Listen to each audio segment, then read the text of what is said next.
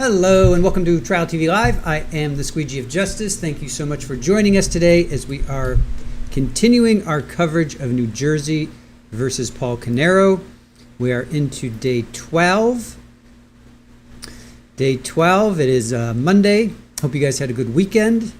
And welcome to Trial. All right.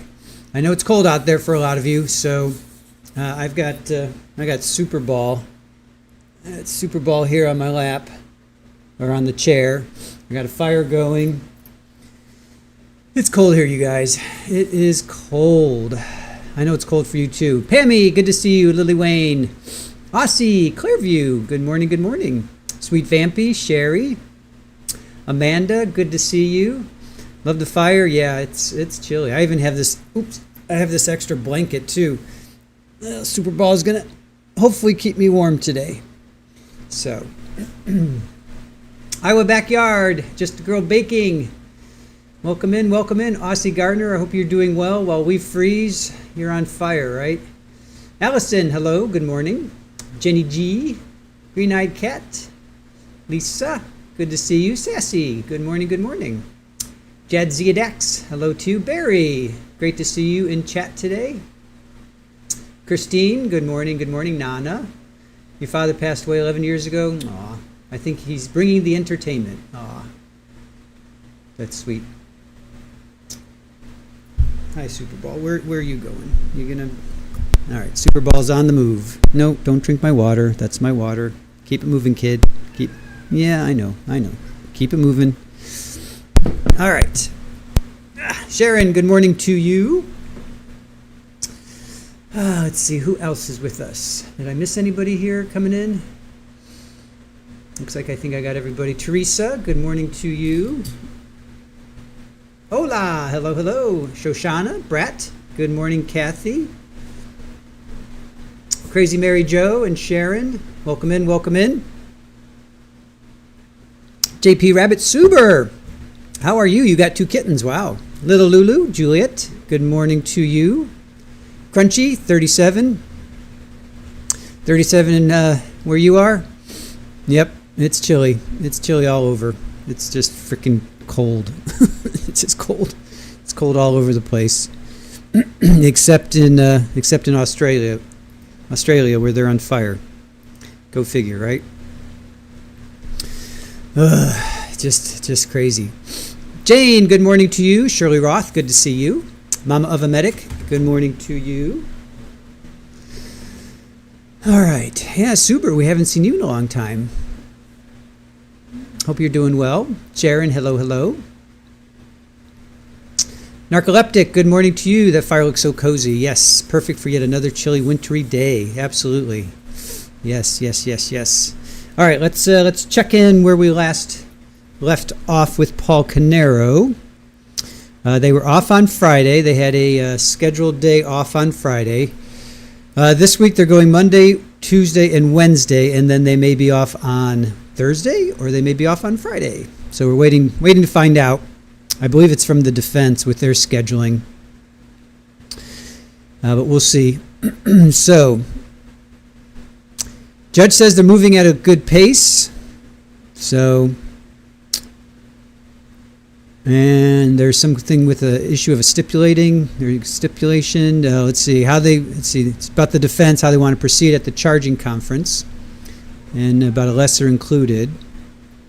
And Miss Mastalone is going to tell him about the scheduling issue. Seriously, just not today, all right? Not today. It's Monday morning. Go find yourself a spot without beating on little kittens. All right, let me see. What did we see? Day 11, Judith Link, who was the trace evidence forensics, and then Lieutenant Patrick Petroziello. He was the lead, and he teamed up with Detective Zerillo. So, let's see. Some of his highlights were the person walking back and forth in front of the garage. That was a good one. The power goes out at 2:59. So that was some good testimony there. All right, we have a feed. I can pull up this feed.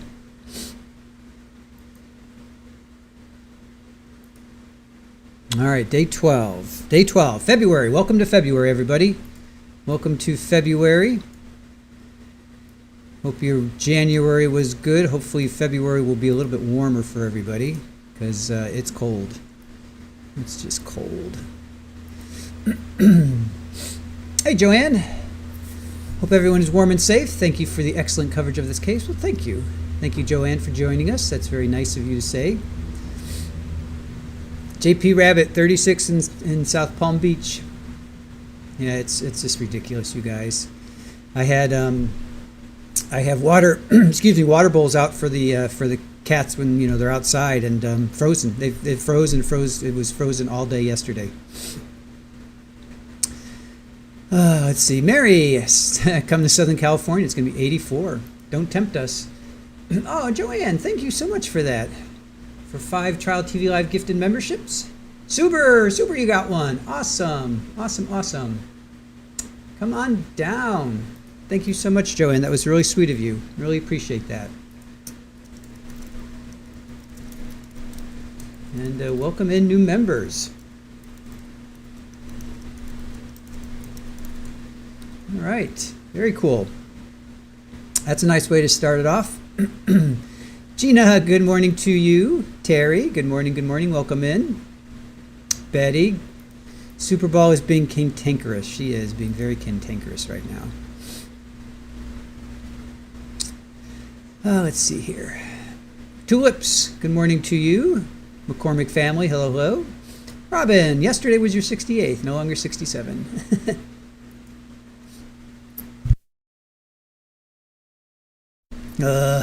I hope I'm not getting a cold. That's no fun. Oh, snap. Sharon, good morning to you.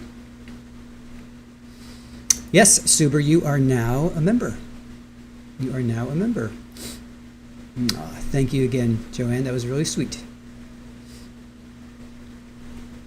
It's a nice way to start our Monday. Family Day was good. Thank you, Jennifer. Yep, they came in Saturday afternoon and left Sunday afternoon. Is not quite 24 hours. Hopefully they didn't get me sick. Thank you, guys. Terry and Robin, thank you. Saudi girl, good morning. Oh yeah, Punxsutawney says 6 more weeks of winter.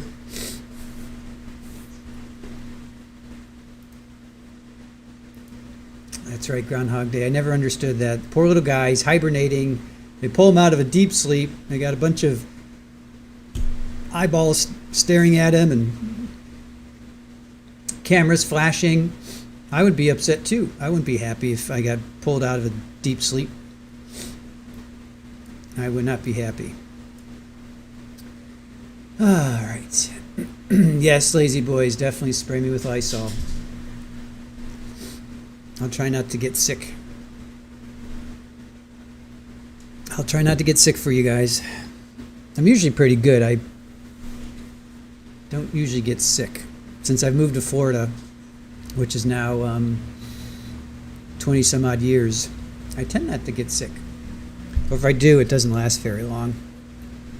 When I was in New York, I got sick every change of the seasons, October and like March, like clockwork. But you have company visit from out of state. They fly in.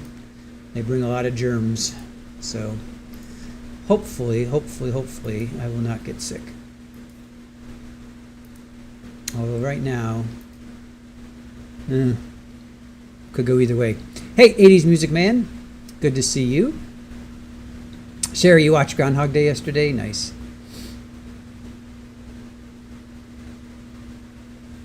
Terry, you went down some rabbit holes this weekend? What were they? Do tell. Do tell. All right. Yeah, don't get Super Bowl sick. Are you gonna be a good girl today? She's trying to find a seat. Good morning.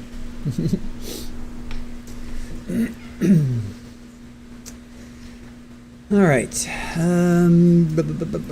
What do we got going on here? So Judith Link, she was the gunshot residue expert. She also brought in Keith's jacket.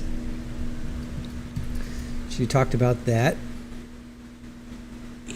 I know. So we're 8 away from 17,000 subscribers. So go tell your friends, tell your neighbors. If you haven't subscribed already, please do. We need 8 more to get to 17,000 subscribers. So that'll be a fun way to start our February. If you can help us get to 17,000, that would be cool. Dream Horse, counting down the days until your granddaughter makes her debut. Very cool.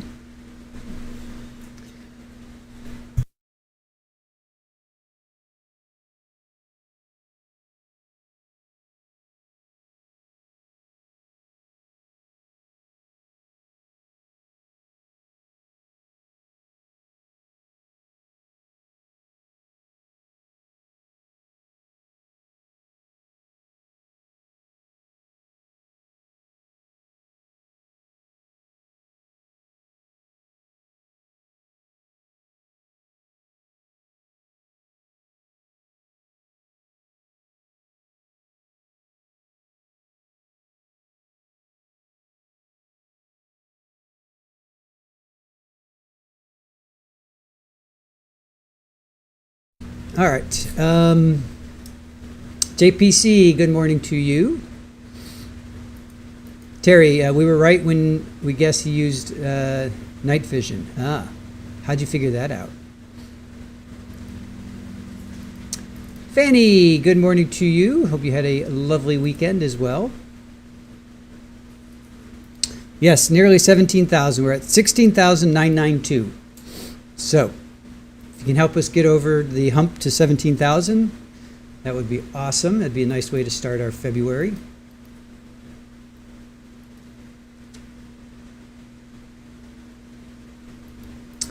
Jerry, I just shared a channel to 25 of your friends. Here's hoping for 17,000 by the end of the day. Awesome. Thank you so much for that. Hey, Terry, good morning to you. Irene, good to see you. Let's see. Please put up the counter and let us watch it too. I don't know how to do that. Oh, I do? Oops. All right, I'll figure that out. Hold on, here we go. All rise. The court is now in session. The Honorable Judge Mark Lou presiding. Good morning. Please be seated. Good morning. So I had an idea over the weekend. You know, it was probably in the midst of somewhere dealing with this freezing cold weather that I thought that we should pick this trial up and bring it to Florida. Anybody in? There too. I don't think we'll show up then. Also, you know what? Now we got to stay. Do we have it on the beach? Yeah, wherever. So, good morning, everyone. Thank you so much for making it back here today. We really do appreciate it. We're moving along. Like I said, we're moving along at a good pace, and we're very thankful for everyone's sacrifice for being here.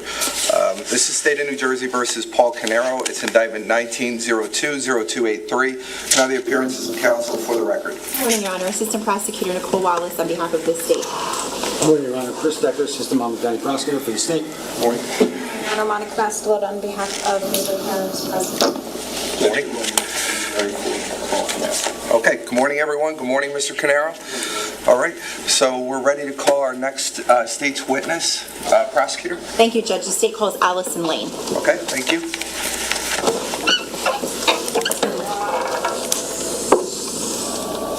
I can't believe it's February already. Yep. Groundhog Day. Anyone know? I thought we were still in January. Did you see his shadow? Yes. What's that mean again? 6 weeks. More winter. It'll be 6 weeks either way. Can you just put your left hand on the Bible, raise your right hand for me? Do you solemnly swear or affirm to tell the truth, the whole truth, and nothing but the truth, so help you God? I do. Okay, once you're seated and comfortable, can you state your full name for the record and spell your last name, please?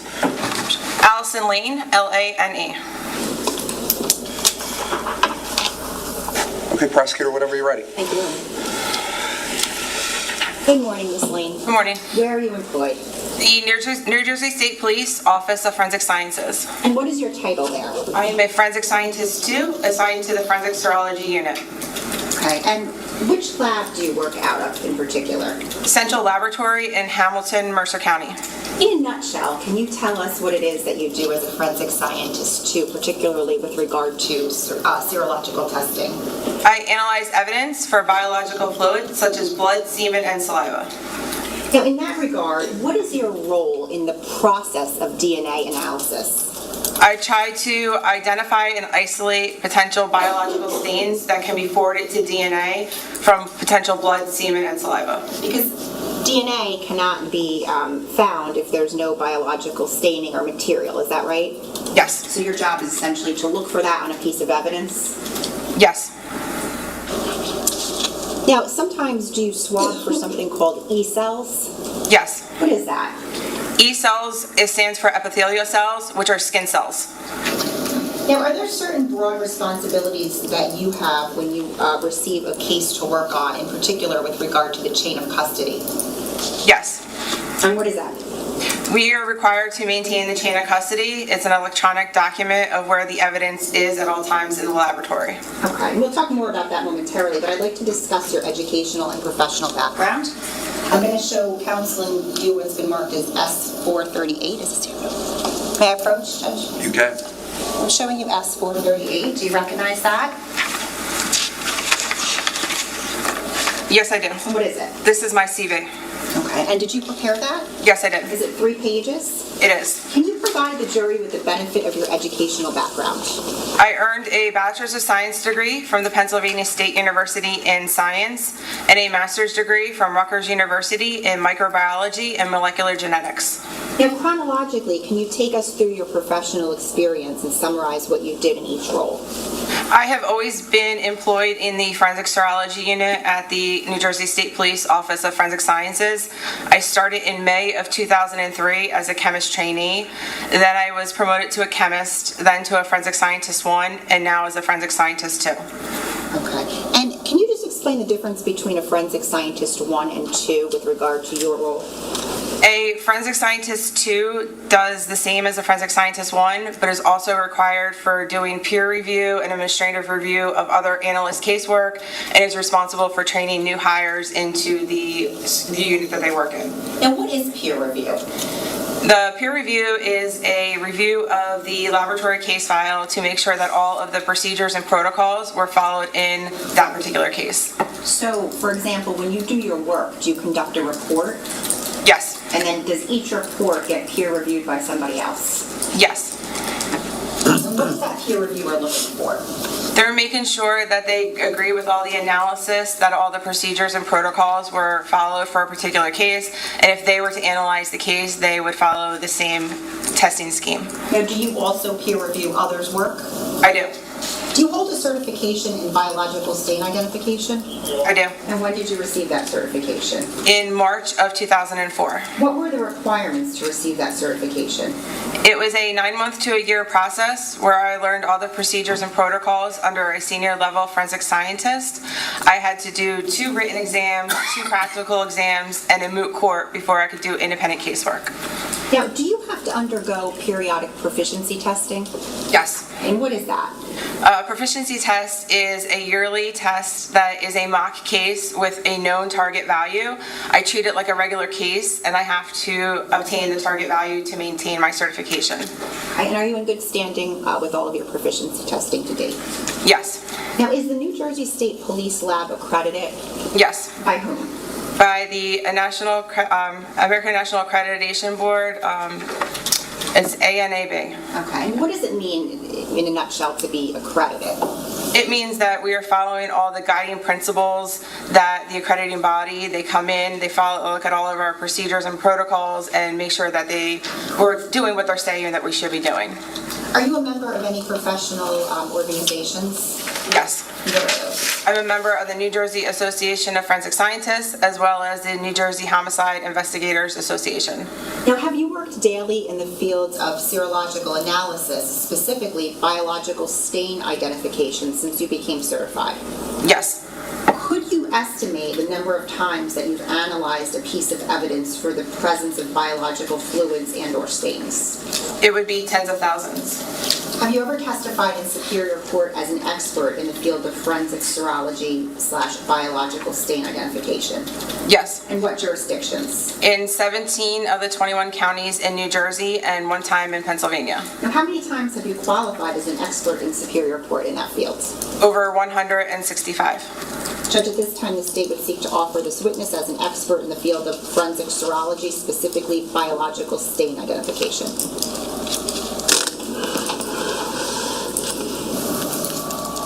Anybody here? Okay. Ladies and gentlemen, it's been a while. Okay.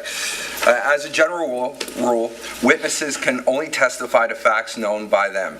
This rule ordinarily does not permit to be received as evidence the opinion of a witness who is not testifying as an expert. However, an exception to this rule exists in the case of an expert witness who may give their opinion as to any matter in which they are versed, which is material to the case. In legal terminology, an expert witness is a witness who has some special knowledge, skill, experience, or training that is not possessed by the ordinary juror, and who thus may be able to provide assistance to the jury in understanding the evidence presented and determine the facts in this case. You are not bound by such expert's opinion, but you should consider the opinion and give it the weight to which you deem it is entitled, whether that be great or slight, or you may reject it. In examining an expert opinion, you may consider the reasons given for it, if any, and you may also consider the qualifications and credibility of the expert.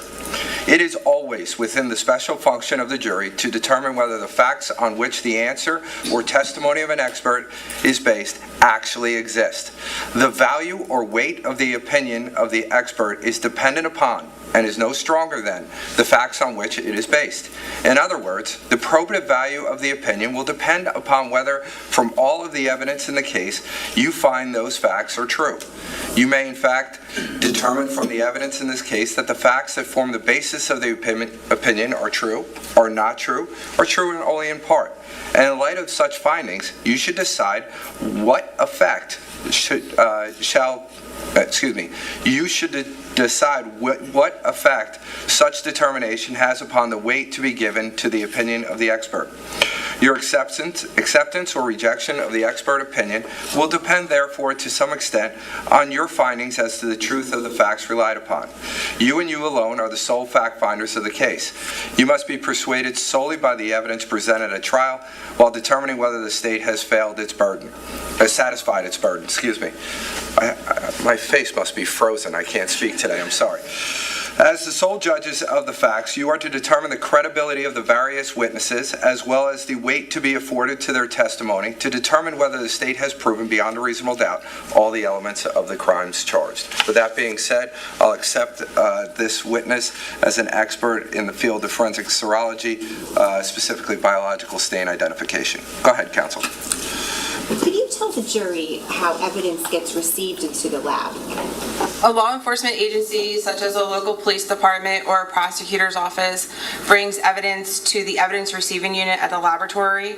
At that time, a unique laboratory case number is assigned to that particular case, and an evidence receipt is generated. That evidence receipt has a summation of the crime that's being charged, and it itemizes every piece of evidence that is coming into that laboratory. The evidence then goes into the vault where it's stored until it is ready for analysis. So when the submitting agency brings a piece of evidence or multiple pieces of evidence, that will have the agency's case number on it? Yes. And then it gets a unique laboratory case number, is that right? Yes. And then is there a yellow laboratory sticker that goes onto that piece of evidence? Yes. Okay, and then you indicated that an evidence receipt is generated, is that right? Yes. And that evidence receipt will have the agency case number as well as your unique lab number, is that correct? Do I have that right? Yes.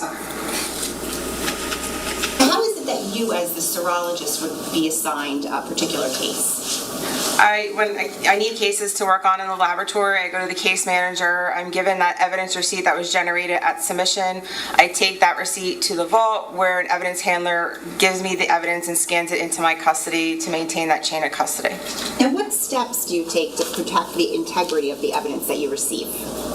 In the laboratory, there are examination rooms where only one case is worked on at a time, only one item is worked on at a time. The If there's multiple sources in a particular case, if there's items from a scene 1 and a scene 2, those are processed in different locations in the laboratory. The rooms are cleaned with bleach and ethanol, the tabletops with bleach and ethanol prior to and at the end of analysis. The floors are vacuumed. I have to wear a hairnet, face mask, safety goggles, lab coat, and gloves as well. Now, do you, as the forensic serologist, do you do different types of testing depending on what you're looking for in terms of blood, saliva, semen, etc.? Yes. What are the current testing methods that your lab utilizes for the testing of blood? The laboratory uses the Kastle-Meyer test, the presumptive test for blood. Can you explain to the jury how the Kastle-Meyer test works? 3 different reagents are applied to a suspected blood stain, and if it turns bright pink within 6 seconds after the addition of that 3rd reagent, it indicates that blood may be present. Now, when you swab something for E-cells, which you talked about a little bit about earlier, how do you do that? What does that entail? Sterile swabs from the laboratory are moistened with some deionized water, and the area that is being targeted for potential skin cells, usually it's where it'd be high contact with the skin, is then swabbed with those swabs and then forwarded to DNA for further testing. And do you make the determination as to what gets forwarded over to DNA depending on the results of your testing? Yes. Now, when you perform a test on something, so for example, a swab, does the entire swab get sent over to DNA? No, only a portion of that swab would be forwarded to DNA. And then similarly, how about if you cut something to analyze? Would that be sent over to DNA, or would the whole piece of evidence be sent over? How does it work? If there's a stain on a large item, then only a portion of that stain is forwarded to DNA. Now, once you complete your testing and analysis, do you create a written report? Yes. And is that report dated? Yes. And does it have your signature on it? Yes. And how about the unique lab number that's assigned to the case? Yes. Okay. Is it ultimately peer or tech reviewed?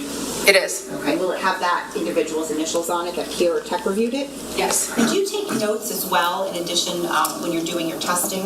Yes. And would those notes also have that unique case number on it? Yes.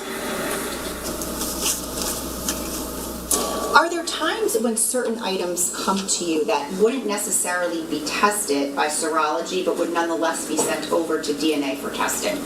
Yes. And what are those items? Specifically, DNA references that are submitted to the laboratory are not analyzed in the forensic serology unit. Those are known samples from an individual, and they're used for the DNA comparison in the DNA laboratory. So typically like a buccal swab or cheek swab? Yes.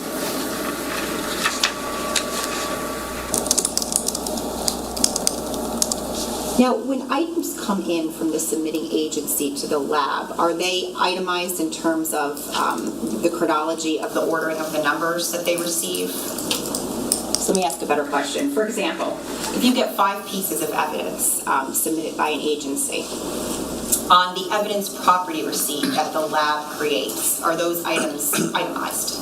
Yes, they are. And how would they be itemized? They're itemized based on the submitting agency department case number, item number. Okay. And then when you perform testing on that particular item, are there sub-numbers that are assigned? Depending upon the piece of evidence, yes. Okay, so for example, if a piece of evidence comes in and you swab it, and the piece of evidence is number 1, would the swab then become 1-1? Yes. And then when you cut a piece of that swab and send that piece of the swab over to DNA, is that piece now 1-1-1? It is. Okay, so there's a lot of numbers that are involved, right? Yes.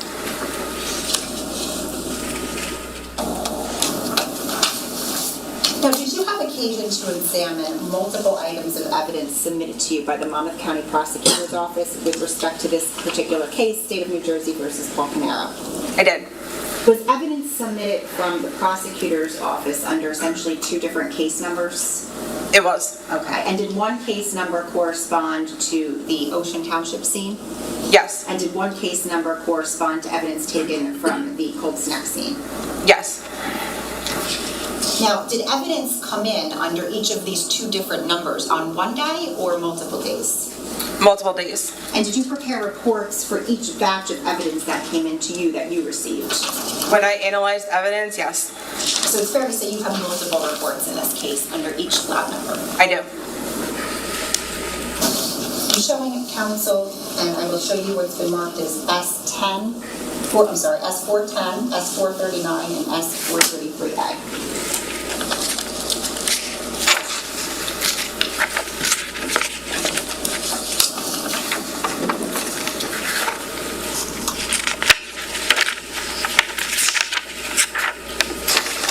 We'll go through each one at a time.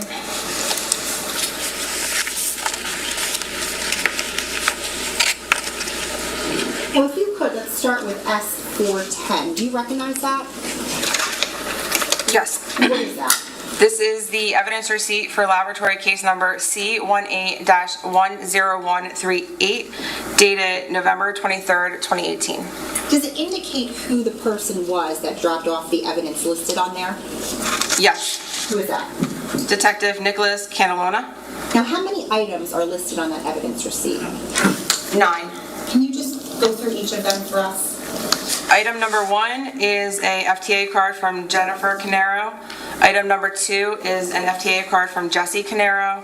Item number 3 is an FTA card from Sophia Caneiro. Item number 4 is an FTA card from Keith Caneiro. Item number 5 is listed as a swab of handle of knife.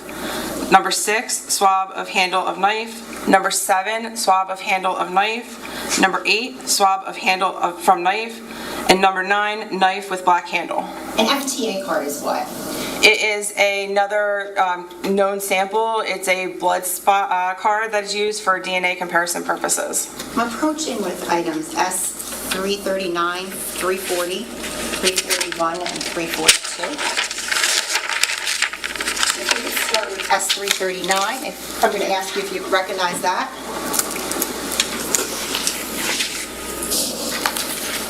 I have never seen the FDA cards before. Okay, so they didn't come to you. They went straight to DNA, is that what you're saying? Correct. Got it, okay, so I will take those back. Now, when they go to DNA, when they're submitted, are they submitted in the same area that the other evidence is submitted? Yes, all evidence comes in through the evidence receiving unit and then is stored in the vault. Okay, so just to be clear, actually, let's look at your report. If you could, please turn to S439. What number does that your report start with? Number 5. Number 5, okay. And just to be clear, the reason the FTA cards or the buccal swabs wouldn't come to you is because it's pretty clear that there's DNA on it, so there's no testing for you to perform. Correct. It's a known sample. I only analyze evidence that's questioned. Okay. I'm showing counsel, and I will show you S314, 315, 316, and 317.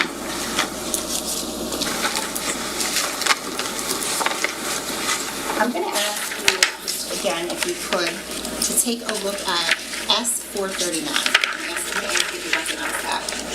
S439, yes. And what is that?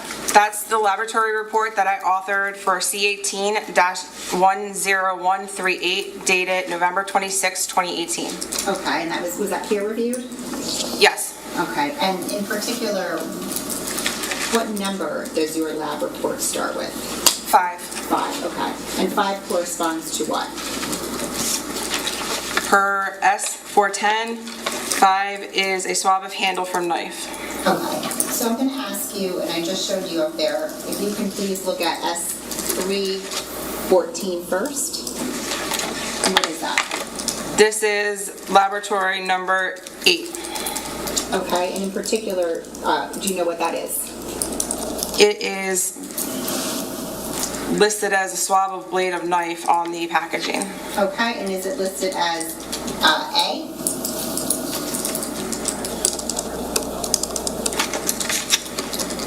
Adhesive marker A, yes. S315, what is that? This is laboratory number 6, and it is listed as a swab of blade of knife, adhesive marker B. S316?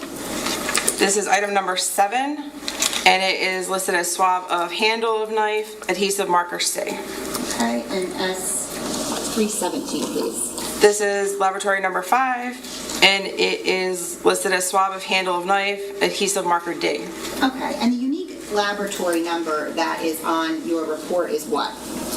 C18 10138. And is that same unique laboratory number on each of those swabs that you just testified to? Yes. Okay, so when we hear the number ending in 38, we're dealing with the Colts Neck scene, is that right? Yes. Okay. I'm going to ask you to look at S439, which is your report. Now, which items on there did you perform testing on? I performed testing on all the items on the report. Okay. In particular, can you take us through the report starting with item 5? I performed the Castlemeyer test on item number 5. And what were the results of that? I was unable to detect any potential blood on it, but a portion was forwarded to DNA for further testing. Okay. How about number 6? Number 6 was also tested for the presumptive test for blood. The results were not detected and did not forward a sample to DNA at that time. Number 7? 7 was tested for potential blood. It was not detected, and a portion was forwarded to DNA for further testing. And number 9? I'm sorry, number 8. Number 8 was tested for potential blood. It was not detected, and no sample was sent to DNA at that time. Okay, so just to be clear, 5 and 7, number 5 corresponds to, is it S314 evidence marker A? Number 5? Yeah. Number 5 corresponds to adhesive marker D, which is S317. Got it. And how about item number 7? What does that correspond to in terms of the S number?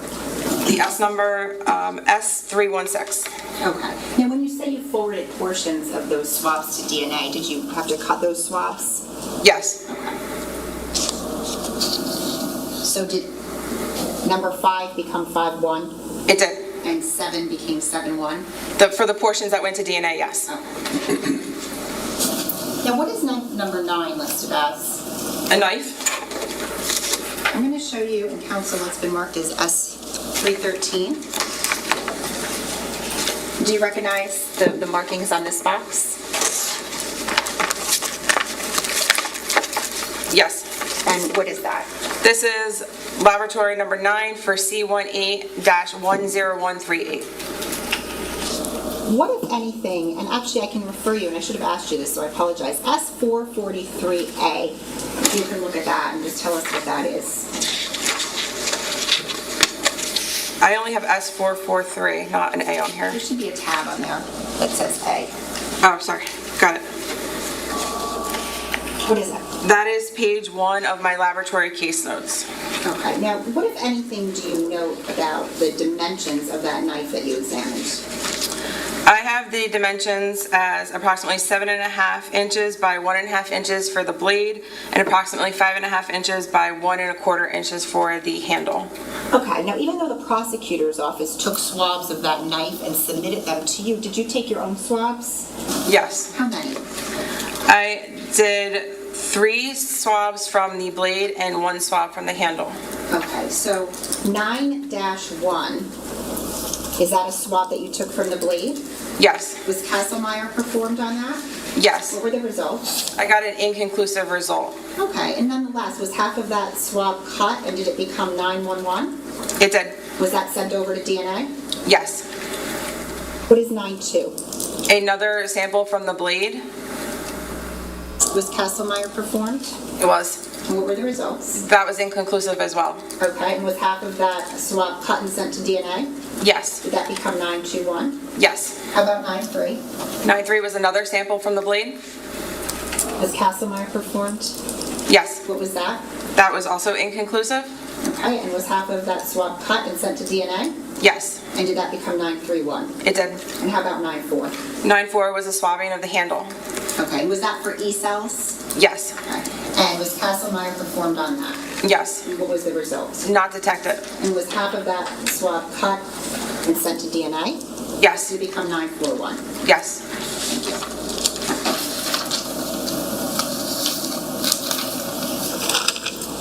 I'm just going to take this back from you.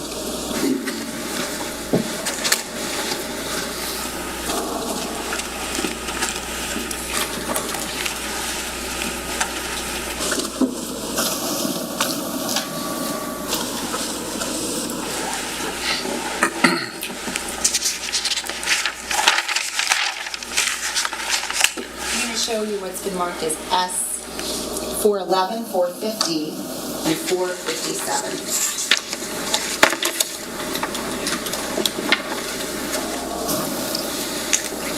And we'll start with S 411. Do you recognize that? Yes, I do. And what is that? This is the evidence receipt for laboratory case number C18-10139, and it is dated 11/23/18. Okay, and so 39, that means we're dealing with which scene? Ocean Township. Okay, and when were those items dropped off? You may have said it, I'm sorry. November 23rd, 2018. And who were those items dropped off by? Detective Nicholas Candelona. And what are the items listed as? There were 8 items submitted. Would you like me to explain each one? Item number 1 was a burnt nitrile glove from scene 1, which is listed as 27 Tilton Drive. Item number 2 is a swab of biological staining from the left side front door frame, also scene 1. Number 3 was a swab from biological staining from foyer wall, which is scene 1. Item number 4 is gray fleece sweatshirt from scene 1.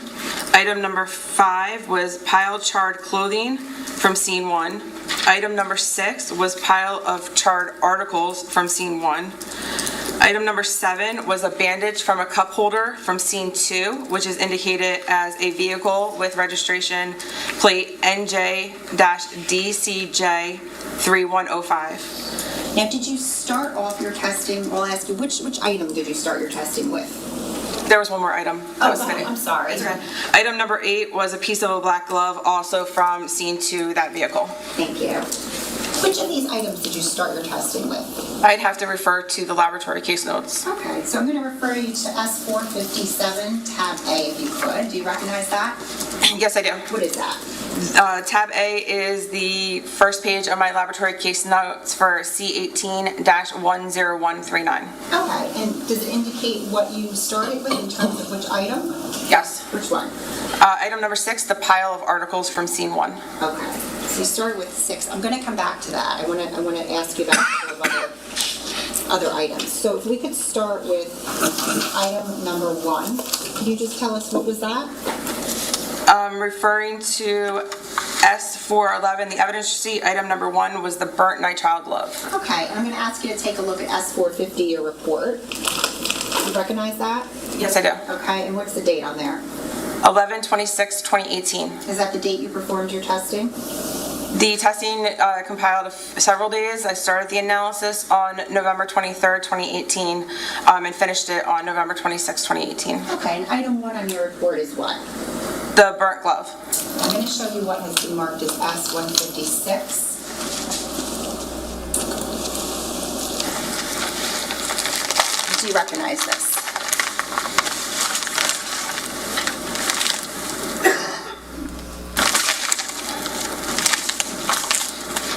Yes, I do. And what is that? This is item number 1 for laboratory case number C18-10139. And that laboratory case number is on there? It is. Okay. What did you do with this particular piece of evidence? Referring to S57, which is my laboratory case notes. And it's still within tab A. I swabbed the entire item as best as possible due to the condition. It was difficult for potential E cells. I also tested that for potential blood. I got a not detected reaction. I wasn't able to detect any blood on that item, and a portion was forwarded to DNA for further testing. Okay, and the portion that became forwarded to DNA, did that become 111? It did. Okay. If you could look on your report at item 7, and just tell us what that is. Item number 7 on the report Yes. is a bandage from scene 2. Okay, and what did you do with that bandage? I did the presumptive test for blood on it. I got a positive reaction and forwarded a piece to DNA for further testing. Okay, and just to be clear, is that the bandage that was in the cup holder of the car? Yes. And did that become 711 when it got sent to DNA? Yes. What is item 8 on your report? Item number 8 is a piece of glove from scene 2, the vehicle. going to show you, just have to find it, what's been marked as S230.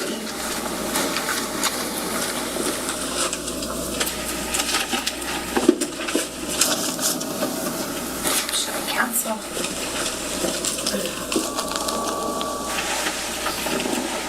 Showing you what's been marked as S230. Do you recognize that?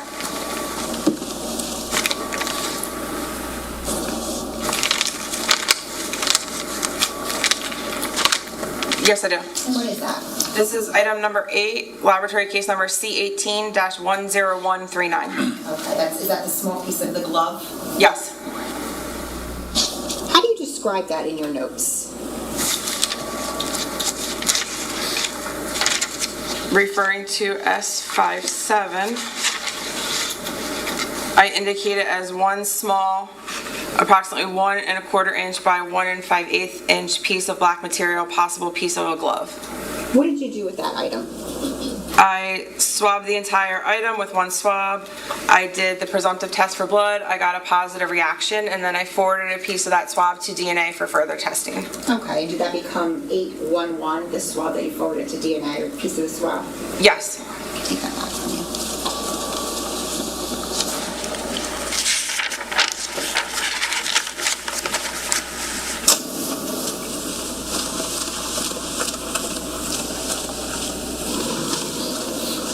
If you could, on your report, tell us what item 2 is. Item number 2 is a swab. And specifically, does that correspond on the evidence property receipt with a further description? Yes. What is that? Left side of front door frame. Okay, and what, if anything, did you do with that swab? I did the presumptive test for blood on that swab. I got a positive reaction and forwarded a piece onto DNA for further testing. And did that piece become 2-1? It did. How about item 3? What is that? Item number 3 was another swab, and referring to S411, that was from the foyer wall. I did the presumptive test for blood on that swab as well, got a positive reaction, and forwarded that onto DNA for further testing. And did that become 3-1? Yes. What about item number 4? What is that? Item number 4 is a sweatshirt from scene 1. Okay, and was anything done with that? I did not analyze that item. Okay, and just if you could tell the jury why, like why wouldn't you analyze a particular item? The laboratory does the analysis for the entire state of New Jersey, so we employ case management, and not every item in a case can get analyzed at a given time. We know we can always go back and do more analysis if deemed necessary. Now, when you looked at that item, or when it came to, was there any obvious staining or anything like that on it? On the sweatshirt? Yes. I'm going to refer to S457, my laboratory case notes. I did not open that evidence at that time. Understood, okay. Now I want to discuss items 5 and 6 with you. How are they labeled on that evidence receipt, starting with 5? 5 was listed as a pile of charred clothing. Okay, with potential biological staining? Yes. Okay, and item 6 is listed as what? Pile of charred articles with biological staining. Okay, and I think you said you examined pile 6 first, is that right? Yes. Okay, and again, we're talking about, this item comes from the Ocean Township scene, is that right? Yes. What condition was item 6 submitted to you in? Referring to the laboratory case notes, I indicated that they were submitted wet. Okay, and were the items, what if anything further did you note about the items? That they were charred, potentially burnt. They were burnt together, potentially melted, and they were all in a pile. Okay, what did you do with that pile? I separated it as best as possible. Now, were there certain items that you were able to separate from the pile that you then labeled with a sub number? Yes. Okay, so just to be clear, that whole pile is item 6, is that right? Yes. And then what did you label as item 6-1? Pair of jeans. How about 6-2? 6-2 was a t-shirt. 6-3? 6-3 were gloves. How do you list them in your notes, I should say? In my notes, 6-3 is indicated as 2 gloves, 1 inside the other, 3 individual gloves, and 1 partial glove. Okay, do you know something about their color? I'm referring you to page 1 of your notes on S457A. I had several black examination style gloves. Okay. Where were they found specifically? in the pile of articles in number 6. Okay. 6-4 is what? A live round? A live round of ammunition? Yes, Where was that found? within that pile of articles. Okay, and 6-5 is what? The remainder of the articles that were in that pile that was submitted. Okay, and did you leave those to dry? Yes. I'm going to show you what's been marked as S-232.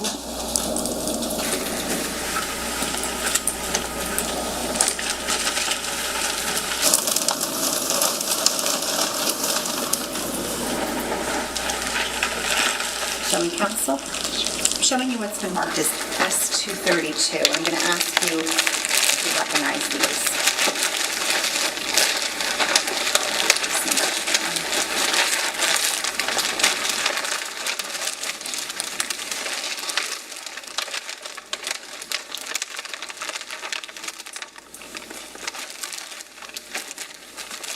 One second, I'm sorry.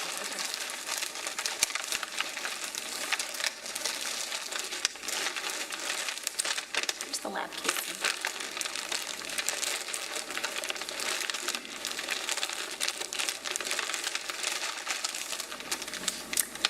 The yellow sticker on it.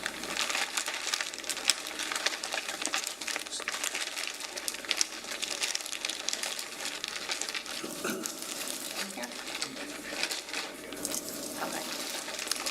Okay, we can look, but do you recognize these? I do. Okay, and what are these? This is item number 6-1. So the pile of articles was number 6. This is the genes that I self-sampled as 6-1 for laboratory case number C18-10139. Okay, I'm going to leave these here for a moment. We'll talk about them.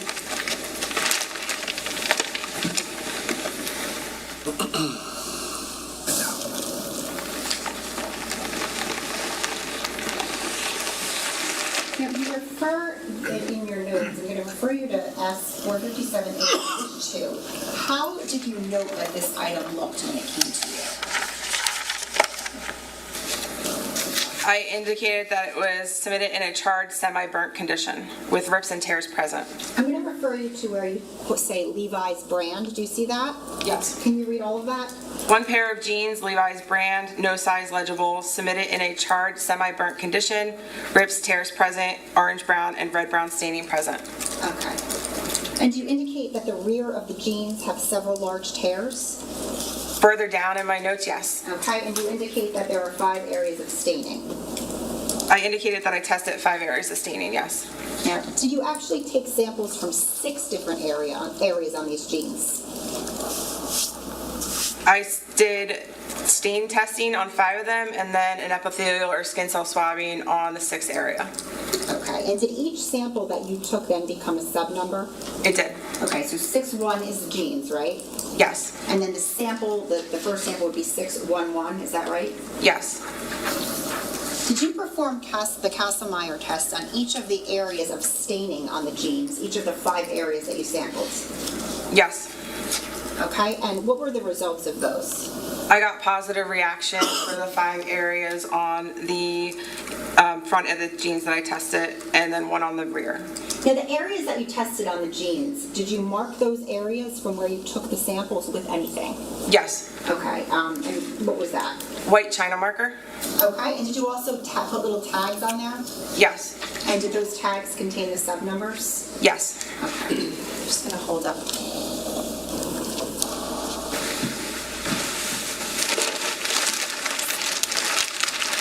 Can you just show the jury, if you can take us through what each of your tags are where you tested? Sure. Is it okay if I stand? Absolutely, go ahead. So 6-1 is indicated on the tag here, and there's an outline in white. 6-1-2 is this lower area outlined in white. 6-1-3 is this area on the right side, upper thigh area. 6-1-4 is this lower area on the left side. And then 6-1-5 is on the back. On the back, on here. Thank you.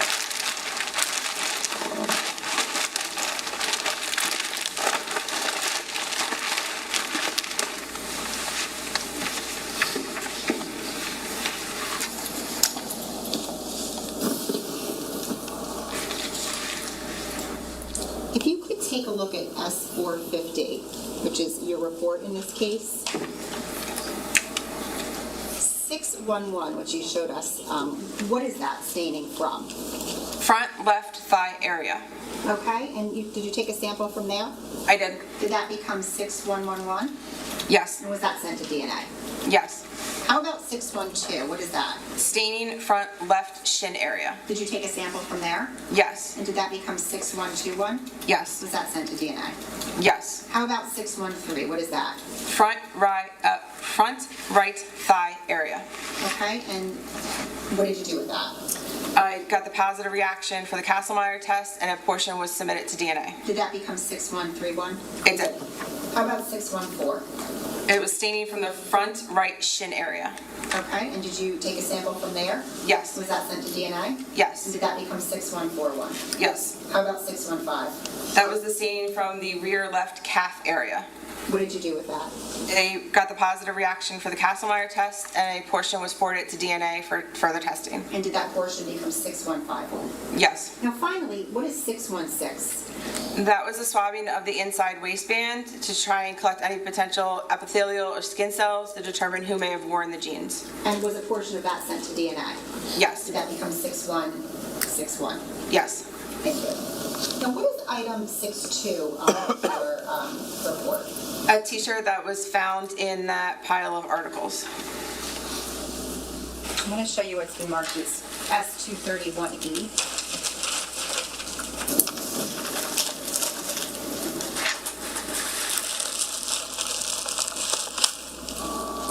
Do you recognize this?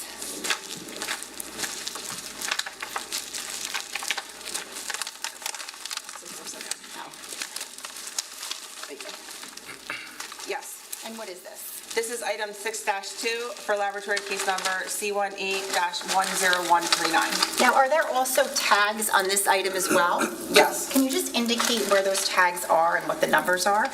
There is one tag in the upper right shoulder area that is indicating that that is 6-2-1. I got a positive reaction for the Castlemeyer test in that area. And then there's another tag in the manufacturer's information area with the laboratory case number, item number, and my initials. Okay, now did 621 up here, did part of that go to DNA? Yes. And did it become 6211? Yes.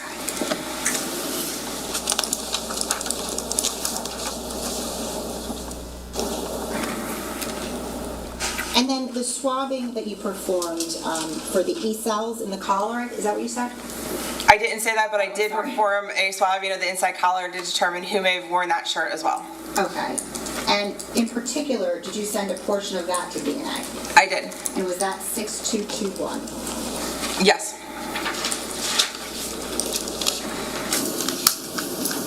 I want to ask you about some gloves that you had indicated that you found. And I'm going to refer you to, in particular, 6-3. Do you see that on your report? Yes. Are those the gloves that you had described as black examination style gloves? Yes. Okay. And if you need to refer to S457A, page 2 of your notes, feel free. But how many gloves were there in total? There were 5 gloves and 1 partial glove. Okay. How did they come? There was 1 glove inside of another, so 2 gloves, one inside the other, and then 3 individual gloves, and then the partial glove. The partial glove, was it the fingers only? That's what I indicated, yes. I'm going to show you S233 and S234.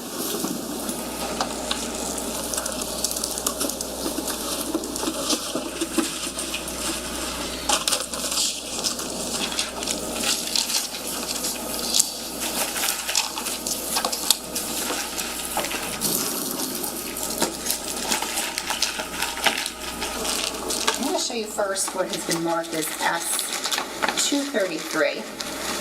Do you recognize that? Yes. And what is that? These are the two gloves that were received inside each other. These two gloves became 6-3-1, and then they were separated out as to 6-3-1-1 and 6-3-1-2. Okay. Now, the other gloves, did you do anything with those? One of the other gloves I did, and then no, excuse me, I did not do anything else with the other gloves. Okay. So the only gloves that you performed testing on were the 2 and S233, is that right? Correct. Judge, permission to just publish this to the jury? Any objection? No objection. Okay, go ahead.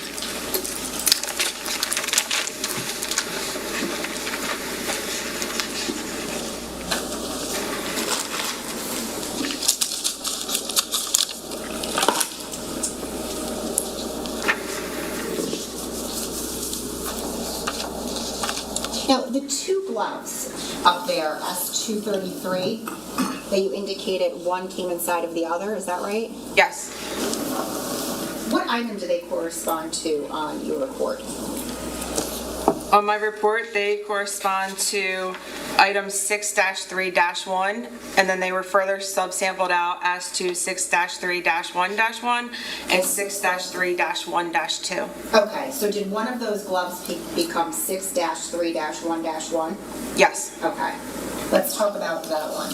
What, if anything, did you note about that glove in your report or your notes? Referring to my notes, which is S457, I indicated that 6-3-1-1 had staining that covered approximately 95% of the outside as I separated it. Was Castlemeyer performed on that? Yes. And what were the results? I got a positive reaction. And what, if anything, did you do with that glove? I removed an area of the staining with one swab. That became 6-3-1-1, and then a portion of that was forwarded on to DNA for further testing. Okay, and that portion became 6-3-1-1-1, right? Yes, Okay. Did you swab the inside of that glove as well? I did. Okay, and did you perform the Castlemeyer test? Yes. What were the results? I was not able to detect any blood on that swabbing, but a portion was forwarded on for potential skin cells. Okay, and did that become 6-3-1-1-2-1? The portion that went to DNA, yes. Okay. Now, if you can show us which glove we are talking about, just so we have an idea. This glove to your left is the 6-3-1-1, and the area that I removed staining from is outlined in white. Thank you. Now, the other glove that's on there, 6-3-1-2, was there any obvious staining on that? No, I indicated that there was no obvious staining. Was that the glove that was inside of the other one? I believe so, yes. What, if anything, did you do with that glove? I swabbed it for potential skin cells. I did the Castlemeyer test on that. I got a positive reaction weak and forwarded a portion on to DNA for further testing. Okay, and did that portion become 6-3-1-2-1-1? What went to DNA? Yes. Thank you. I'm going to take this back.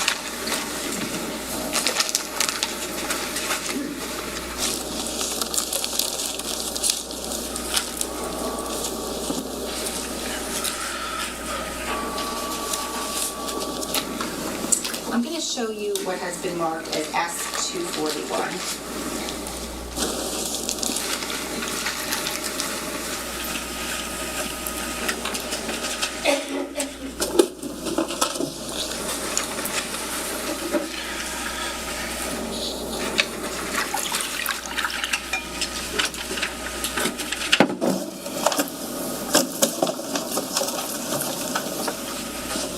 Showing counsel. Do you recognize this packaging?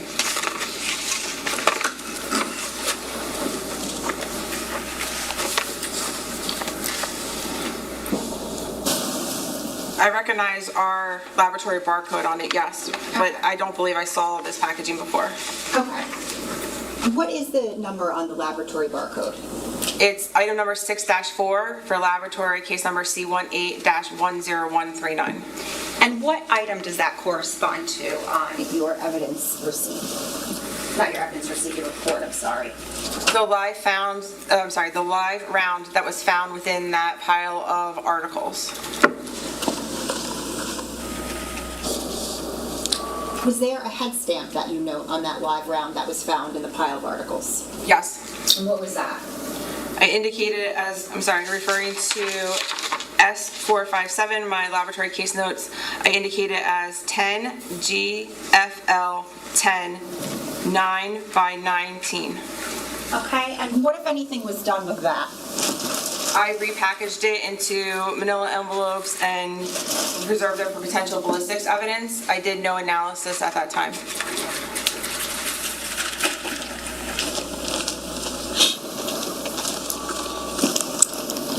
Did you make a phone call to anyone to advise them of that?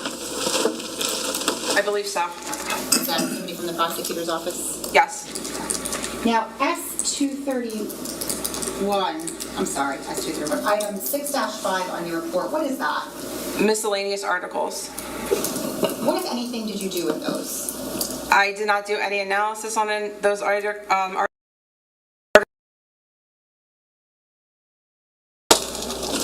going to show you what's been marked as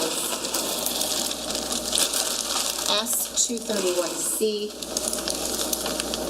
showing counsel, and then S231D. Do you recognize these? Yes.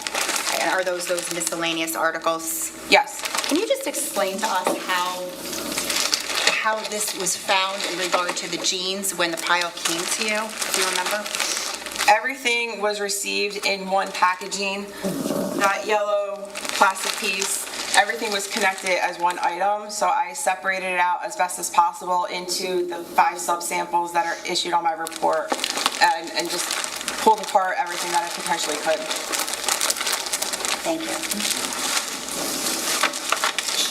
Now, at some point, was some further testing done to the jeans by yourself? Yes. Okay, I'm going to leave those up there with you.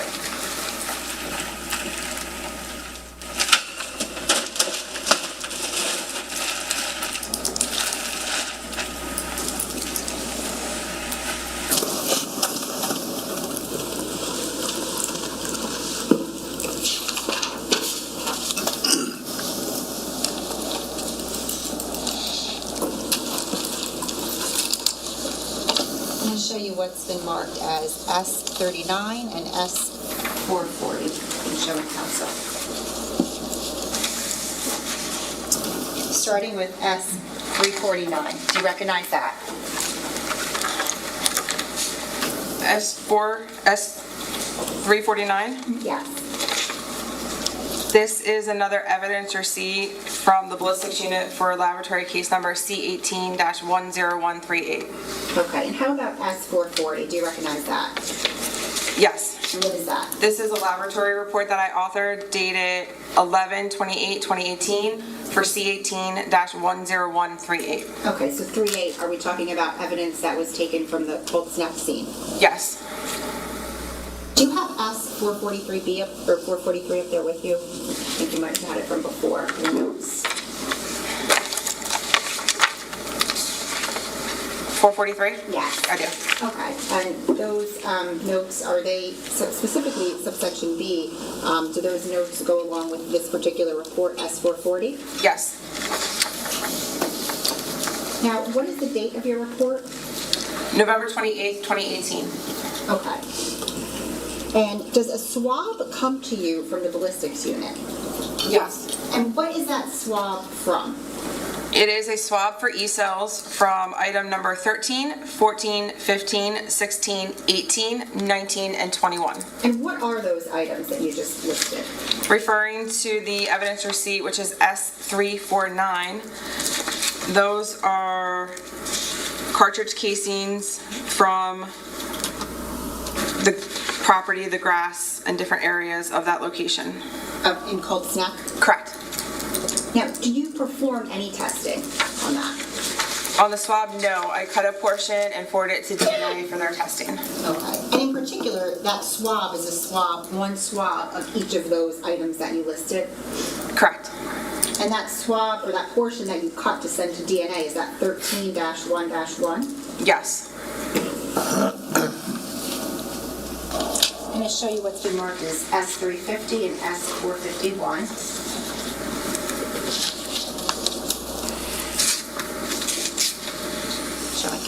We'll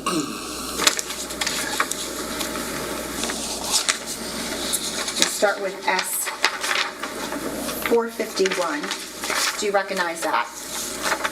Yes. And what is that? This is a laboratory report that I authored for C18-10139, dated November 28th, 2018. All right, 39. Now, what scene are we talking about? Ocean Township. Okay. And what is S350? S350 is a evidence receipt from the ballistics unit for C18-10139. Now, let me ask you, what does your serology report, S451, indicate? That I analyzed a swab for E-cells, number 15-1. Okay, so number 15 on that evidence property receipt, what is that item? Item number 15 is a semi-automatic handgun Sig Sauer P228 SN B233959. Okay, and what, if anything, did you do with that swab of that handgun that came from ballistics? I cut a portion of that swab and forwarded it to DNA for their testing. Did it become 15-1-1? Yes.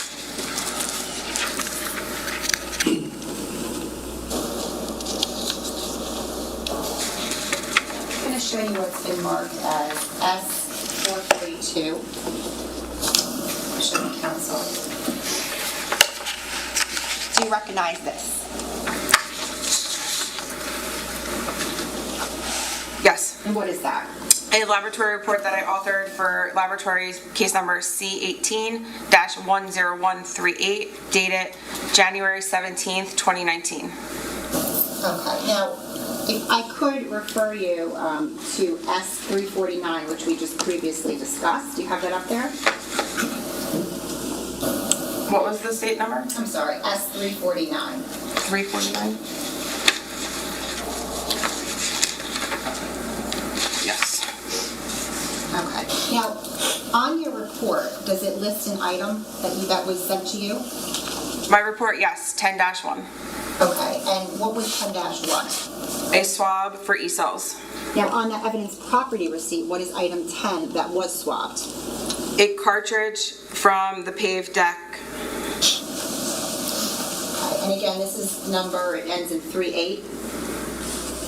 Yes. So we're talking about the Colts Neck scene, is that right? Yes. Okay, so there was a cartridge from the paved deck there. Yes. What, if anything, did you do with the swab 10-1? I cut a portion of that swab and submitted it to DNA for further testing. Okay, and did that become 10-1-1? Yes. I'm going to show you what's been marked as S412 and... Can I just go back for 1 second? Ms. Lane, can you go to S442 for a second? 442? Yes, please. Yes. Just to discuss it. Can you tell me the date of that report? Yes, it is January 17th, 2019. 2019. Okay, thank you. Madam Prosecutor. Thank you, Judge. I'm going to show you what's been marked as S413 and 4...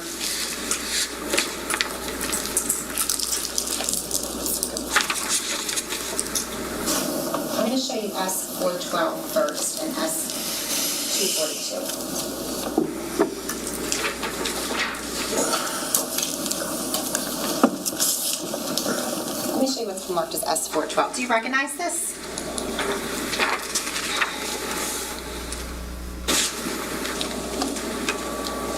This is a laboratory receipt for laboratory case number C18-10139 with a submission date of November 27, 2018. Okay, and what in particular is listed on there? It is a buccal swab from suspect Paul Caneiro. Okay, now you didn't actually receive that buccal swab, right? Correct. Was that sent directly to DNA? I assume so, yes. Showing you S413. You recognize that? Yes. What is that? This is an evidence receipt for laboratory case number C18-10139, dated December 6, 2018. And what is listed on there? It is a buccal swab from Sean Edson. All right, and again, you didn't actually get that buccal swab, right? Correct. I went right to DNA. I assume so, yes. Well, is that what it normally does? It would, yes. Now, was approval obtained to perform additional serological testing on other areas of the genes, item 6.1? Yes. And were those areas of the genes that were not previously tested? Yes. I'm going to show you what has been marked as S454, showing counsel. I'm going to ask you if you recognize this. I do. And what is that? This is a laboratory report that I authored for laboratory case number C18-10139, dated January 17, 2019.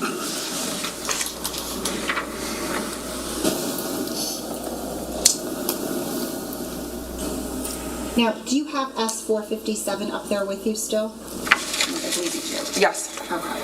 And in particular, I would just refer you, if you need to, your notes are subsection C. Okay. Now, on S454, your report, in particular, how many more areas of those genes were tested by you? I tested 2 additional areas for potential blood and forwarded those samples to DNA for further testing. And I swabbed different areas to try and isolate potential epithelial or skin cells. Okay, so on your report, what is the first item there that's listed that you tested? Staining front left thigh area.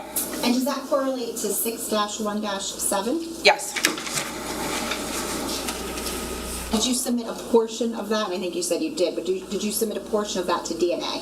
Yes. Did that portion become 6-1-7-1? Yes. Okay. And just by the way, I should have asked you earlier, but is it swabs that you're taking, or are you doing something else to those areas? For the staining, I take a small portion of the staining on a sterile swab in the laboratory to do my Kastle-Meyer testing, and then a portion is actually cut out of the genes and forwarded to DNA for their testing. Okay. And then, what is 6-1-8? Staining from the front right shin area. Okay, what, if anything, did you do with that? I got the positive reaction for the Kastle-Meyer test, and a portion was forwarded to DNA for further testing. And did that portion become 6-1-8-1? Yes. And how about 6-1-9?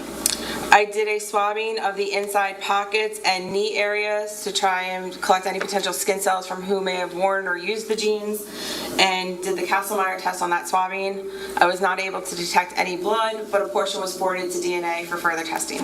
And did that portion become 6-1-9-1? Yes. Okay. And then is there an item listed on there, 6-4-1? Yes. And what is that? That is a swab of the live round. Okay, and the live round, are we talking about that was found in the genes earlier? It was found in the pile of articles. Okay, understood. And did you do any testing with that swab? No, I cut a portion of that swab for DNA for their testing. Now, do you know who took that swab of that live round? What unit? It was somebody in the ballistics or the state police CSI unit. Now, did the portion of that swab that you cut for DNA testing become 6-4-1-1? Yes.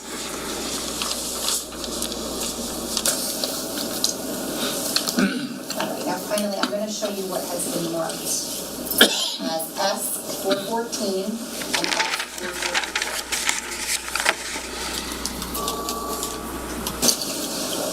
As well as 446, maybe she'll counsel.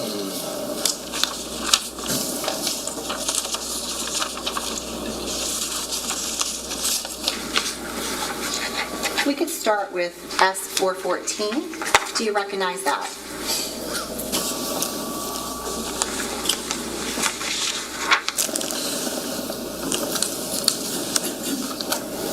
Yes. And what is that? This is an evidence receipt for laboratory case number C18-10138, dated February 25th, 2020. Okay, and how many items are listed on there? If you could tell us the numbers.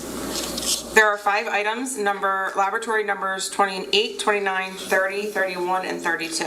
Okay, and who delivered those items on February 25th of 2020? Detective Stephen Boat. And again, I know you said it, but the lab number on there, your unique lab number, is that 10138? Yes. Okay, so we're talking about the Colts Neck scene? Yes. Can you just read each of those items on that evidence property receipt to tell us what they say? Laboratory 28 is DNA swab of reddish stain from door frame in between foyer and kitchen of 15 Willowbrook Road, Colts Neck, New Jersey. 29 is DNA sample scraping of reddish stain from door frame in between foyer and kitchen of that same address. Item number 30 is DNA swab of reddish stain from south side of kitchen island of the same address. Item number 31 is DNA swab of reddish stain from the lower kitchen cabinet on the north side of the kitchen next to the garbage disposal and that same address. Item number 32 is DNA swab of reddish stain from the pull-out drawer just below the sink on the north side of the kitchen and the same address. Now, on your report, let me ask you, if you could take a look at S444. Do you recognize that?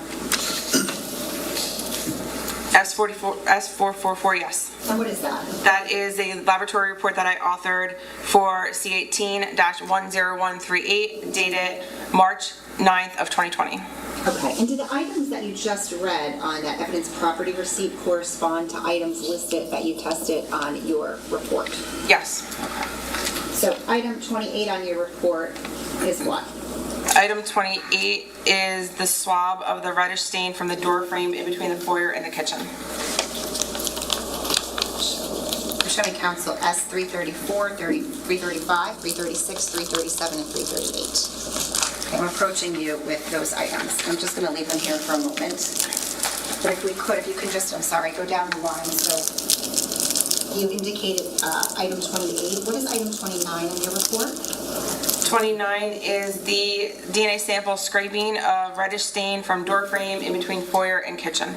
Okay, how about item 30? 30 is a swab of the reddish stain from the south side of the kitchen island. How about 31? 31 is the swab of reddish stain from the lower kitchen cabinet on the north side of the kitchen next to the garbage disposal. And how about item 32? 32 is a swab of reddish stain from the pull-out drawer just below the sink on the north side of the kitchen. Now, up there with you, you have S334. I'm going to ask if you recognize that. Yes. And what is that? This is laboratory number 28 for C18-10138. Okay, and does that correspond to the swab of the door frame from the kitchen? Between the foyer and the kitchen. Okay. How about S335? Do you recognize that? Yes. What is that? This is laboratory number 29. Okay, and does that correspond to the sample of the scraping from the door frame from the foyer in the kitchen? Yes. How about S336? Do you recognize that one? Yes. What is that? This is item number 30, which is the swab of the kitchen island south side. Okay. And how about S337? This is item number 31, which is the swab of the lower kitchen cabinet north side of the kitchen. Okay, and S338. S338 is item number 32, which is the swab of the pull-out drawer just below the sink of the north side of the kitchen. Now, on each of those, S334 through 338, is your unique lab number on each of those? Yes. Now, of those 5 samples that the prosecutor's office sent to you, how many of those did the lab choose to test? I analyzed one. One. Okay. Now, how do you determine which one you're going to analyze? I analyzed the one that was marked A by the prosecutor's office. Okay, so that is A.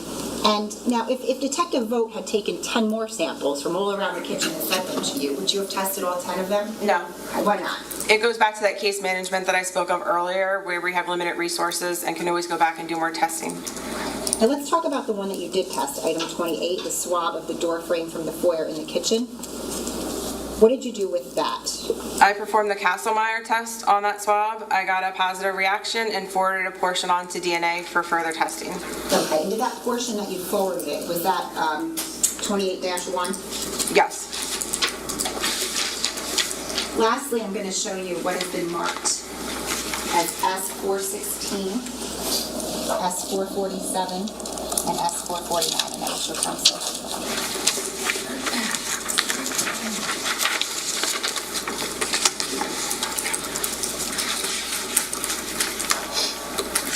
Now, were any items resubmitted to the lab for testing on June 7th of 2023? Yes. And what were those items?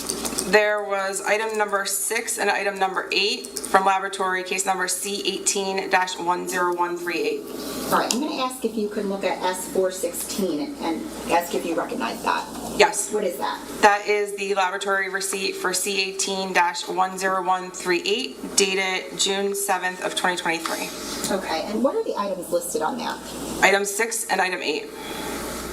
Okay, and in particular, you know what, let me ask you this. If you can look at S447, do you recognize that? Yes. What is that? That is the laboratory report that I authored for laboratory case number C18-10138 dated June 27th, 2023. And finally, S449, what is that? These are the laboratory case notes that I generated for the testing dated 6/26/23, which correlates to the 6/27/23 report. Okay, now on your report, what are items 6 and 8? Swabs from the scene. Okay, are they swabs in particular from the blade of a knife?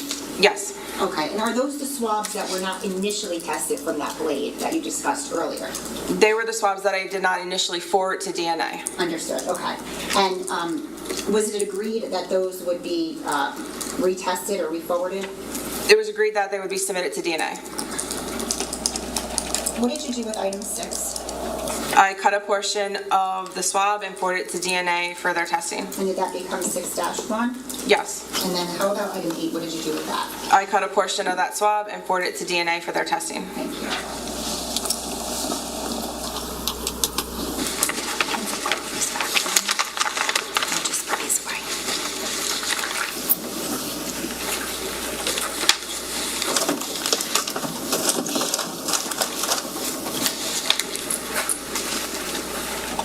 Thank you. Anything else? I have nothing further, Judge. Okay, cross.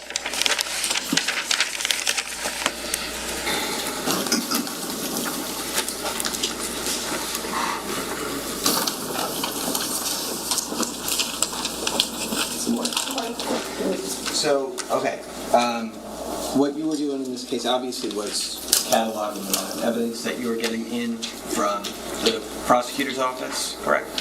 I was analyzing the evidence for potential biological fluids. And specifically, you were looking in a lot of cases here for blood, right? Yes. And obviously, this is a screening tool that the lab uses to determine if there's biological materials on an item and further testing is warranted, right? Yes. Now, the presence of blood would not be enough, obviously, to indicate that a particular individual touched an item, correct? Can you repeat your question? Sure. This process that you're talking about is called serology, right? Yes. And serology is the determination of whether biological material is on an item, correct? Yes. And the biological material we're talking about could be blood, but it could also be saliva or things like that, right? Correct. It depends. Go ahead. The tests that I perform in the laboratory are specific to the body fluid that I'm analyzing that evidence for. Okay. Because the different tests produce, they have different reagents that do different things on the item, correct? Yes. Because there's different chemicals in saliva than, say, there is in blood, right? That we're testing for, yes. Right. Now, these are obviously, we should say, presumptive tests, right?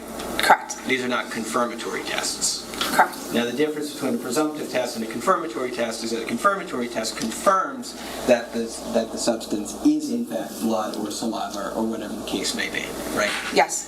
But a presumptive test just means that we can presume it is that substance, but we don't know with certainty. Correct. And we don't know with certainty because there is a certain amount of false positives that we could get from a presumptive test. Correct. And so when we talk about something like blood, for example, we could get a false positive because of other chemicals that are present on an item of evidence, correct? Yes. And certain other organic material like plants and whatnot could create a false positive for blood. Yes. And also, we wouldn't be able to distinguish animal blood from human blood in a presumptive test, is that right? Correct. Now, obviously, we could from these tests determine that there's a presumption that blood is on certain items, but the serology itself doesn't tell us whose blood it is. Correct. So it can't tell us, for example, if we're looking at something we presume to be blood, it can't tell us when the blood was deposited on an item, right? Correct. It can't tell us how long it's been on the item. Correct. It can't tell us how it got on the item. Correct. It can't tell us who deposited it on the item. Correct. And so it really doesn't tell us. It tells us something about a chemical reaction that you observe based on applying these reagents to the item. But it doesn't really tell us anything as far as a story of how that presumptive material got to be on the item in the first place, does it? Correct. And so it also doesn't really tell us anything about an individual. So when we compare this to something like DNA testing, we see that DNA testing is more of an attempt to determine whether we can infer whether an individual person may have been a contributor to the DNA on an item of evidence, correct? I do not do the DNA analysis, so I cannot speak to how they report out on their results. Okay, well let me rephrase that.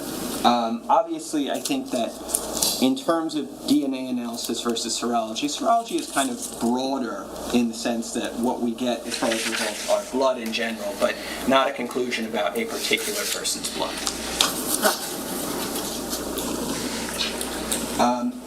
Nonetheless, though, I think, and you mentioned some of this during your direct testimony, there's obviously environmental factors that can impact the ability to collect in the presence of biological material on an item, right? Yes. Like if an item got wet, that could interfere or play a part in one's ability to collect biological material from it, right?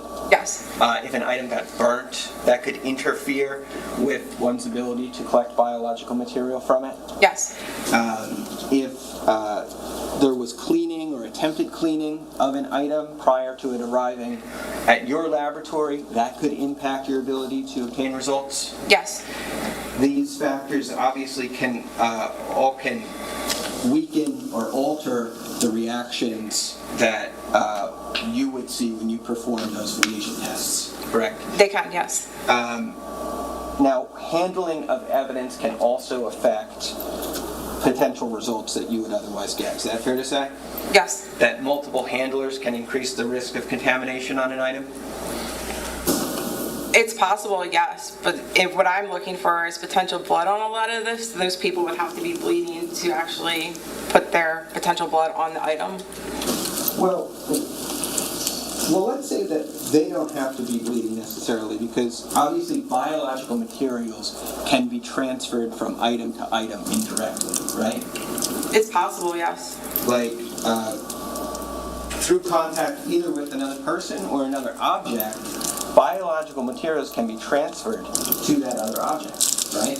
Yes. And that's a concept that exists in serology, and it exists in more broadly forensic testing like DNA, right? It does, yes. Like that there's this idea of what I believe you call transfer, right? I didn't mention transfer, but yes, it exists. Yeah, I'm sorry. I didn't mean to say you did. What I meant was, in your profession, in your field, in forensics, there's an idea that is referred to as transfer.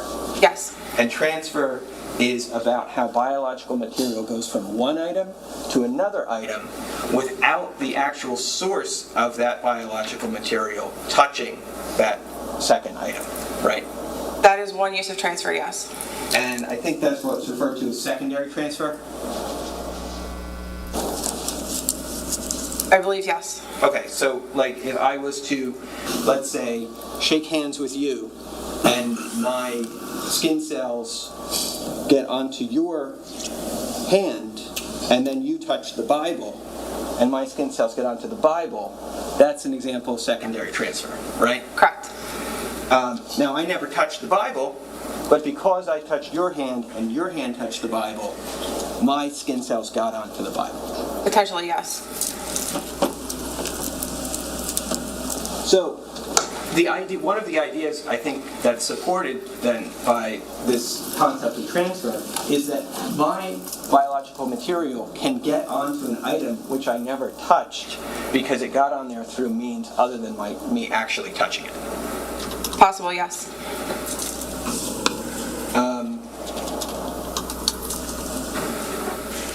You're going through these items, seeing what you can find as presumptive results, and from there, there's a determination of what can or should move on for genetic testing. Is that accurate or no? For DNA testing, yes. Okay.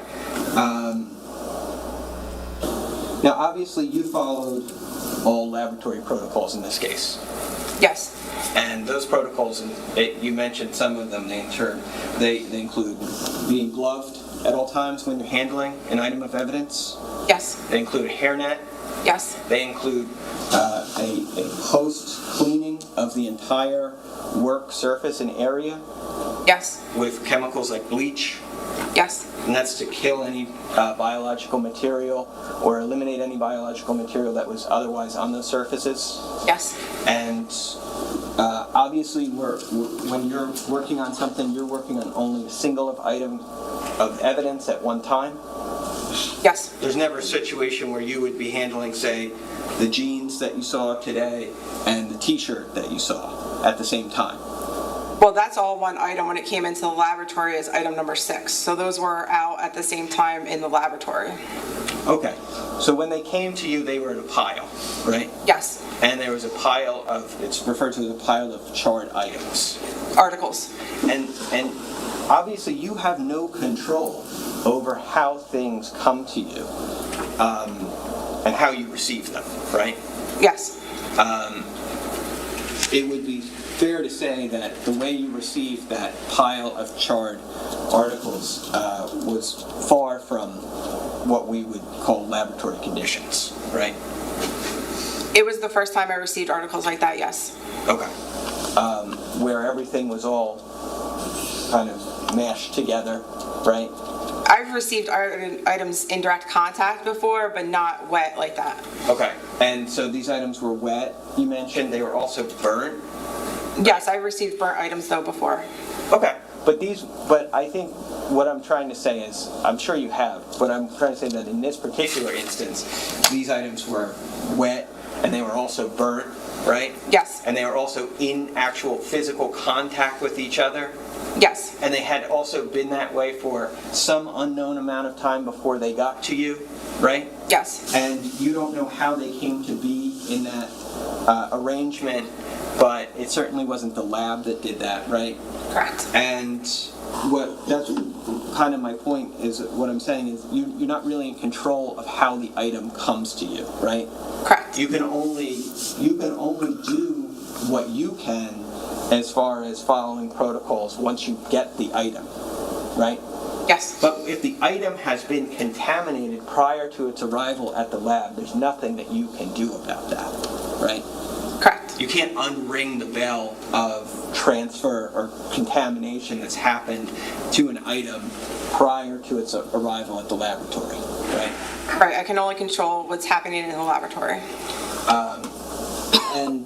And obviously these protocols within the lab about cleaning and about being gloved and about handling one item at a time, they're important because it's well known that biological material from one item, if we're not careful, could be transferred onto another item, right? It's possible, yes. And however these things that you tested, however the substances got onto these various items, it wouldn't be possible for us to say whether it was a direct transfer from the person or whether it was a secondary transfer from one item in the pile to another item in the pile, right? Correct. And each of those hypotheses, direct transfer or secondary transfer from item to item, is equally plausible in a situation like this, right? It's possible, yes.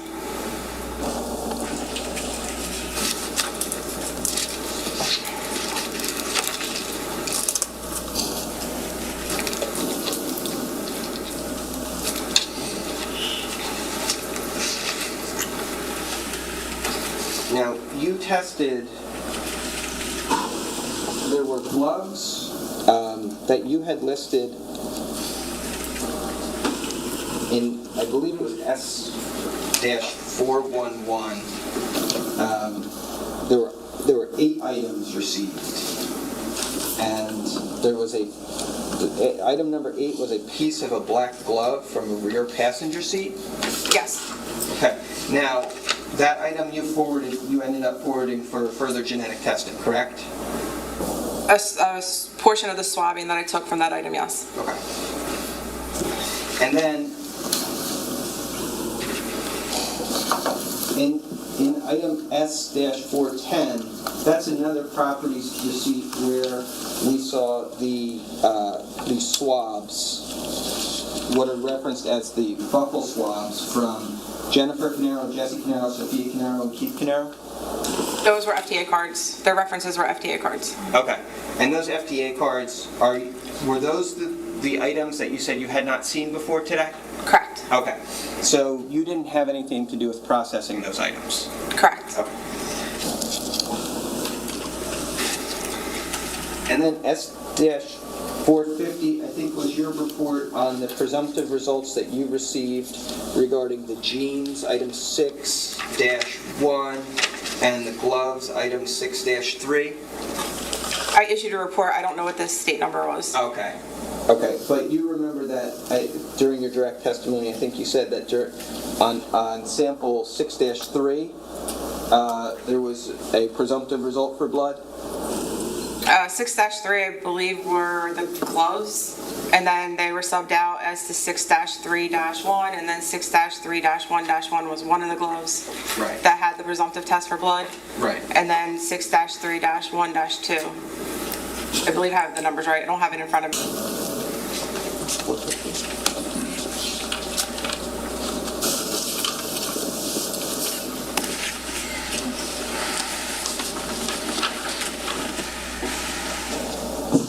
Judge, I'm going to approach with S-450. Okay. Thank you. That's what you're talking about, right? Yes, thank you. Okay, and then on the second page there, we do have a presumptive result for one of the gloves in 6-3? Yes, that was the 6-3-1-1. Okay. And that was blood? It was presumptive positive for blood. Okay. And do you have that listed as the inside glove or the outside glove? I don't have it listed as one or the other. Well, can we infer from what you have the other glove listed as? They're both just listed as gloves. Okay. I see that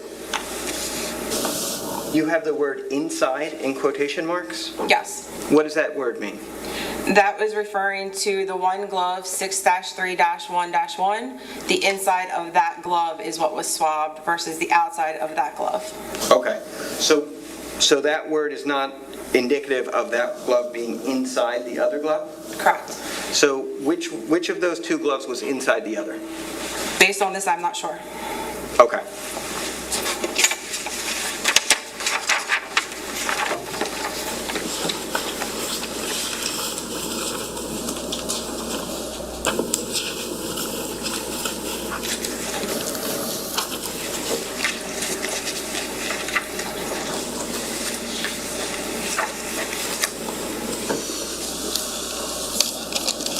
You said that you measured the blade of the knife? Yes. And that it was 1.5 inches? I don't have that documentation in front of me. Okay. But I know that it was approximately 7 inches as one dimension. I don't know the rest of the dimensions off the top of my head. Okay. Do you remember where along the blade you measured it? It would be from the one point to the other point of the blade, the farthest points possible. Okay. That's the length, right? Yes. Where would you have measured the width of the blade? From the widest points of the blade. All right. How did you determine that? It's subjective, so it's just eyeballing what I believe is to be the widest points. Okay. Did you take multiple measures of the width or one measure of the width? One measurement.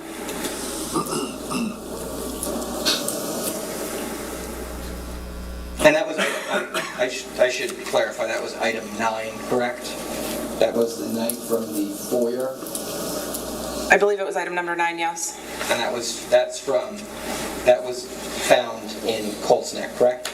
I believe so, yes. Okay. I don't have the documentation in front of me. That's okay. You wouldn't disagree, I don't think, that that was item 9, right? No, it's just a lot of numbers today. I understand. I understand.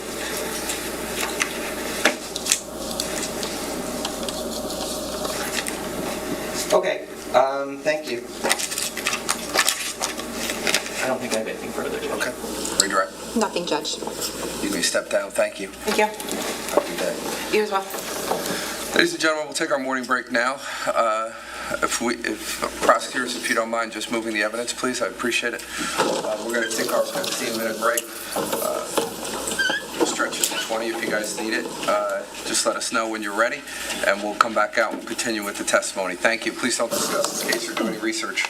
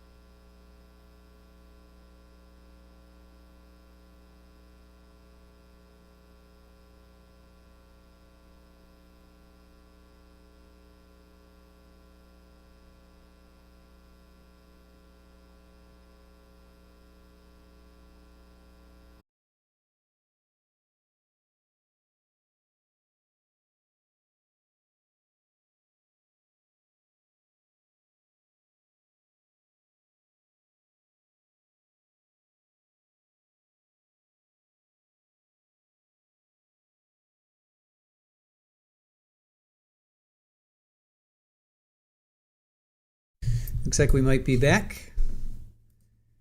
All right, I think we might be back. Just make sure my audio is okay. Welcome back, welcome back.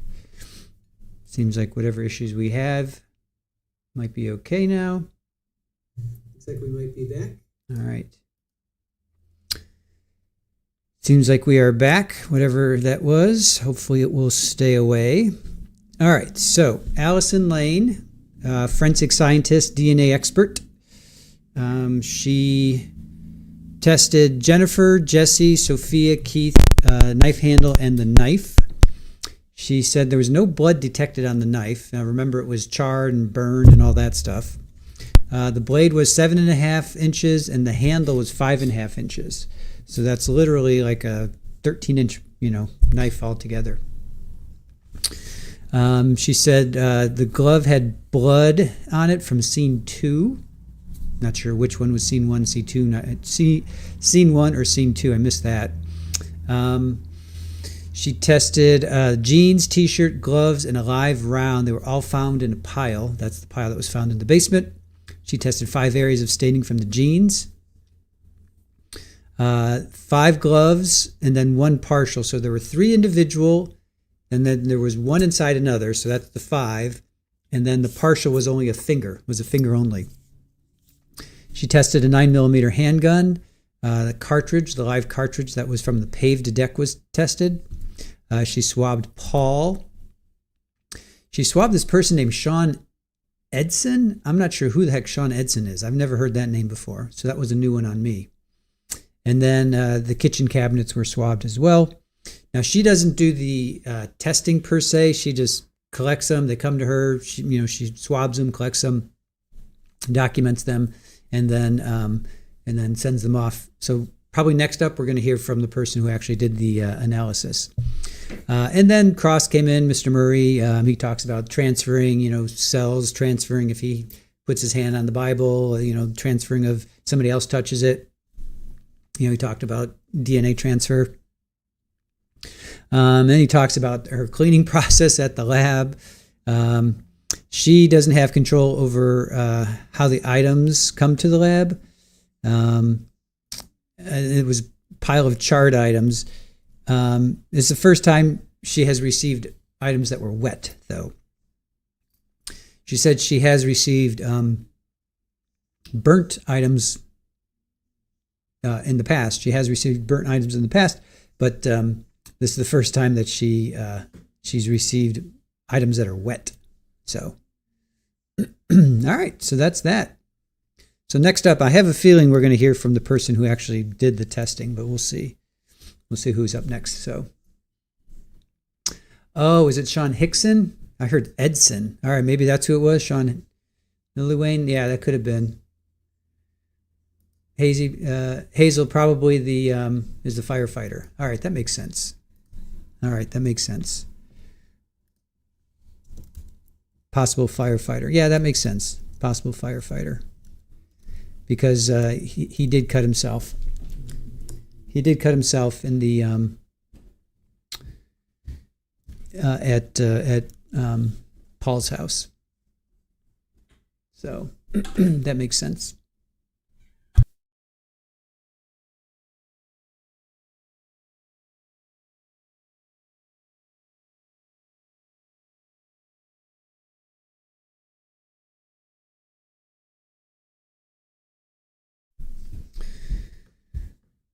All right. All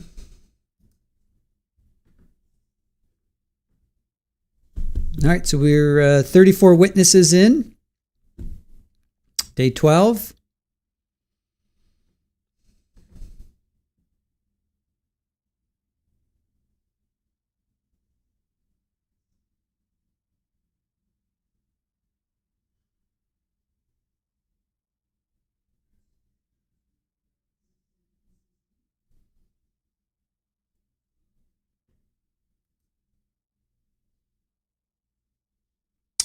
Amber, you have to get back to summarizing these records. All right.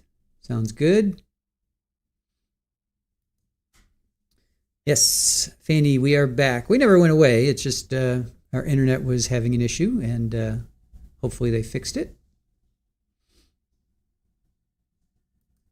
Have a good one too, Amber. Hey, Joanne. Yep, waiting for a verdict. Everybody's waiting for a verdict on that. Hopefully it'll come today. Iowa backyard. Defense tried hard for the transfer DNA. It's so funny that he's going that route. Because, I mean, they have to, right? They have to do that, try to put some kind of doubt into the jury on every possible way, I guess.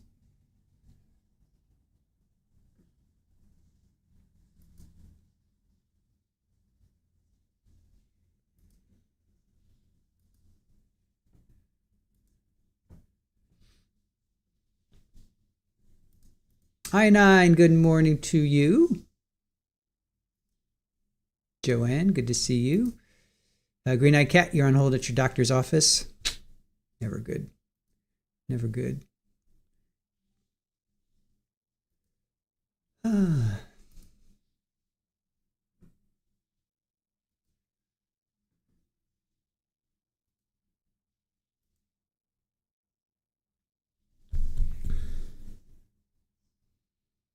So court's on a break right now. Just waiting for them to come back.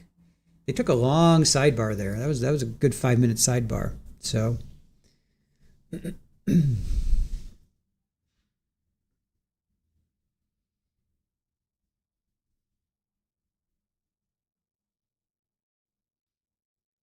Tosh, hello. Welcome in. Good to see you. You have another interview scheduled for noon. All right. Good luck with that.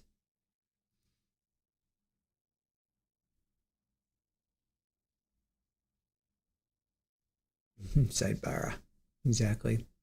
Kimbers, what a crazy morning already. Hello. Welcome in, Kimbers.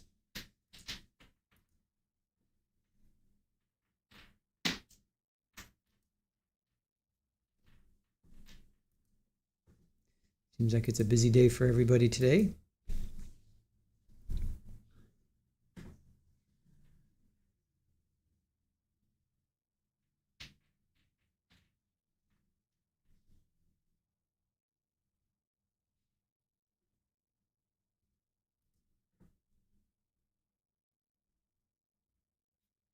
Let me see if I can pull that up, Barry.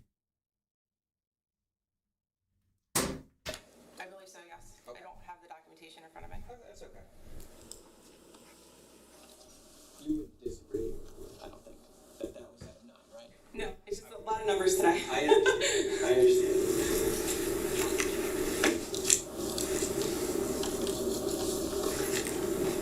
Okay, thank you. I don't think I have anything further, Judge. Okay. Redirect. Nothing, Judge. You may step down. Thank you. Thank you. Have a good day. You as well.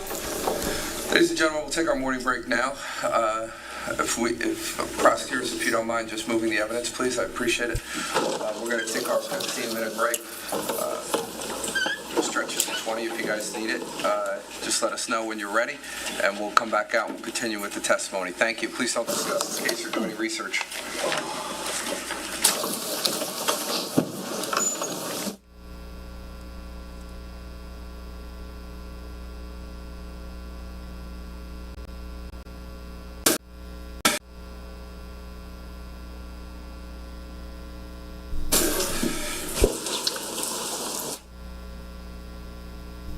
Yeah, we don't know, Barry. We don't know what the sidebar was for. Don't know what the sidebar was for because they killed it.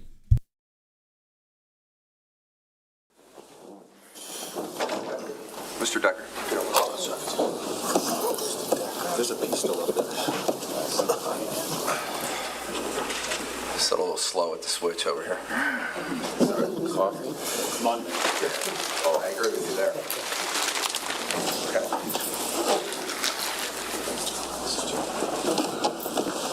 You ready to call your next witness? Yes, Judge, the state calls Christopher Simkowiak.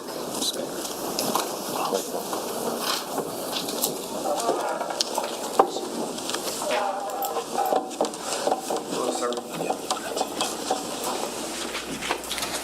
Can you just put your left hand on the Bible, raise your right hand. I'm not sure what that sticky is on there that's now attached to your finger.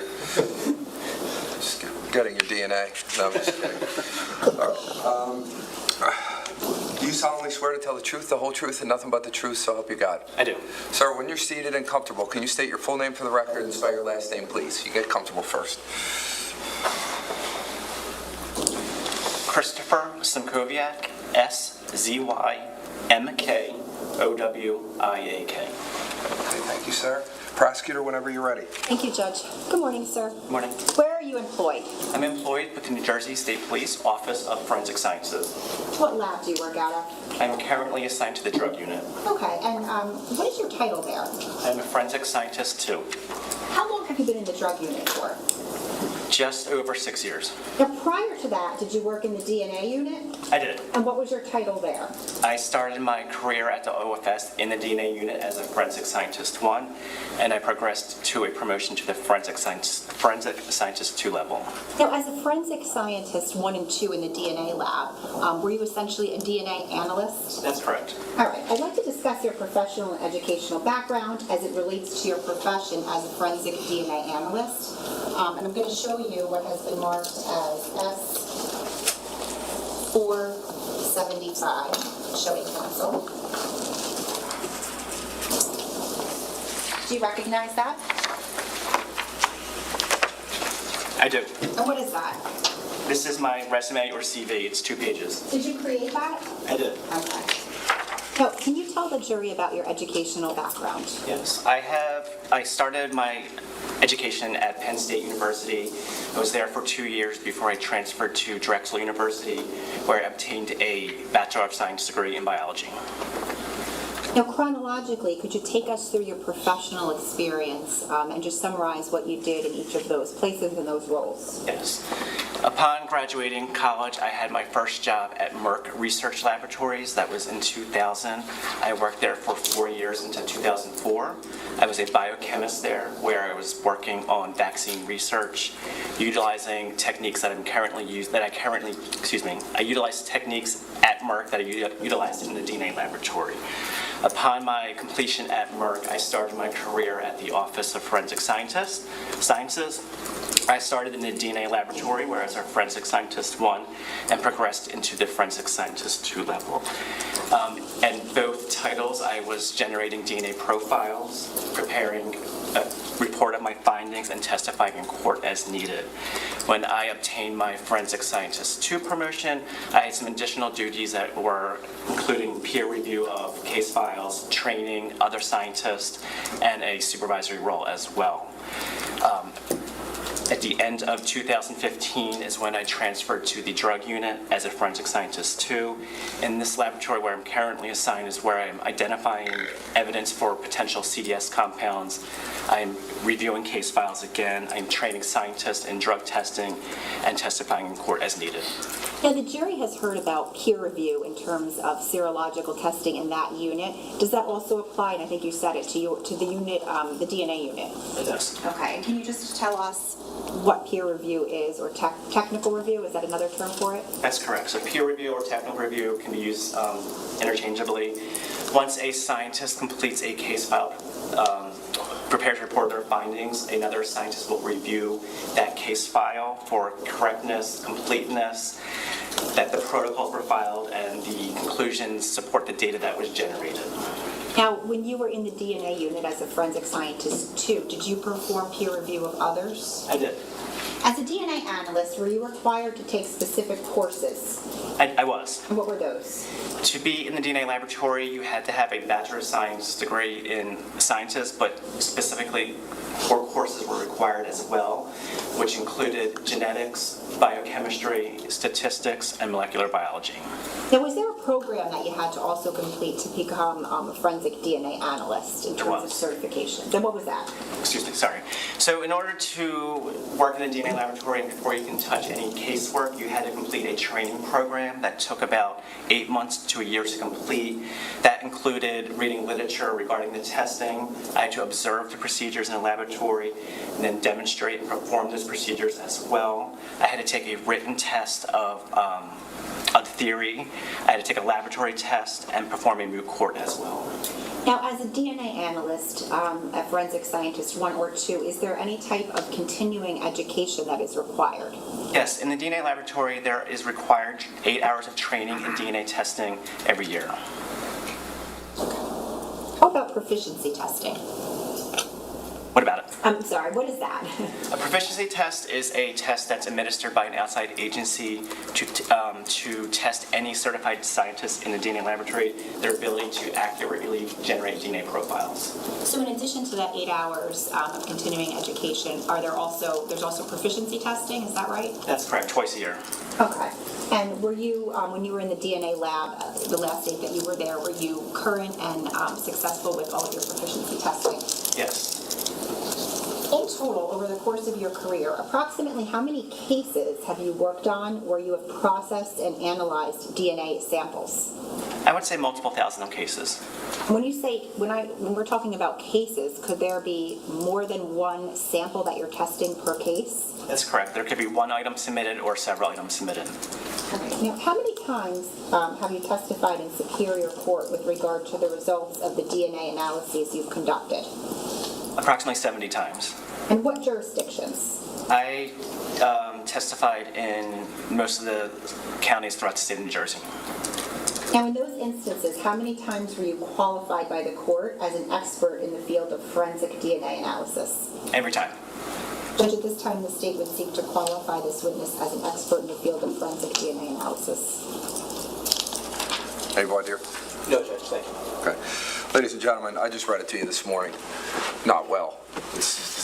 Forget that.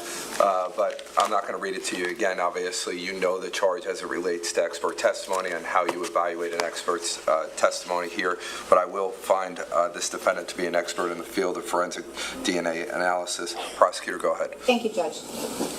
Sir, what does the term accreditation mean with regard to a forensic lab? Accreditation is essentially an audit of the laboratory.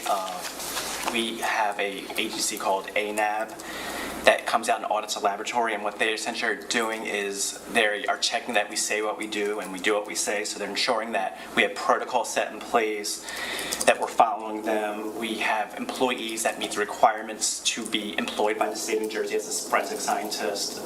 They're checking casework, they're interviewing scientists. There's a whole bunch of requirements and standards they check to make sure that we're doing the correct thing. Now, is your lab accredited? It is. Okay, and what is the accrediting agency, if you recall? The accrediting agency is ANAB. How many times a year is the lab audited?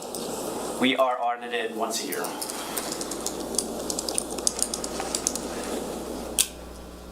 Now, we've heard a little bit about how evidence is received. SD card Is received initially into the lab. Once evidence is received into the lab, how does it get to you as the DNA analyst? Evidence first comes to the evidence receiving desk by the submitting agency, where those items are inventory and barcoded and given a unique laboratory number. Once that is established, assignments are created. Generally, in a DNA case, this evidence will go to the serology unit first, where they'll screen the evidence for potential biological evidence that's suitable for DNA testing. If that is the case, they will then prepare samples for DNA testing. They may go back to the vault or submit it directly to the laboratory. At that point, a DNA assignment will be created, and then a scientist will be assigned that case to work on the evidence where they pick it up from the vault or will it be in the DNA laboratory at that time. Okay, now as a DNA analyst, what, if anything, did you do to ensure the integrity of evidence? In other words, to prevent contamination, mix-ups, etc.? Yes, we have an entire quality control procedure we utilize to protect the integrity of evidence. That includes things as wearing protective equipment, a laboratory jacket, face mask, hairnet, gloves. We will clean our surfaces with bleach, water, and ethanol. We have controls during our testing, so we'll have a negative control that is just a blank sample of our reagents we use to ensure that our reagents are clean. We have a positive control to show the testing is working properly. You're getting a result that is expected to be the same every time. We have a review process during our testing, and we have a review process during our case files, so there's a ton of steps we do to ensure that reliability. Now, what does DNA stand for? DNA stands for deoxyribonucleic acid. It's considered the master molecule of life. It's the genetic material that's located throughout the cells of your body, and it's the same throughout all those cells in your body. So any DNA found in a hair cell will be the same as your DNA found in your skin cell or your blood cell. Your DNA is unique to you, so no two individuals have the same DNA, with the exception of identical twins, and it stays the same throughout your lifetime. Now, your DNA is inherited from your parents, so half your DNA comes from your mother, and the other half is coming from your father's. In your body, your DNA is located in those cells on structures called chromosomes, which are just regions of compacted DNA and protein. We have 23 pairs of chromosomes, half coming from your mother, the other half coming from your father. Now, at a particular location or locus on your chromosome is a gene. A gene is a specific DNA sequence that encodes for a particular function. So, for example, if you take hair color, at a very specific location on one of your chromosomes, you have the gene for hair color, which is a specific sequence. When that is expressed, you get blonde hair, brown hair, black hair, for example. Since you get different colors, you say you have an allele for that gene. So you have that particular location of a particular sequence, and if you have brown hair, you have the brown allele. If you have blonde hair, you have the blonde allele. Now, in the laboratory, when I'm generating DNA profiles, I am not generating profiles of particular traits. I am looking at regions called short tandem repeats. These are short segments of DNA that contain a repeated sequence, and I'm counting the number of repeats you have at several different locations on different chromosomes. So when I generate a profile, you essentially see a set of numbers at several different locations. Thank you. Now, when we talk about forensic DNA analysis, at its most basic form, is it essentially a forensic tool of comparison? That's correct. So just your job, kind of just to summarize it, are you looking at evidence that is taken from a piece of evidence at a scene and developing a DNA profile from that? Correct. And then if there's anything to compare it to, any buccal swabs or reference samples, are you then comparing that to the developed DNA profile from the buccal swab? That's correct. Now, just a couple of definitions just to define. What is an evidentiary sample? An evidentiary sample is one where I do not know the source of that DNA, and that could be coming from the scene or comes from maybe a particular person's clothing, that you know the source of that clothing, but I don't know how that DNA got there, so it's considered evidentiary. It's unknown to me at the time. What about a reference sample? So a reference sample is one where I know where the source of that DNA profile is coming from, and they usually take the form of a buccal swab, which is essentially a Q-tip swabbing of the inner cheek, or a blood sample. Now, when a comparison is done between an evidentiary sample and a reference sample, what are the options in terms of the DNA analyst's conclusions? Yeah, so there's essentially three conclusions I can make when I do my comparisons. The first one could be an exclusion, where the reference material does not match the evidentiary material, so they're not a contributor there. There's an inclusion or a match, where the evidentiary profile matches the reference material, or the profile generated from the evidence is inconclusive. There's not enough information for me to make a comparison. Okay, so when there is an exclusion, does your analysis end there? It does. Now, when there is a finding of an inclusion, in other words, that the person of interest is a match to the evidentiary profile, does your analysis end there? It does not. So once I have a scenario where someone matches, I need to provide some kind of association or strength to that match, and that's when I'll do a statistical analysis to provide a strength to that match. Okay, so just to be clear, you don't just say that the person is an inclusion or a match. You have to provide some sort of statistic to demonstrate the rarity of that match. Is that right? That's correct. What is the statistic that you used back in 2018? The statistic I used was called a random match probability. So that's the chance that an individually randomly selected from the population of unrelated individual matches that profile of interest. Could you give us an easy example of that? Yes.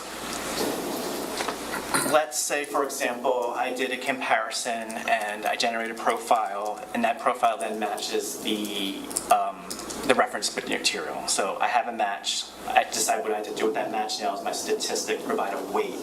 So let's say, just for example, the stat comes to 1 in a million individuals. So what that is essentially saying, if I had random population of 1 million people, I would only expect one person to match that profile.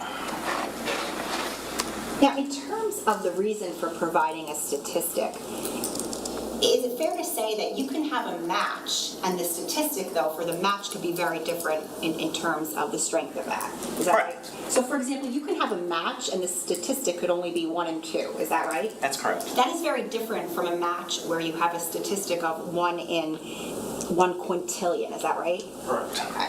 And so essentially the purpose of providing the statistic, like you said, is to give weight to any sort of inclusion or match.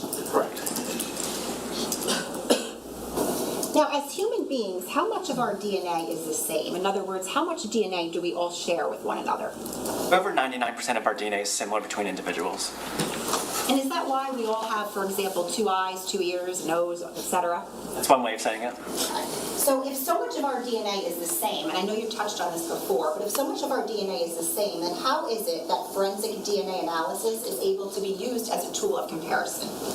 Yeah, so we have a small region of our DNA that is useful in distinguishing individuals from each other, and that was those short tandem repeats that I was talking about. So that those regions of your DNA are different from one another for enough. Their difference is enough for me to be able to say whether someone matches or doesn't match, and then a statistic if needed. So when you're talking about DNA analysis, are you looking at that little small region that's different among all of our DNA? That's correct. And is there a lot of variability among individuals within that very small region that you use for DNA analysis? There's enough variability for me to make those distinguishing between individuals. Now, I think you said it, but when you do DNA analysis, you're targeting specific non-coding regions within that within that small percent. Is that right? So I didn't specify that, but those short tandem repeats are in regions of our DNA that are not coding for any particular function. When you say repeats, what does that mean? Yeah, so when I was talking about the short tandem repeat, you can kind of think of it as like beads of a necklace. Some necklaces might be longer than others, so one necklace might have 11 beads, one necklace might have 12 beads, one might have 20 beads. So what your repeats are just in the block of repeats. So I'm counting the number of repeats of a segment of sequence. So let's say your sequence is this, for example, A, B, C, D. That sequence is repeated 14 times, 15 times, 16 times. So that's the variability between people. I can detect the number of repeats at several different locations across your DNA. Now, how many repeats do we all have at a particular area? I am not sure if I I'm understand the sorry. question. Let me ask you it this way. What is an allele? Allele is a different form of a gene. In terms of STR testing, we're going to refer to the allele as the number of repeats. So at one particular location, you could have anywhere ranging from 10 to 20 repeats. So if you had 10 repeats, I will say you have the 10 allele at that location. If you have 15 repeats, you have 15 allele at that location. And when we talk about a location, is that called a loci? Loci is plural, locus is singular. Okay. So at each we'll call it each locus, We all have 2 alleles, is that right? Correct. Is one inherited from mom and one inherited from dad? That's correct. And just to be clear, are you looking at that small percentage, that small region where we all differ to look at the alleles that are present? Correct. Okay, so for example, at a particular locus, you might be a 13 and a 14, and I might be a 1 and a 2, is that right? Correct. Okay. And then do you look at, is there a certain number of loci that you look at in DNA testing? Yeah, so the kit that I'm using in my testing tests 27 different locations. and that loci, is that a predetermined set of locations that you're Always looking at in each and every DNA analysis? The kit we're using, they are the same set of 27 locations. Now, before we move on, can you explain the difference between a single source sample of DNA and a Yes. A single source profile is one in which there's only one contributor. I would only expect it to be 2 alleles at every location tested. In a mixed sample is when there's more than one contributor. There could be 2 people, 3 people, 4 people, and so forth and so on. And that's indicated by the presence of 3 or more alleles at any particular location. Now, within a mixture, is there sometimes something called a major and a minor profile? There is. What is that? So when I'm analyzing my data and looking at profiles, I can make a determination of the number of contributors in there, and based on one person's contribution of DNA to the others, there could be times when I can separate out those components. So someone who has more DNA would have a major contribution, they'd be the major contributor. If someone had less DNA, they'd be the minor contributor. Now, I want to talk about how you go about generating a DNA profile from either a piece of evidence or a buccal swab. So in very general terms, are there essentially two parts to the process of DNA analysis?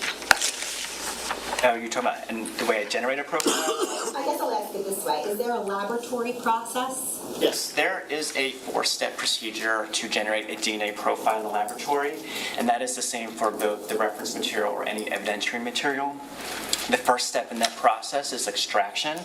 That's getting those cells off the substrate, for example, a piece of clothing, breaking open those cells and releasing the DNA into solution. The second step is quantification. That is determining how much DNA was extracted. The third step is amplification, and this is a technique. In the amplification, we're using a technique called PCR, or polymerase chain reaction. So what we are doing in PCR is essentially xeroxing the DNA to produce many copies so it can be detected, because in its initial stage it's undetectable. So I'm producing many copies of those targeted locations to generate a profile through this PCR reaction. So once I developed enough DNA through the amplification process, we go to the fourth and final step, which is detection. And this is where the amplified product goes into a machine called a genetic analyzer, and it separates all those different amplified locations and puts it in a readable format for me to interpret. Now, what is an electropharogram? An electropharogram is that readable output of data of a DNA profile. It contains all the essentially peaks or signals of all those locations that I tested. So is it fair to say that that 4-step laboratory process ends with the culmination of the electropharogram? Yes. Once that is done, so once you have your electropharogram, what is the next step in the process of DNA analysis once your profile is generated? Once my profile is generated, and I have data, the next would be determined is if I generated a profile, is there a profile? Can I interpret this profile? Is there a single source or mixed sample here? If I have evidentiary samples, I will do the same thing. And then if I have profiles for both evidence and reference materials, I will make comparisons to those profiles and present my findings in a report. Now, how do you as a DNA analyst look at that electropharogram and make a determination as to the number of contributors? I was kind of talking about this earlier with mixtures. So in cases where I only observe 2 alleles at every location, it's an indication that it's single source or just one person present here. When there is more than 2 alleles, it's an indication that there's a mixture of more than one individual. So when we were talking about inheriting DNA and you get half your DNA from your mother and your father, I would expect 1 allele from your mother and 1 allele from your father. So if there was only one person in this sample, I would expect 2 numbers at every location tested. So when there's a mixture, you have another person involved, so you could have potentially 3 or 4 in a 2-person mixture, and they just get more and more presence of alleles as the number of contributors increase. So earlier we were talking about the statistic and the importance of a statistic. Is there something at the New Jersey State Police Lab called source attribution? There is. What is that? So when I have a match and I do a statistic, it gives a number of a 1-in number. So if someone matches, I report out that statistic. When someone is a source, that statistic has to reach a certain threshold. At the time of this report, that statistic is 1 in 7 trillion. So whenever I have a statistic that crosses that 1 in 7 trillion threshold, I am able to say they're the source of that profile. So they still match, but it's a higher match of saying they're the source. And what that means is, it is my opinion, when someone's the source of a DNA profile, it's their profile to the exclusion of anyone else. So essentially, when you say somebody is the source, that is the strongest statement you can make as far as inclusion. Is that right? Correct. Now, for each case that you get assigned to and work on, do you prepare a report? I do. And what does that report include? That report includes several things. There's a header on the report that contains information as the case number, the agency case number, the submitting agency name and address, the laboratory address, the date of the report, the evidence received, and then any conclusions that I make about it as well. And in this particular case, were all of your reports peer-reviewed? They were. Now, before we move on to the work that you performed in this case, could you explain some of the limitations to DNA analysis that were present back in 2018 at the time you worked on this case? Yeah, so some of the limitations are largely due to the quality and quantity of the DNA sample. So the tools I had at my time were affected if there was poor quality or very low-level DNAs. It also was affected by the number of contributors, the statistics I could do, or interpretations or deconvolution of mixtures weren't possible once I got about 3 contributors. The field has moved into technology that can account for those limitations now. Now, at the time, if you came across a DNA sample that was either a mixture that was too complex or DNA that was just too low, what, if anything, would you do? So I would acknowledge that a result was obtained. I would state something that no conclusions will be reached concerning this profile about any contributors due to the quality or quantity of the profile. Now, turning to the present case, were you assigned to perform DNA testing and analysis on certain items of evidence relating to State of New Jersey versus Paul Caneiro? Yes. Now, were there 2 case numbers under which you performed your analyses in this case? There was. Okay. And did the work that you performed include items under each case number? It did. Okay, I'd like to try to go through this chronologically with you. So I'm going to show you what's been marked as S476.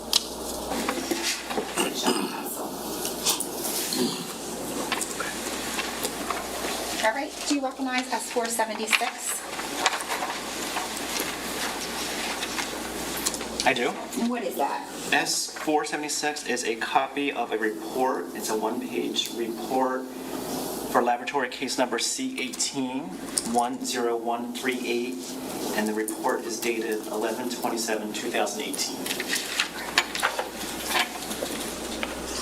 The items on the report, are they listed as items 1 through 5? It's 1 through 4, then 5-1. Sorry, okay.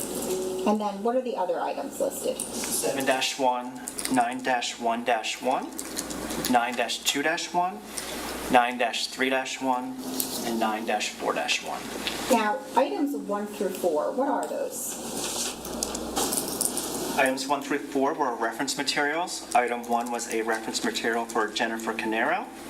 Item 2 was a reference material for Jesse Caneiro. Item 3 was a reference material for Sophia Caneiro. And item 4 was a reference item for Keith Caneiro. Okay, and were DNA profiles developed for each of the 4 individuals? They were. And was that for comparison purposes? That's correct. I'm going to show you what's been marked as S477.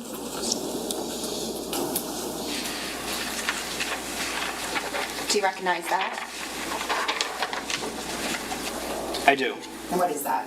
S477 is what is called a DNA worksheet for laboratory case number C18-10138. Okay, and then does it list each individual on there as number 1, 2, 3, and 4? Correct. It contains items 1 through 4, which were those reference materials I just described. So Jennifer is what number?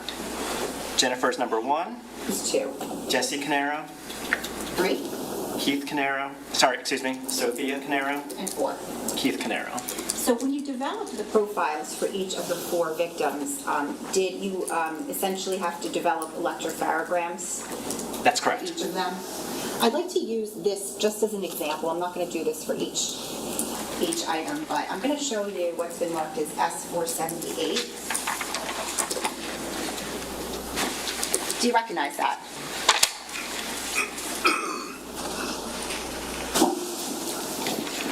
I do.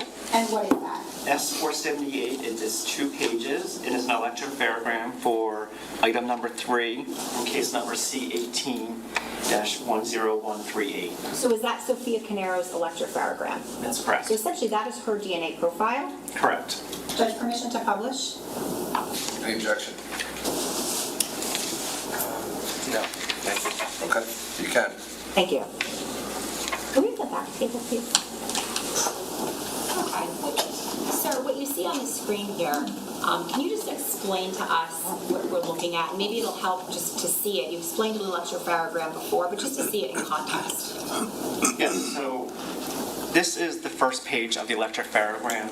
I don't know if you guys can necessarily see these dark banners at the top, if you can see the writing Sir, on what we're going to do is, I don't mean to cut you off, we're going to give you a stylus, and you can use that. Yeah. So, can I just touch it, or Yeah. is that working? Okay, oops. You can do it on the side button. So if you look, It's right over here, one of Oh, the I do? side buttons. You can Okay. do, yeah. Thank you. technology, guys. Okay, so we're zoomed in right now. So if you see this top banner up here, Just do it on your screen, because if you try to do I am. It's just not. I can't tell if it's doing anything. Okay. So right where I put that little hash mark, that top banner going across that page, which they're kind of shaded out, is all the different locations that I'm testing. So these are just representative of the first grouping of locations. So these are those different loci that, or locus, singular, that I'm testing to generate a DNA profile. If you go below that, you'll see a peak with numbers underneath of it. So there's a peak there, and then there's numbers under here.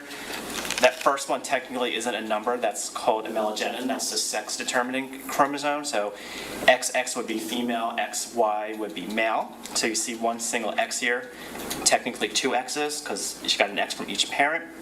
So that this profile is female. If you move to that next location, you can see there's a 15 here. So this is a location where someone has 15 repeats from each parent. Next location. Can I just ask you, I'm Yeah. sorry, why is there only one peak there if we get two alleles from each parent? Yeah, so you get two alleles from each parent, but they are common alleles. There's a range of only potential numbers you can get at a particular location, like from 11 to 20. So you could share the same allele from each parent, so it's just only going to be represented one time. In a table format, I would write this down as a 15-15, but it's only given one signal because only a 15 repeat was observed at this location. So there's a single allele here representing both from each parent.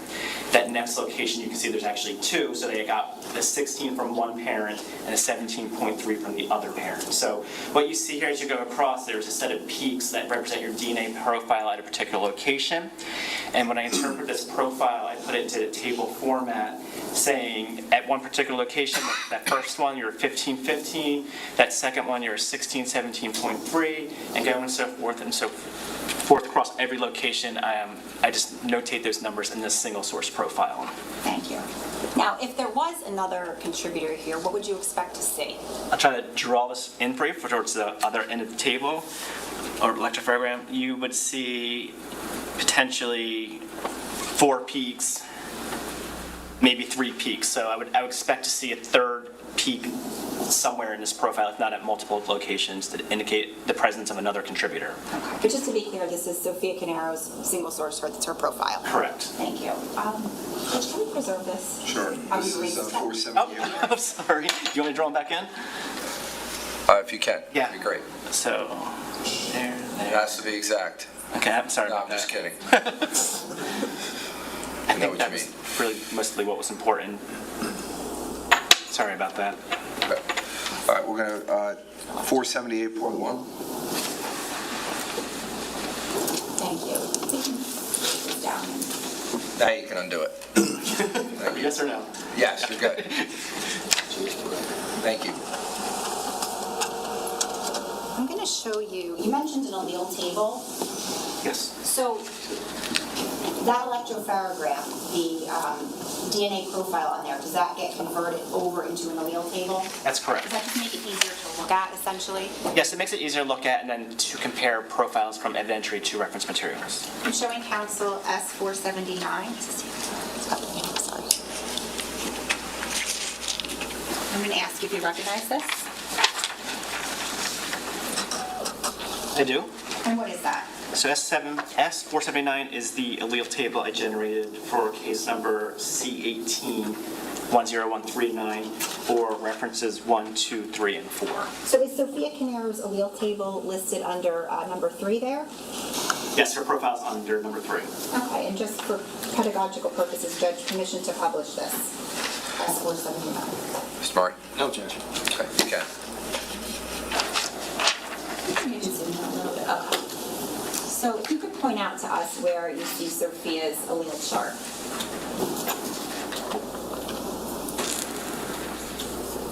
Okay. Now, do you see where it says on the side there's like a row under specimen numbers?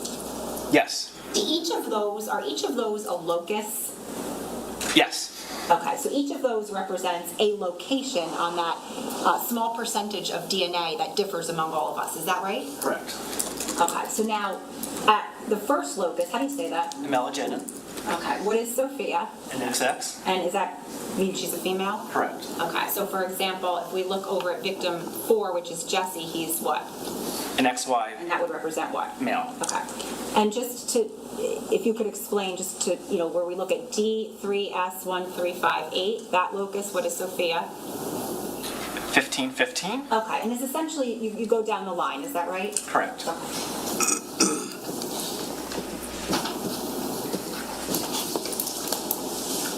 Now, I want to keep this up, but if we could go back to your report.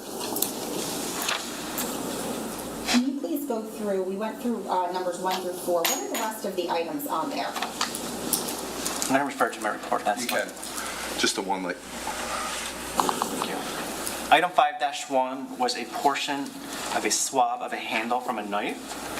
Item 7-1 was a portion of a swab of a handle from a knife. Item 9-1-1 was a portion of a sample from the blade of a knife. Item 9-2-1 was a portion of a sample from the blade of the knife. Item 9-3-1 was a portion of a sample from the blade of a knife.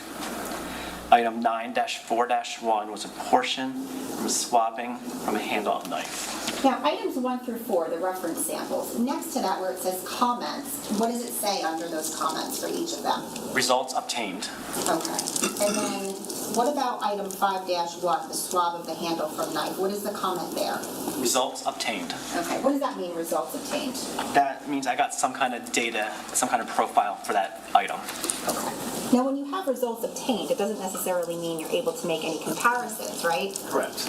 But you've got some DNA from it? Correct. Now, items 7-1 through all of the 9s, what does it say under comments? No results. Okay, what does that mean? That means I generated no DNA profile for these items. Okay, so aside from the 4 victims' buccal swab or FTA cards, the only results you got were from item 5-1, the portion of the handle from the knife. Is that right? Correct.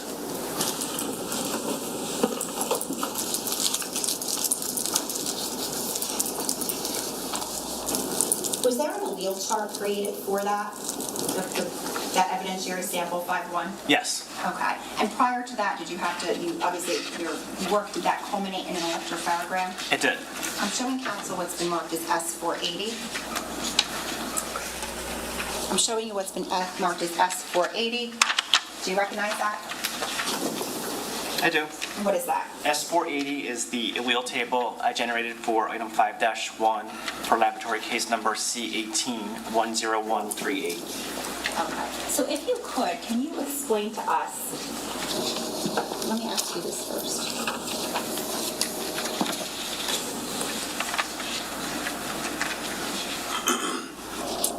When you generated your profile or the profile on 5-1, what did you do with it after that profile was generated? So in other words, after you had your electrophoregram?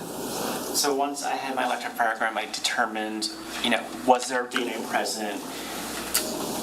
The number of contributors, is this single source or mixture? Is this profile interpretable? Okay, and was it? Yes, it was. What, if any, comparisons did you do?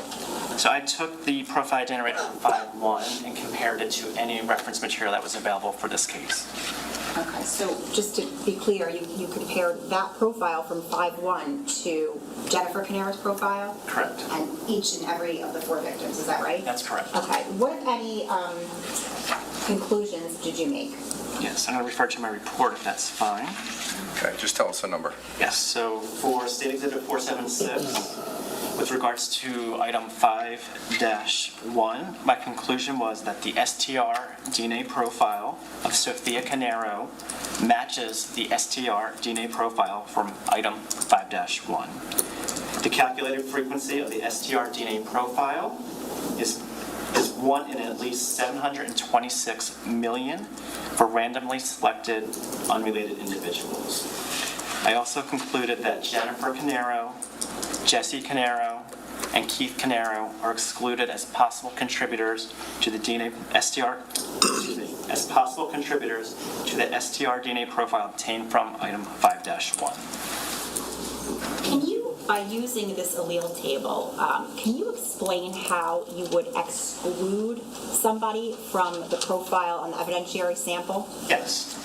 So what I do is I will look at the evidence profile, which you can see that's displayed up here. So for example, if you look at this second location, that is D3S1358, item 1 was a 1517, and the reported profile for item 5-1 was a 1515. In a single source sample, I only need one of these numbers to differ to exclude. So in the case of the evidence I have a 1515, that reference has that 17, so it's not consistent with that individual location. And I do that at every location that I generated a profile to see how they match or don't match to determine if they include or exclude. Now, on the other side of that, if someone matches, you can see that in reference number 3, I have a 1515 for that type, and my evidentiary sample is a 1515. So at this location, they're matching. And then I would go down to the rest of the developed profile to see how they match or do not match.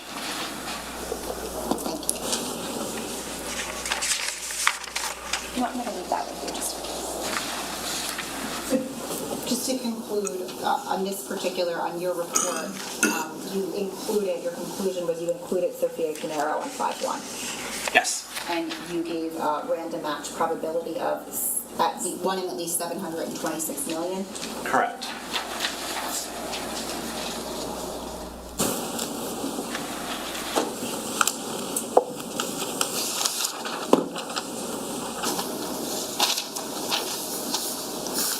I'm going to take that back from you just to keep everything together. Sorry. All of them? Yes.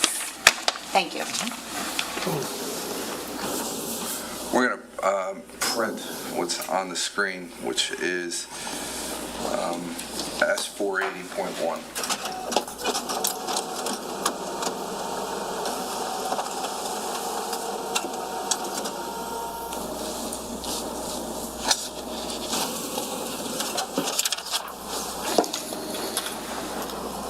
I'm going to show you. 479. 479? Sorry about that. 479.1. I'm going to show you what has been marked as S411 and S481. Starting with S481, do you recognize that? I do. And what is that? 481 is a 2-page copy of the report I generated for laboratory case number C18-10139. It's dated 11/27/2018. Okay. And do you recognize S411?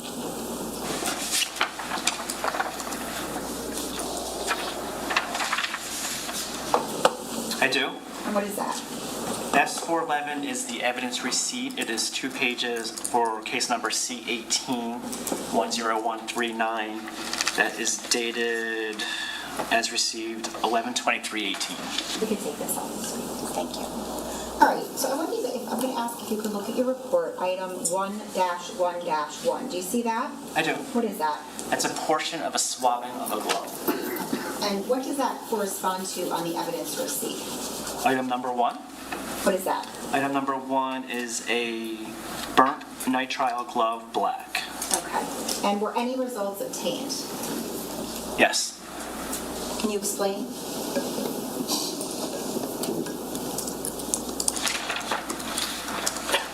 With regards to item 1-1-1, the STR DNA profile was not of sufficient quantity or quality for comparison purposes. What does that mean? So the data, the profile generated didn't meet the laboratory's procedures, protocols to do a comparison, so I was not able to make any conclusions to anyone's contribution to that profile. Okay, if we could go to item 2-1. What is that? That is a portion of a swab from the left side of front door frame. What does that correspond to on the evidence receipt? Item number 2. And is that essentially the same description? Yes, it is. Okay, were results obtained? Yes, they were. And what were those? With regards to 2-1, Jennifer Caneiro, Jesse Caneiro, Sophia Caneiro, and Keith Caneiro are excluded as a possible contributor to the DNA profile obtained. Now, does this end up coming back to firefighter Sean Etzen later in another report? And if you're not sure, I'll show you that report later. Don't remember off the top of my Save head. the suspense. Okay. Item 3-1, what is that? 3-1 is a portion of the swab of foyer wall. And what does that correspond to in the evidence receipt?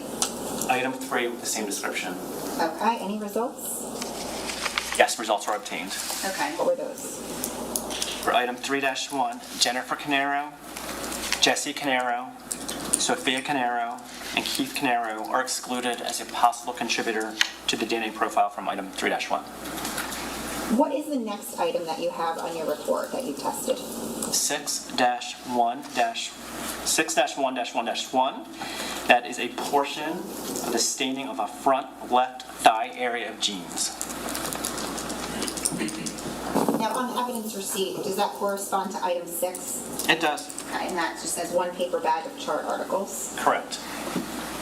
Now, all of your number 6s are going to correspond to what was in that bag, is that right? That's correct. Okay, they'll just have sub-numbers for each item that was in the bag? Correct. So 6111 is the portion of the staining of the jeans that you just read, is that right?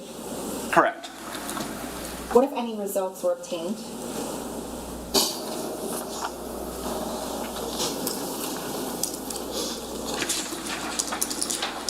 With regards to 6-1-1-1, the STR DNA profile obtained is not of sufficient quantity or quality for comparison purposes.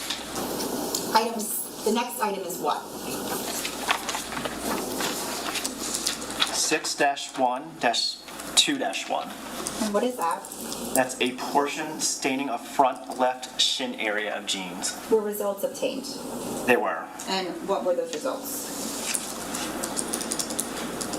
With regards to 6-1-2-1, Sophia Caneiro is identified as a source of the STR DNA profile obtained. Okay, now, I see that there's no statistic there, is that correct?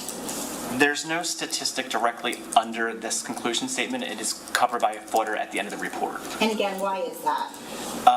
So with regards to source attribution, I have to cross the statistic of 1 in 7 trillion, and that's always going to be the same number. So we just have that listed as a footer at the bottom of the report. Whenever a source is mentioned, it's referenced at the bottom of that report.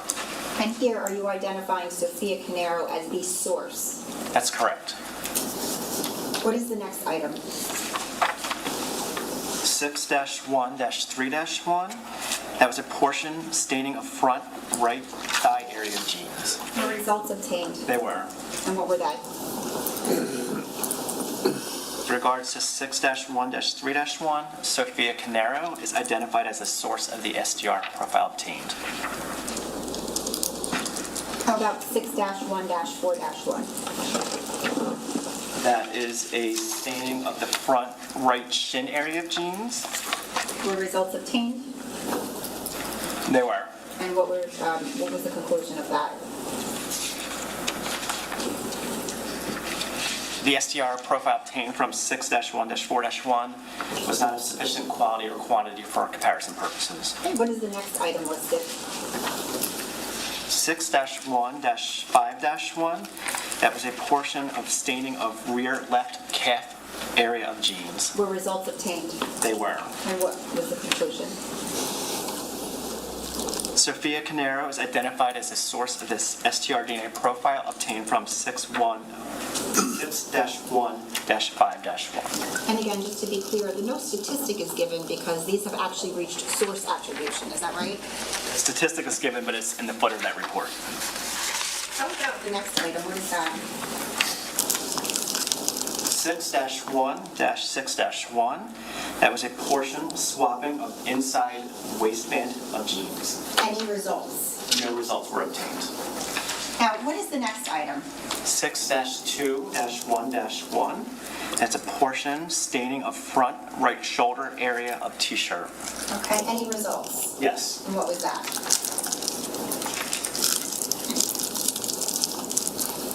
Jennifer Caneiro, Jesse Caneiro, Sophia Caneiro, and Keith Caneiro are excluded as a possible contributor to item 6-2-1-1. Did your report mention anything about any further comparisons?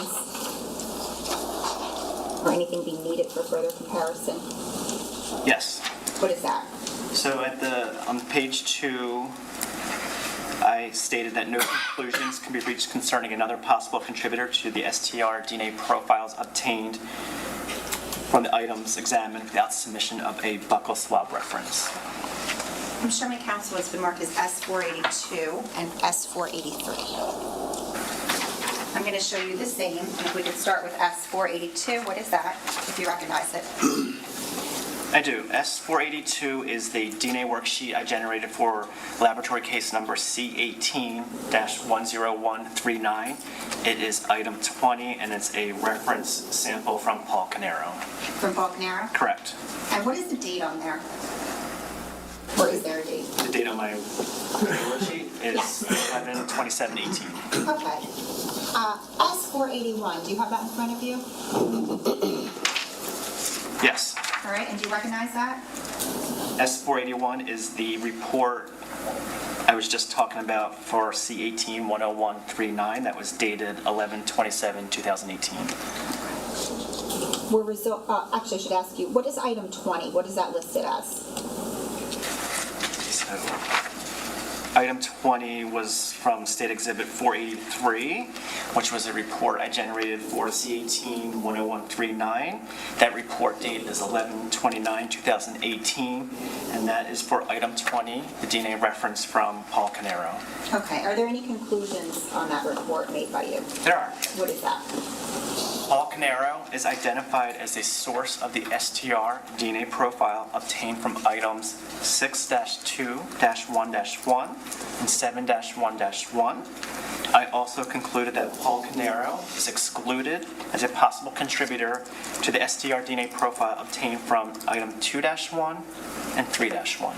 Okay, now you indicated that Paul Caneiro was identified as the source of the STR DNA profile obtained from 6-2-1-1. Can you just remind us, what is that? So that is a match or a conclusion, and the statistic for that source attribution is when it reaches that threshold of 1 in 7 trillion. But I mean, what item is that? Oh, Just to remind us, we've been going through the lot. That's okay. The item 6-2-1? Yes. That is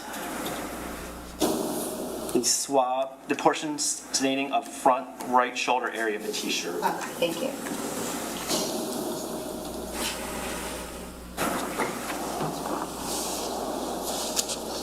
I'm going to show you what's been marked as S484 on the show pencil.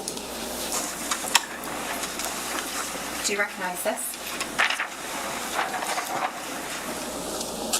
I do. What is that? S484 is a copy of a report I generated for C18-10138. It's dated 11/29/2018. Okay. What, if any, conclusions do you make in that report? I concluded that Paul Caneiro is excluded as a possible contributor to the STR DNA profile obtained from item 5-1. Now, 5-1 was what you previously concluded, or made conclusions as to, is that correct? That's correct. And that was specifically the handle of the knife, is that right? Correct. If we could go back now and go through, finish the items on your report S481.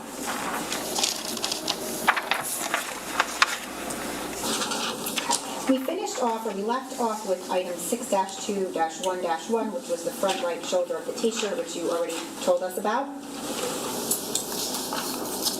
we take a look at the next item underneath that? Yes. And what is that labeled as? 6-2-2-1, that is a portion swabbing of inside collar of t-shirt. Any results obtained? Yes. And what was that?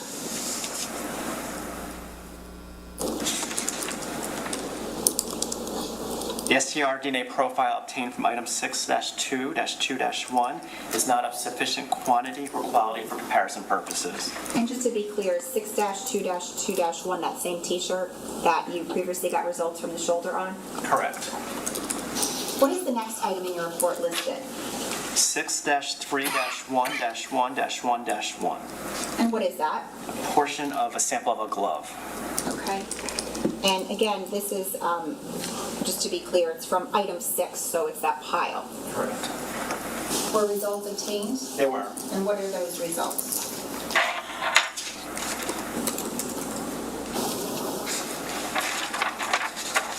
A mixed STR DNA profile consistent with at least 2 contributors was obtained from item 6-3-1-1-1-1. Assuming 2 contributors, Sophia Caneiro is identified as a source of the interpreted major STR DNA profile.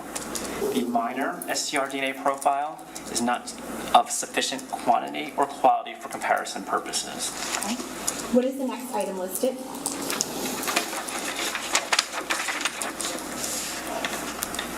6-3-1-1-2-1. And what is that? It's a portion swabbing of inside of glove. Any results? No results. What is the next item listed? 6-3-1-2-1-1. Portion swabbing of glove. Any results obtained? Yes, they were. And what were they?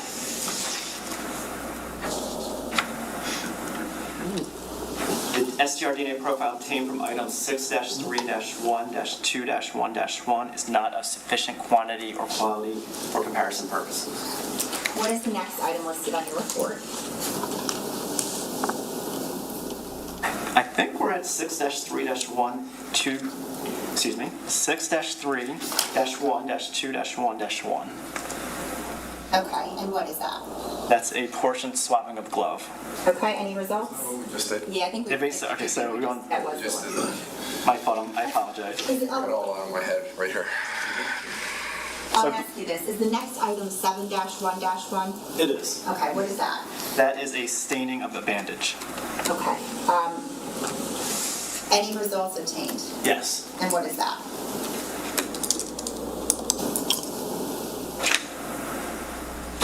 Jennifer Caneiro, Jesse Caneiro, Sophia Caneiro, and Keith Caneiro are excluded as a possible contributor to the STR profile obtained from 7-1-1. Now, just in looking at the corresponding evidence receipt, just to be clear, is this a bandage that was obtained from the center console cup holder of a car?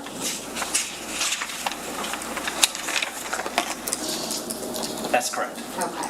Now, if you can go and look back and look at S483, which is your report dated 11/29/18, do you see that? I do. Okay, and the number is 10139. What does that, your report, indicate with respect to the results of 7-1-1? Paul Caneiro is identified as a source of the STR DNA profile obtained from item 7-1-1. Okay, and finally, item 8-1-1 on your report. What is that? That's a portion swabbing of glove. And if you could look at the evidence receipt and just explain what that is, if there's any further explanation of that glove. So this is from State Exhibit 411. Item 8 is a piece of black glove from rear passenger seat, driver's side, NJ Reg DCJ 3105. Any results obtained from that? No results were obtained. So just to recap from this particular report, you had Sophia Caneiro as the source of the DNA on the front left shin of the jeans, Correct. the front right thigh of the jeans, Correct. the rear left calf of the jeans, Correct. and on one of the black nitrile gloves. Is that right?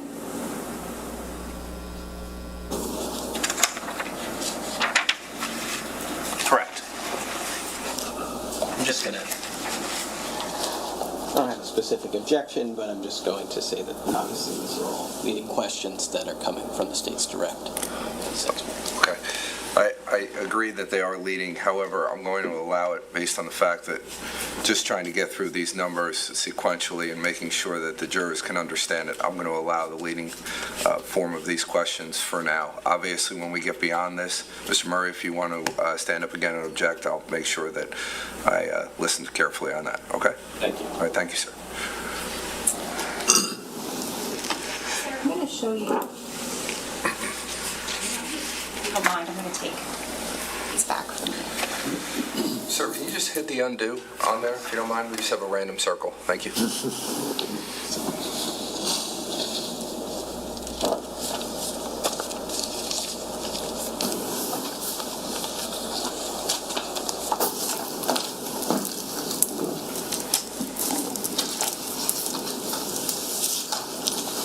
you what's been marked, and I'll show counsel first S485.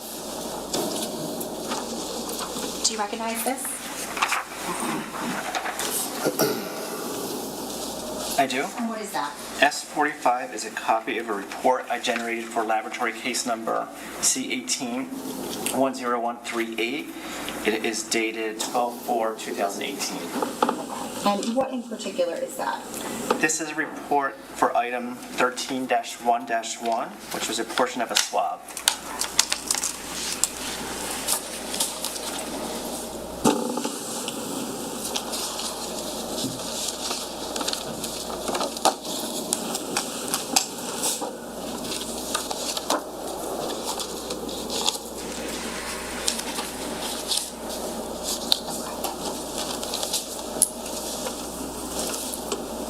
The portion of the swab, were there any results obtained from that? Yes. And what were those? My conclusion was the STR DNA profile from item 13-1-1 is not of sufficient quantity or quality for comparison purposes.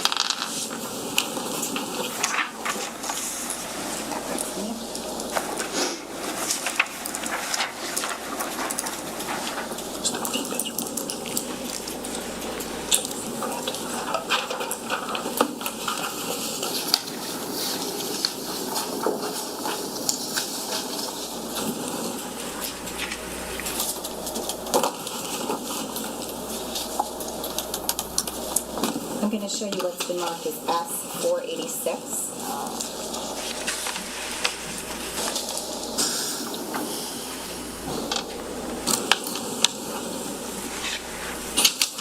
Showing counsel.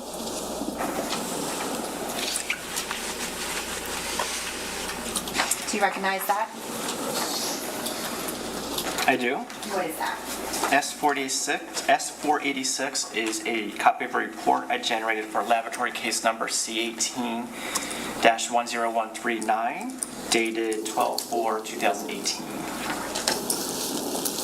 And what does that indicate? This is for item 15-1-1, which was a portion of a swab. Are there results? No results were obtained. No results, okay.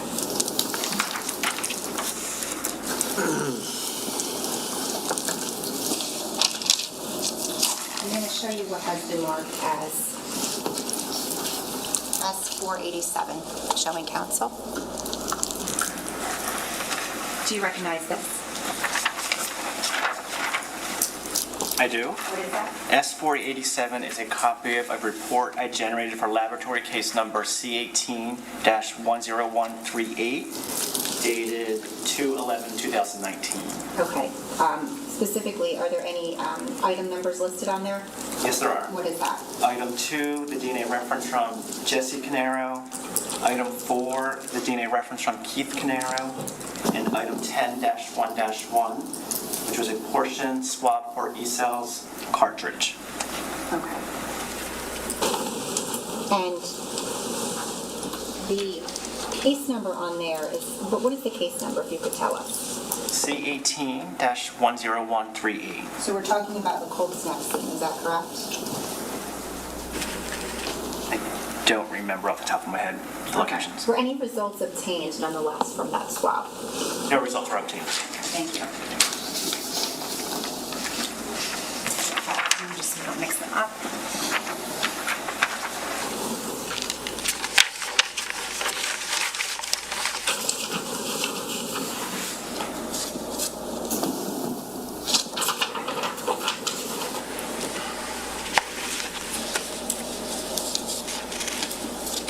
Finally, I'm going to show you what has been marked as S488. I'm showing counsel first. I'm going to ask if you recognize that. I do. What is that?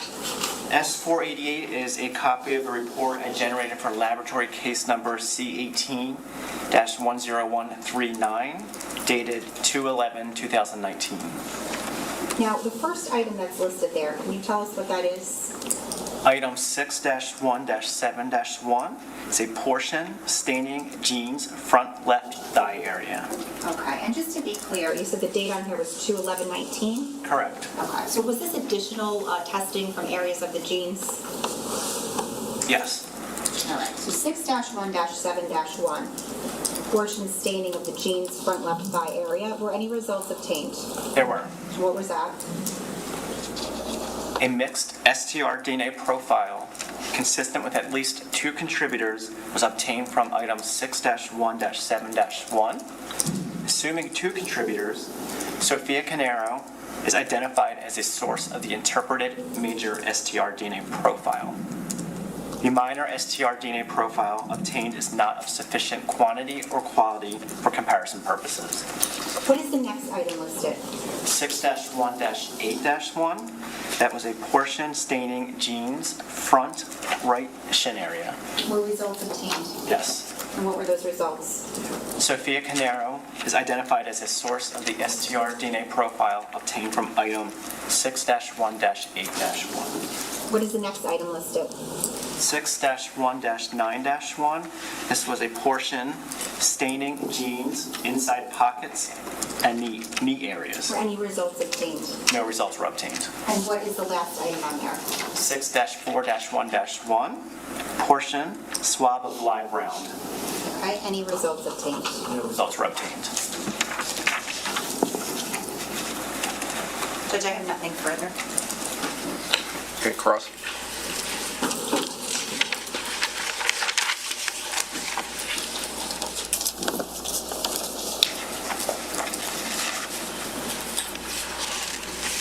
Morning. When you were making these allele tables for the major contributors that you were looking at, did you make allele tables also for the minor contributors? I don't believe I did so. I'd have to look at my actual data to see if I did or didn't. Yeah, okay, because I'm looking at 6-1-7-1. I see a major, but I don't see a minor. Yeah, so generally, we didn't always report in the allele table the minor alleles that was deemed not useful for comparison purposes, so we didn't list it in the table.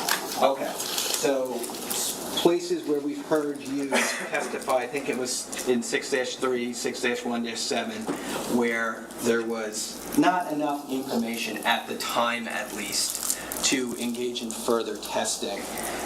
We wouldn't expect to see an allele table for a minor contributor. That sounds correct. Okay, got it. And obviously, if we don't know anything about the genetic profile of the minor contributor, we can't make any statements about who is or isn't a potential contributor. Yeah, based on our protocols, the quality of that profile was not suitable for any comparison, so I'm not saying anyone matches or doesn't match included or excluded. It's just inconclusive. Right. It could be anybody. Possibly. Okay. So let's just go back here.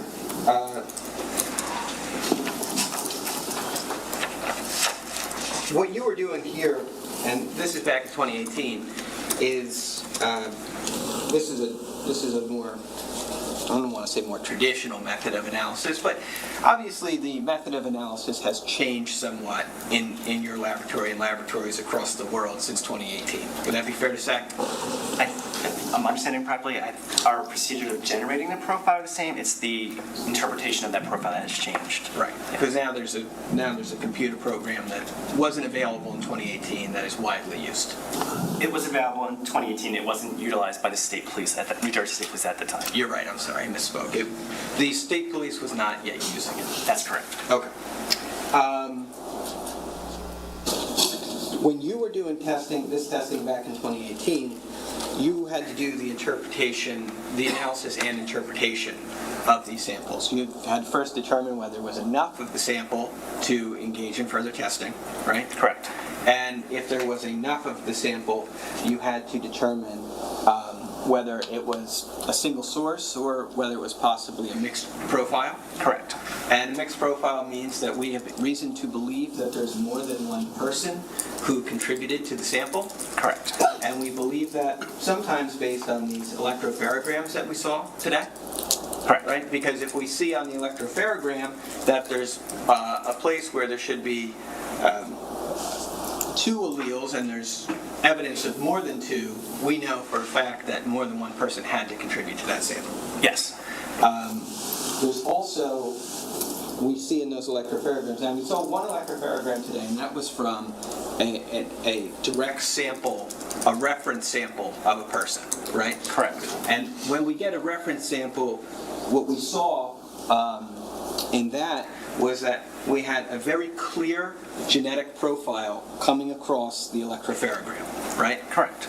And we would expect that when we get a reference sample, because what we're trying to do when we get a buccal swab or a blood draw is get the full profile of the person, right? That's correct. And so what we see there is the buccal swab obviously was, or what the swabbing that was done to obtain that DNA was obviously effective. It yielded a full profile. For the reference materials? Yeah. Yes, yeah. That is not going to always be the case with evidentiary items. That's correct. Because evidentiary items, you could get a DNA sample that's worthy of further testing. There's enough of it. You can reproduce copies of it. You can engage in analysis of it. But it may, even after doing all that, it may not yield a full genetic profile. Right? Correct. So there's going to be many loci along which a profile from an evidence sample might be missing information. That's correct. And in fact, I think you were shown the allele table that was done, or the amplifications that were done for evidence item 5-1 today. Correct. And what we saw in that is, well, first of all, there's an AMP1 and an AMP2, and then there's a consensus table, right? Correct. And AMP1 means that's the first amplification that you run. Yes. And then you run a second amplification. That's correct. And you're gonna look to see where there is consensus between those amplifications. Correct. And based on that consensus, there could be consensus or there could be discrepancies, right? Correct. And if there's discrepancies, I'm supposing that's going to be an indication that there's going to, that would be a likelihood that there's more than one person that could be a contributor. Not always. But potentially. It could be scenario. Yeah. In this particular case, when you ran 5-1, you ran it twice, and you have this consensus table for that item, right? That's correct. Now, there's numerous places along that allele table where information is missing. Correct. And that's not really anybody's fault. It's not a failing of the laboratory necessarily. It's just there wasn't genetic information about those loci that were available from the sample that you tested. Yes, it's just the nature of the sample. Right, so you're dealing with what you have, right? Correct. And when you get evidence from wherever you get it, and it's brought to you by detectives usually, I'd imagine, right? Yes. And they find it at crime scenes or wherever they believe relevant information could be coming from, right? Correct. They bring it to you, right? Correct. You have no control over the method of its collection. No. You don't have any control over the method of its transport. I do not. You don't have any control, nor does anybody in law enforcement, of how the items are deposited prior to being found by law enforcement. I do not, yeah. And we also, I think, can understand that you have no control over how long an item of evidence sits in a location before being found and collected. I have no control on that. And what happens to that item of evidence as it sits there. Yes. There's no control over that. That's correct. But all of these things are going to potentially impact the results that you could get from an item of evidence in terms of your testing. Definitely. And, you know, obviously DNA degrades over time, right? That's correct.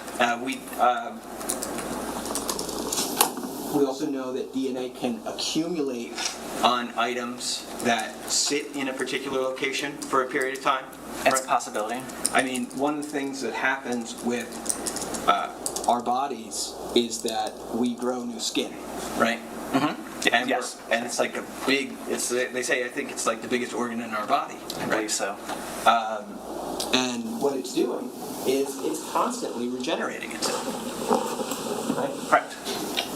And that means we have to constantly be growing new skin cells to regenerate this skin that we carry on the external part of our body, right? Correct. But the old ones, the old skin cells, are also constantly falling off of us.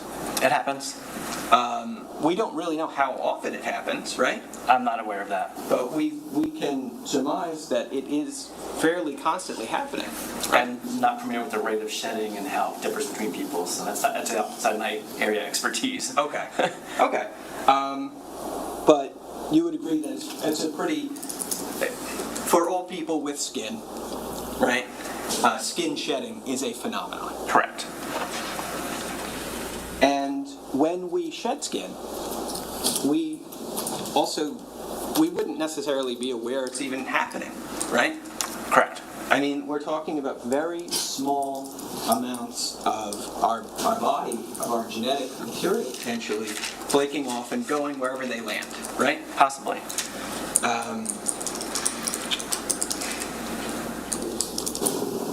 You were able, the testing methods back then in 2018, obviously you said that some of these samples were insufficient for further testing. There just wasn't enough of it, right? That's one particular scenario that could have been a reason. But even back then, you could get a very, very, very small sample of DNA and potentially magnify that, make copies of it, make it sufficient for further testing, right? That's possible. And even back then, I think you were dealing with, in terms of measurements of the amount of DNA you were getting, there's something called picograms, right? Correct. And a picogram is what? Picogram is 1,000 of a microgram, which is 1,000 of a milligram. So these are still very small values. Think of granules of salt, essentially. Yeah. Or so it's 1,000. Smaller than that, yeah, of that. So think of the starting value at a gram of a salt, and then smaller than that. Excuse me. Right. Yeah. So it's 1,000 of a gram of salt. That's 1,000 of 1,000. Of 1,000. Right. So we're talking about a very, very, very small quantity from which we can derive potential information in terms of your testing, right? Correct. And from that very, very small quantity, we can potentially determine results like what you were talking about, random match probability, right? Correct. On an item. Source attribution. Yes. So when we say that, or when you say today that, some items weren't sufficient for further testing because possibly in some scenarios there just wasn't enough of it, I think you would agree with me that as a starting proposition, you can potentially take a very, very small sample of DNA and find that is sufficient for further testing, right? Correct. And when we talk about a picogram or several picograms of a specimen, we're essentially talking about a handful potentially of skin cells, right? I forget the number of skin cells to generate a profile, but its number of cells is, I think, if I remember properly, around 20 cells you need to get a profile. Okay. I believe it's around that number. 20 cells.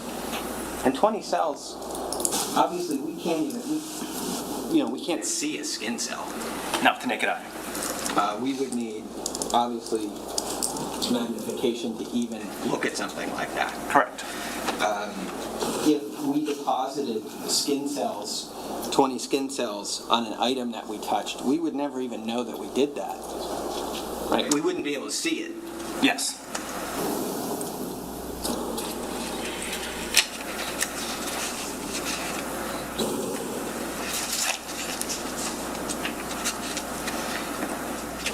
The DNA that we get from our skin cells is the same type of DNA. It's the same DNA we get from blood, right? Correct. There's nothing different about blood DNA than skin cell DNA. There's not.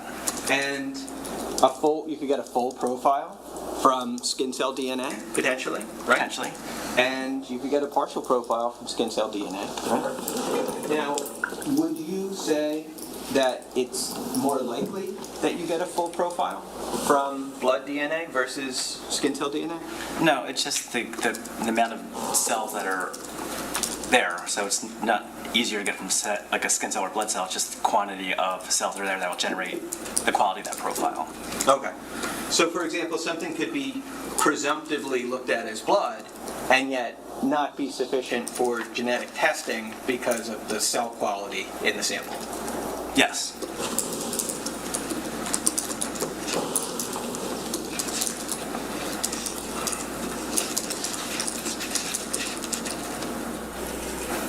Now, because we know that shedding of epithelial cells is something that happens universally. Obviously, finding someone's DNA in their own home would not be an unusual thing, right? Correct. And especially finding DNA in places that they regularly occupy in their home, right? That would not be surprising to me. And it would be expected that, if we conducted an investigation, let's say, at my house, and we swabbed things, and we swabbed, the kitchen counter, it wouldn't be surprising if my DNA was found there, right? It would not be surprising. It would be more surprising if your DNA was found there. Yes. Because you've never been there. Exactly.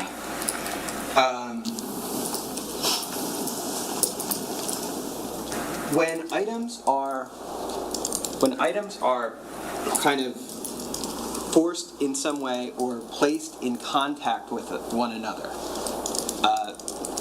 say two garments, a shirt and a pair of pants, when they come into contact with one another, that contact creates a possibility, does it not, that biological material from one of the items could be transferred to the other? That's possible. And we could see that happen where if I had touched a pair of pants, those pants are then brought into contact with the shirt. It's a potential that my genetic information could be transferred to that shirt. Yes. Even though I never touched the shirt. It's possible. I'm not an expert in how transference occurs and the rate of that, but any time two objects come in contact, there is a transfer of evidence. It's just whether it's detectable or not. When you're swabbing, or when you're taking swabs, and you're going to determine whether there's sufficient quantity and quality of DNA to do further testing, you place those swabs in some kind of liquid at some point, right? I don't swab the evidence. Mm-hmm. I'm not 100% positive how the serology unit does their swabbing. I don't know if they moisten it first or not, or they directly dry swab. That's something I don't do, so I'm not sure how those protocols work. Okay. You're aware that fluids like water can facilitate DNA transfer? Yes. Because the cells and DNA could be carried by water from an item to another item, right? Yes. And so if items were commingled together and not only touching, but were in that condition and were wet, right? That the idea that both of those items are wet, that they have water covering them, would further facilitate the possibility of transfer. It's possible.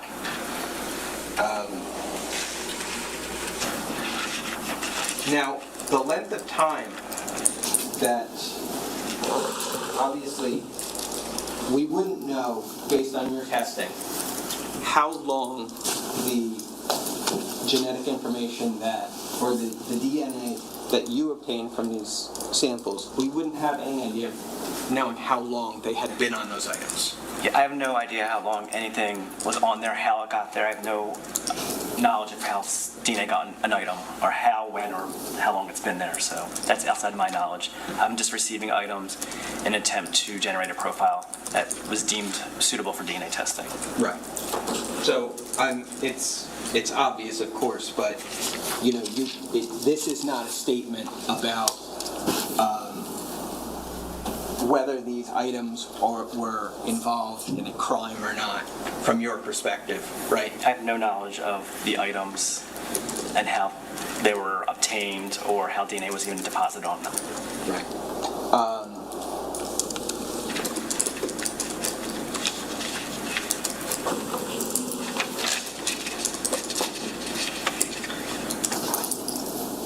I think you also talked a little bit and touched on your laboratory protocols today.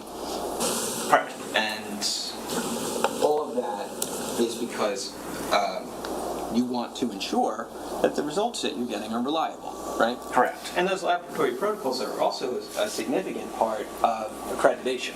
That's correct. Because if your lab doesn't meet sanitary standards, I would imagine that you'd be at threat of losing accreditation.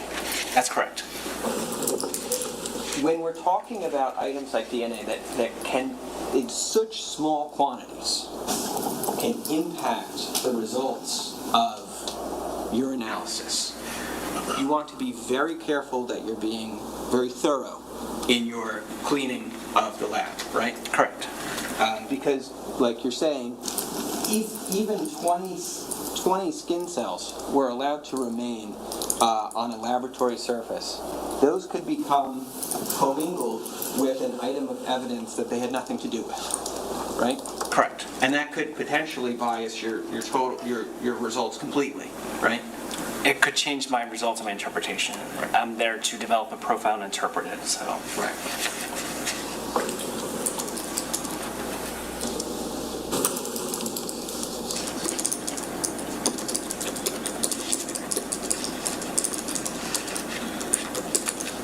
I think, just the takeaway is that, even minor deviations from lab protocol can have consequences in terms of the low-level nature of DNA samples.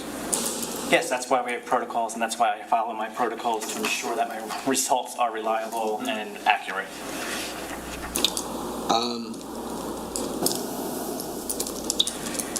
Now, you talked about some statistical calculations, and the threshold I think that you had in these reports was 7 trillion. 1 in 7 trillion. And that this back then you were doing something called random match probability, Correct. and that's not really the thing anymore, right?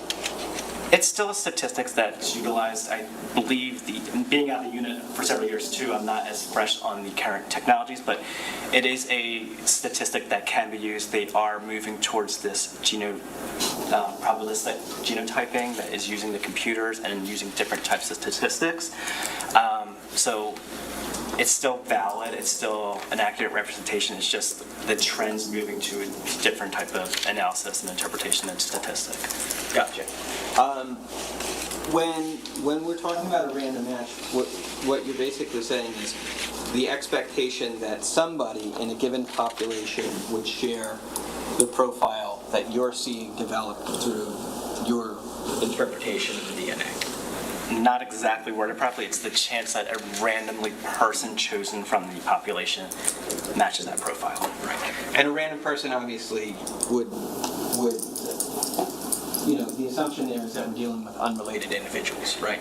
Unrelated and randomly selected from the population of even all completely randomly selected. So the random selection is the important part, Right. as opposed to someone that's not randomly selected, because that will alter the type of statistic you can do. Because family members obviously share a high degree of DNA between one another. They share their DNA. There's shared DNA. And obviously it's not random in that sense. It's inherited from parents, Correct. and that's why siblings share DNA, right? Correct. And so they're not really, in terms of analyzing siblings one versus the other, they're not really a random segment of the population. They're their DNA is going to be much more closely aligned because they're related to one another. Correct.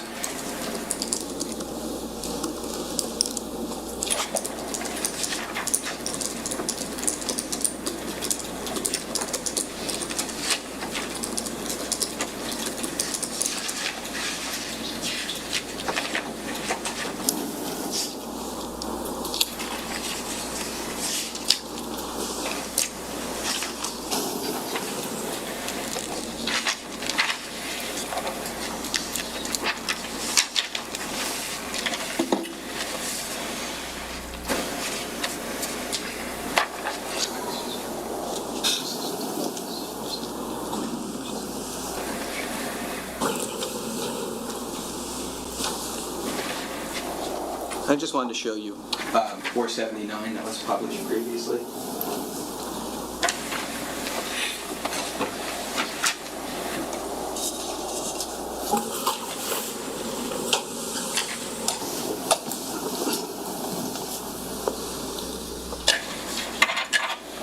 If you can, See that, okay?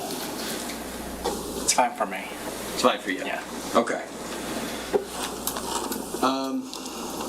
Obviously here we have references for 1, 2, 3, and 4.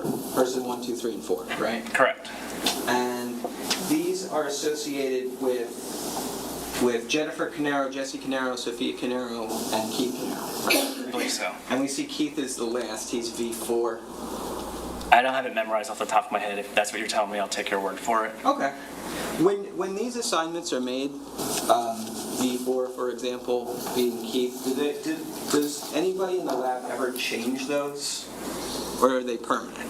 So when evidence is submitted to the laboratory, the submitting agencies will fill out these forms and they'll enter the codes. So this V4 means victim 4. So they should be hopefully entered properly, but there is a scenario where they could be changed. Let's say they entered it incorrectly and they put 3 down again for some reason. Like it would be then changed by the staff or the scientist if they noticed, if the front desk didn't catch that mistake. Okay. So I'm not really talking so much about like mistakes. I'm more just saying if you got reference sample, if reference sample 4 was for Keith Caneiro, and you're working in this case, you're doing testing, you wouldn't change Keith to reference sample 3 from reference sample 4, right? No. You would always keep him as reference sample 4. Correct. And you would expect that even if you weren't the only analyst working on this case, that all the analysts would also keep Keith as reference sample 4, right? Correct. Right. Now, in reference sample 4, we obviously see that Keith is an XY, right? Correct. And there we see towards the bottom, there's 3 markers that begin with DY. Yes. And those DYs, those are YSDR? That's correct. Okay, so now with those are a little different than the other DNA we talked about today, because that DNA, a male would inherit specifically from his father. Yes. And we would expect that, for example, if my father, I would inherit the same YSTR profile that he has. That's correct. So if Keith is 4 and Jesse was 2 and Jesse is Keith's son, we would expect that they have the identical YSTR profile, right? Yes. So for YSTR profiles, the maternal line is how it's inherited. So father, son, brother, uncle, nephews would all have that same YSTR type since it's inherited down the male line there. Right. Okay, so that's thank you for that. Right. So that indicates why Jesse and Keith have the same profile at each of those locations, right? For those YSTRs, correct. Right.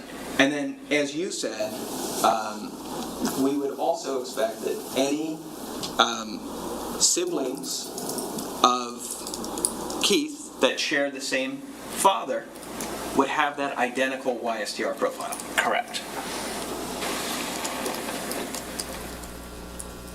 Now, we see here that you said there were 27 total locations previously that you do testing on, right? Correct.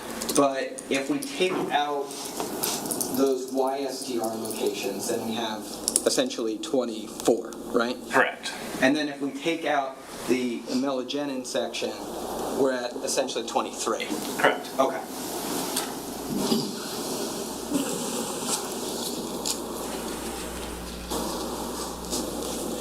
And obviously, where we see here, where Keith is a 15, 17, those are the alleles at that location, the D3S location, whatever that number Yeah, is. that's right? his gene. That's his type. His number of repeats he has from each parent at that location. Okay. And what's the significance of these letters and numbers here?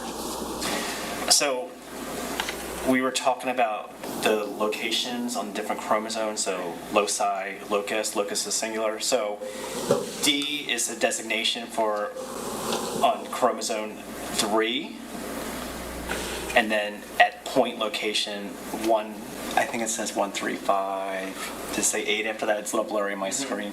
So it's just saying on this chromosome at this location is where I expect to find that essentially gene or STR. Okay. It's just a designation of the location on the chromosome where this is found.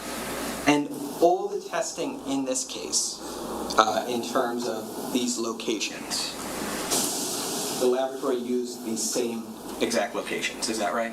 Yeah, so this is in the amplification process, we have a kit that's given to us by a supplier, and that kit has all these locations, so that's the same kit that's used for evidence or references, and we're amplifying all these same locations every time I did an amplification. Okay, thank you.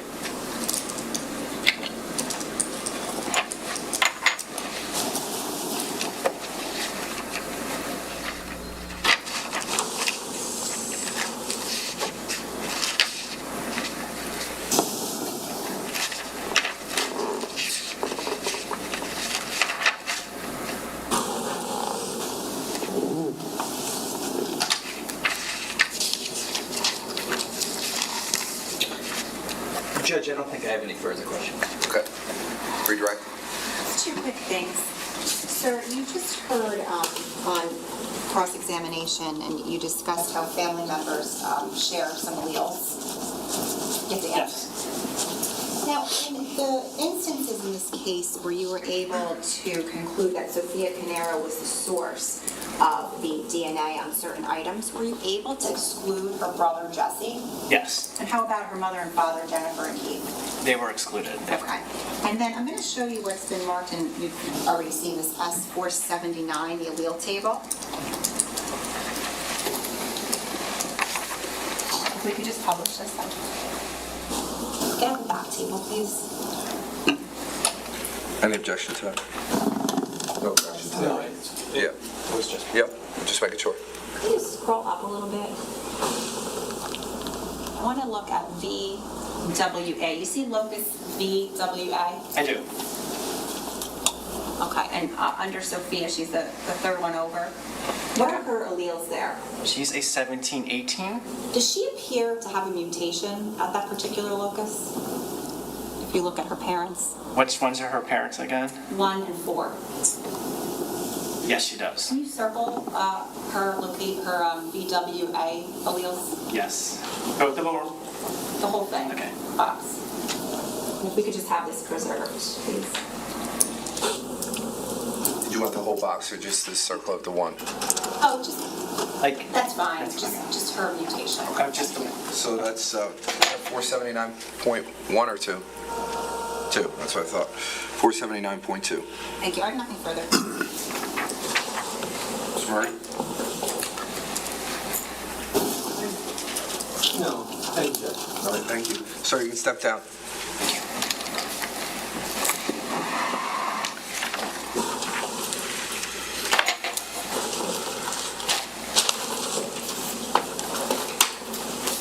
Prosecutor, you want to call your next witness? Judge, the state calls Teresa Nazizan.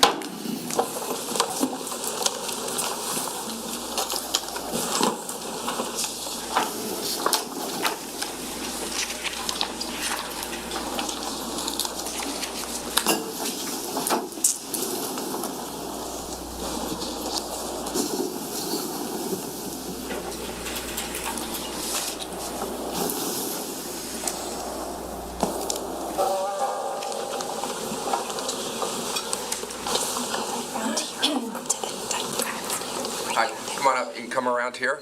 Just watch your step as you're coming up to the witness stand. And then if you don't mind, if you could put your left hand on the Bible, raise your right hand for me. Do you solemnly swear or affirm to tell the truth, the whole truth, and nothing but the truth, so help you God? I do.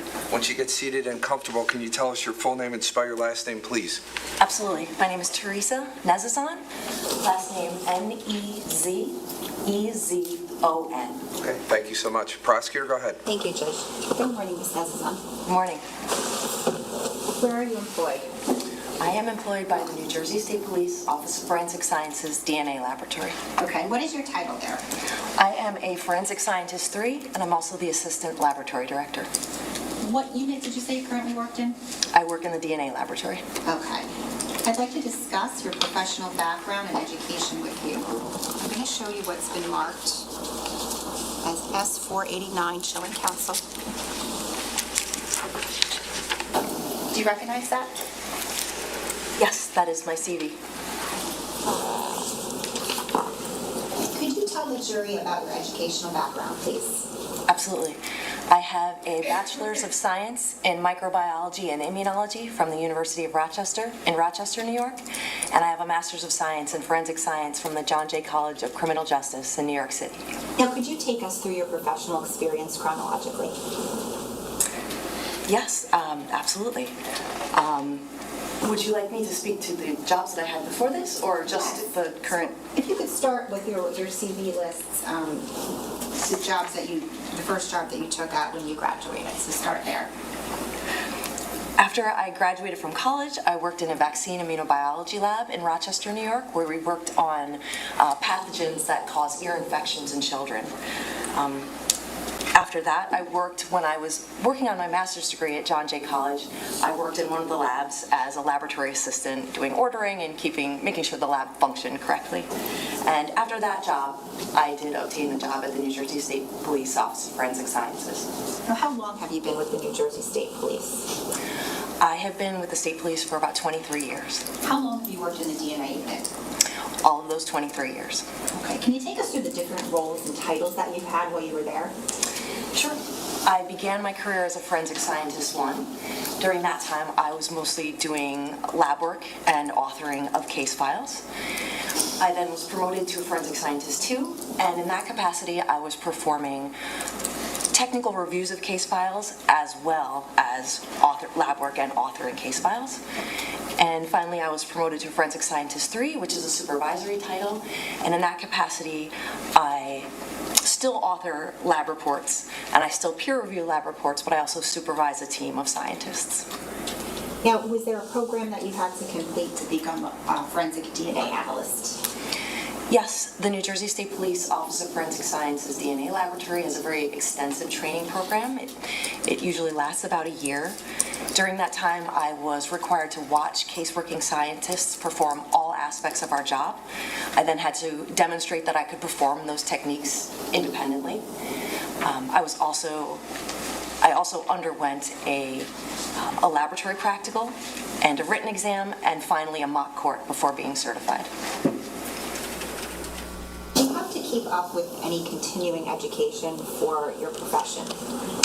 Yes, we are required to complete 8 hours of continuous education training per year, but we often complete much more than that. Okay, and did you have to take any proficiency testing? Yes, each scientist in our laboratory has to be proficiency tested twice per year. And how do you stand with regard to your proficiency testing? All of my proficiency tests have been satisfactory.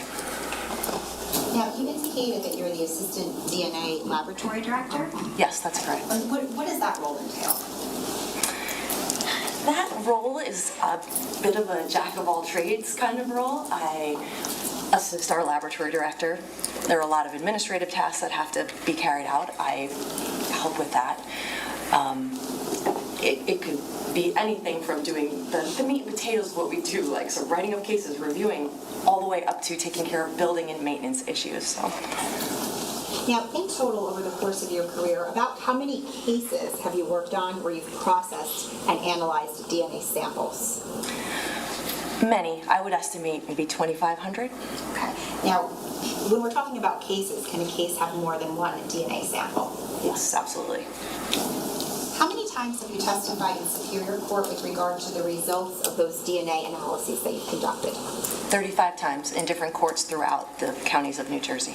Okay, and do you also peer review others' cases? Yes, I do. Okay, and how many times have you peer reviewed cases involving DNA analysis? Multiple, many cases that I've peer reviewed. I would say, again, it's in the thousands. 3,000. Sorry. In the jurisdictions that you testified, actually, can you tell us, what are those jurisdictions? It would be counties throughout New Jersey. Almost all of the counties I've testified in. Have you ever testified in federal court? Yes, I have, twice. Okay. In those instances, how many times were you qualified by the court as an expert in the field of forensic DNA analysis? In all of the times I testified, I was qualified as an expert witness in DNA analysis. At this time, Judge, the state would seek to have this witness qualified as an expert in forensic DNA analysis.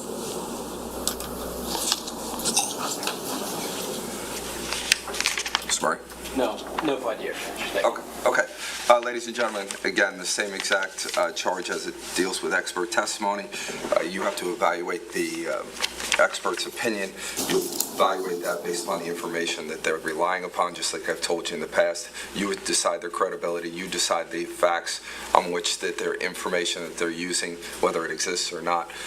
Then you'll compile it all together and make that ultimate determination. So I gave you the longer version of that charge this morning. Does everybody remember that charge? Yes. Everybody is shaking their head yes, so they don't want to hear me again. This is the third time this morning, so we'll continue. You're qualified as an expert in forensic DNA analysis. Go ahead. Thank you, Judge. During the present Can we case, just for 1 second take the circle off my eyeball? Did you guys put that up there? I'm gonna make you Batman. Thank you.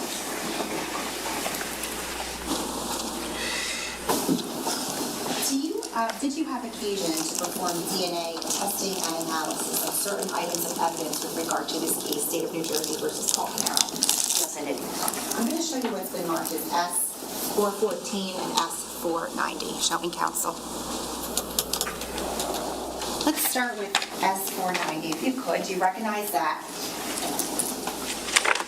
Yes, that is the laboratory report that I prepared for case number C18-10138. Okay, and is there a date on there? Yes, the date the report issued is May 13th, 2020. Okay, now S414, which is in front of you, do you recognize that? Yes, that is the evidence receipt from this case. Okay. Now, is there the same lab number on that evidence receipt as it is on your report? Yes, there is. And that ends in 38? Yes. If you could, can you tell us what the items are that are listed on S414? S414 lists item 28. These are laboratory items, our laboratory items. Item 28, 29, 30, 31, and 32. And does it say what each of those items are? Yes, it does. Can you please indicate each one? Absolutely. Item 28 is one envelope containing biological specimens, question DNA swab of reddish stain from door frame in between foyer and kitchen of 15 Willowbrook Road, Colts Neck, New Jersey. Item 29 is one envelope containing biological specimen, question DNA sample, scraping of reddish stain from door frame in between foyer and kitchen of 15 Willowbrook Road, Colts Neck, New Jersey. Item 30 is one envelope containing biological specimen, question DNA swab of reddish stain from the south side of the kitchen island of 15 Willowbrook Road, Colts Neck, New Jersey. Item 31, one envelope containing biological specimen, question DNA swab of reddish stain from the lower kitchen cabinet on the north side of the kitchen next to the garbage disposal at 15 Willowbrook Road, Colts Neck, New Jersey. Item 32 is one envelope containing question DNA swab of reddish stain from the pull-out drawer just below the sink on the north side of the kitchen at 15 Willowbrook Road, Colts Neck, New Jersey. Now, of those items, which, if any, did you perform DNA testing on? Our laboratory performed testing on item 28. Okay, and specifically, can you tell us about the testing that you performed and your results, if any? So item 28, a portion of that would have come into the DNA laboratory, and we would have performed the 4-step process to obtain a DNA profile on that item. So those 4 steps, they include extraction, quantification, amplification, and detection. And we were able to obtain a DNA profile from item 28. Okay, and what, if any, comparisons did you make with regard to that profile?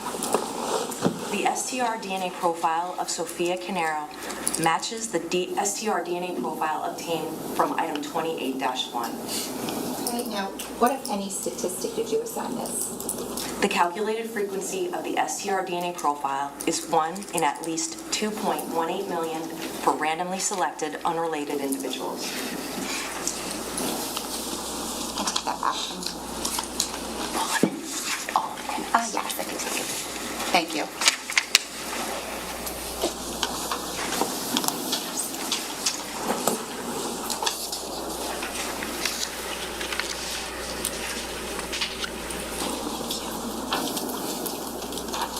I'm going to show you what has been marked as S491 and S416. And I'm showing counsel.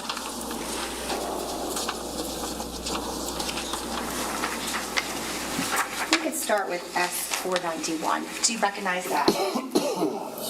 Yes. What is that? This was a supplemental report that I issued in case number C18-10138. What is the date on there? The date the report was issued is July 7th, 2023. Okay, and what are the items that are listed that you tested in your report?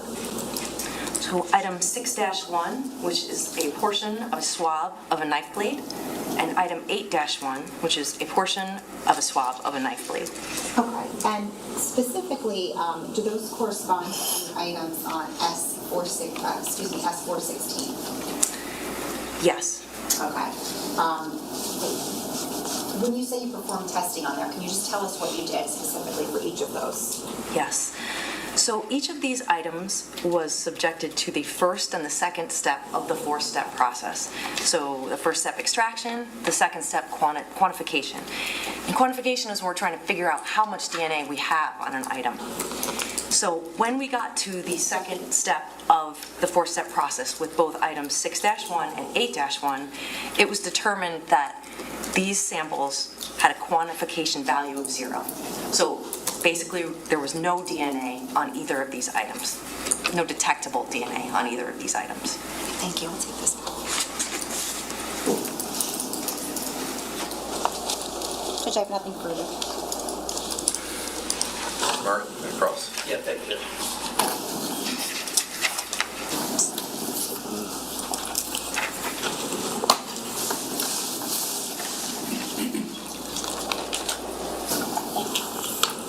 Good afternoon. Good afternoon.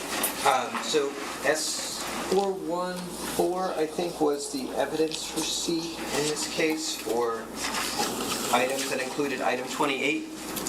I believe that's correct, yes. Okay, and then that was delivered to your lab on February 25th of 2020? I'm sorry, I would need S414 to just verify that date, but I believe that it came in around that time.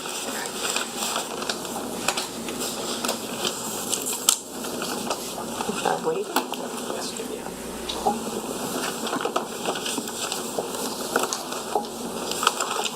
This is S414? Thank you. Yes, these items came into the laboratory on February 25th, 2020. Okay, thank you. And there's also a synopsis, a brief history of examination requested within this item, S414, and it relates to, obviously all these items came, it's your understanding, from 15 Willowbrook Road in Colts Neck? Yes, I believe that was scene 1. Okay, and the incident date for this case was November 20th of 2018? Forgive me, Yeah, may I refresh no, sure. my recollection? Yes, November 23rd, 2018. Okay, well that's what's listed there, right? Yeah, yes, that's what's listed. Now, in between then And February 25th of 2020, do you know where these envelopes of specimens were? I do not know where in the chain of custody those items were. Do you know the date on which these were collected initially? No, I do not. You have no idea? No. I do So, I mean, your understanding is these swabs were taken from places at the Willowbrook Road property where there was a question as to whether the items in question had blood on them, right? I knew that they were sampled from 15 Willowbrook Road. Okay. Okay. And specifically, the evidence receipt it lists envelopes containing biological specimens, right? Correct. And it says questioned after each of them, and what's questioned is DNA swab of reddish stain. Right. Right. The questioned is a designation that we give to samples that are not known reference samples. So samples from, from myself, somebody's person. Okay. Right. But all of these are, what comes after question is the phrase reddish stain from various locations, right? Correct. And these were not collected by you, right? That's correct. They were collected by a detective, presumably. Possibly, presumably. For reasons that you do not know, thought were areas of potential evidentiary interest, right? Yes. But you don't know how long these reddish stains existed on these items before they were swabbed by the detectives, right? That's correct. And it could have been a day, it could have been weeks, right? That's correct. Could have been months. That's possible. Could have been over a year. That is possible. What we do know is that DNA does not last forever on items in the world, right? It degrades over time. It can, and that depends on many factors. And DNA can degrade in terms of its quantity on an item, right? Quantity is how we would measure it, but it will degrade so that we can't analyze it. The DNA will still be there, but it'll be fragmented so that we can't analyze it. And the longer a period of time that goes by, the longer the opportunity or possibility exists for that DNA to degrade, right? That is possible. Again, there are many factors that go into how long DNA can persist on an item. Sure. I think that it's probably true that, we know that you don't get to decide how things come to the laboratory, right? Right. They come to you as they're packaged, right? Yes. And they come to you whenever they happen to be collected and sent, right? That's correct. And you're not in really any control over how long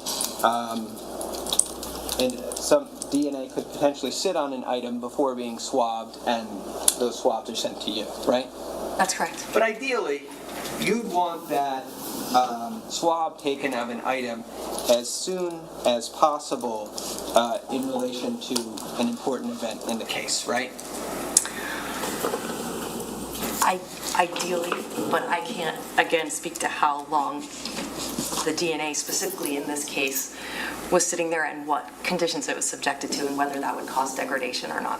Right, right. Well, you just simply don't know, right?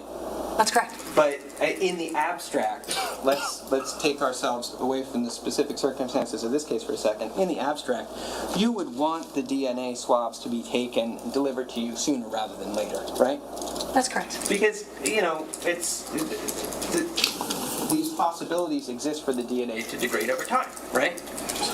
Again, yes. So if we can eliminate that issue with time, we would want to do that, right? Yes.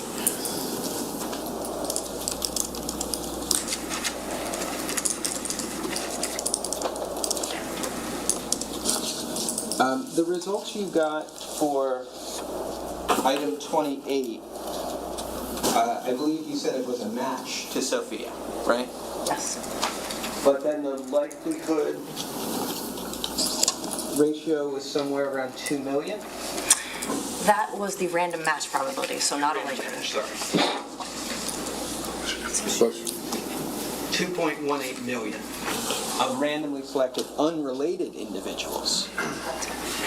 1 out of 2.18 million randomly selected unrelated individuals would be expected to share the profile that you found.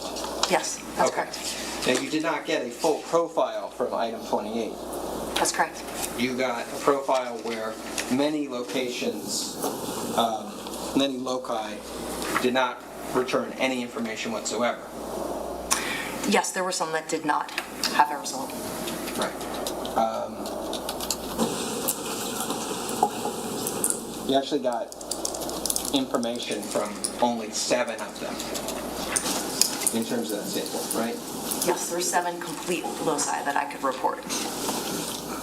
7 total, complete or somewhat complete. Yes, there were other, yes.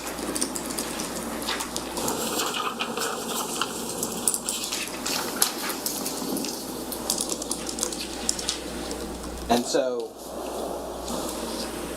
and I guess we should say that the sample obviously appeared to be an XX sample in terms of the alleles. You believed there was a female contributor. That's correct. Barring mutation, that was a female profile. Right. Now, you ran this, you amplified the sample twice. Is that correct? Yes. And then sometimes certain things appeared in amplification 1 that didn't appear in amplification 2, right? That's correct. And sometimes things appeared in amplification 2 that didn't appear in amplification 1. That's correct. There was also, I think you also included your electropherogram results for the sample, right? Yes. And sometimes, it appears that the peak heights between some of these alleles that you include as part of the table are not exactly equivalent to each other. Yes. And so sometimes one peak for, let's say, 14 at D18S51 is higher in terms of allele 15 than it is for 14. It's over double the RFU amounts, I guess. I don't have the information in front of me. Okay. Okay.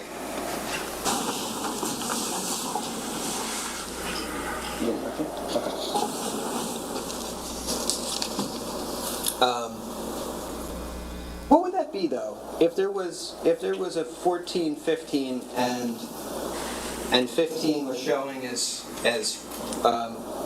those numbers beneath it are the RFUs, right? Yes. And what does that stand for? Relative fluorescence units. And what is that? What does this mean? What is the electropherogram? The electropherogram is a graphical representation of the DNA, so the RFUs represent how strong of a signal each peak is. Okay. Mr. Murray, I'm going to give the jurors a break. It's around lunchtime now, so I'm going to stop you here. So, ladies and gentlemen, we're going to stop you for the morning here.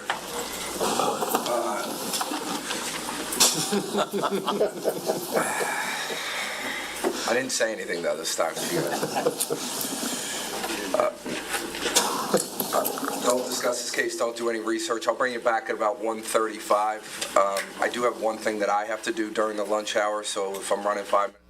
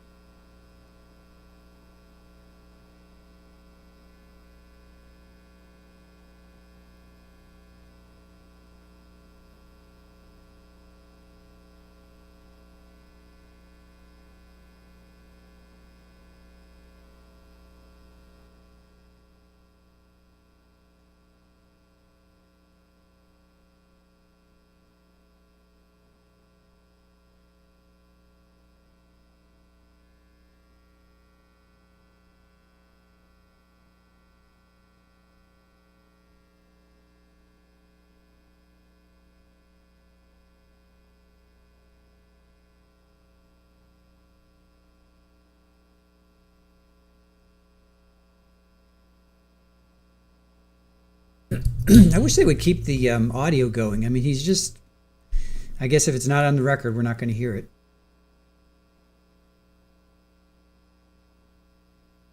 But I do wish that we would hear what he has to say. I'm going to try and find that thing about his shirt. I swore he said it was excluded, so I'm going to try and find it.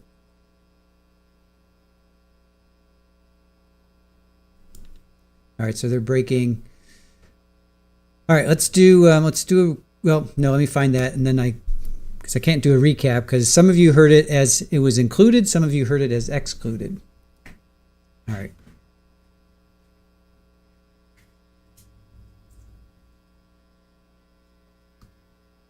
All right, I'm going to rewind here.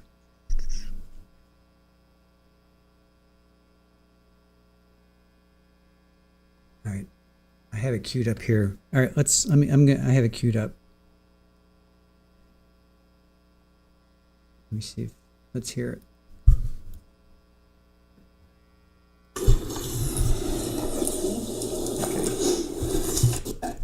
Of the swab, were there any results obtained from that?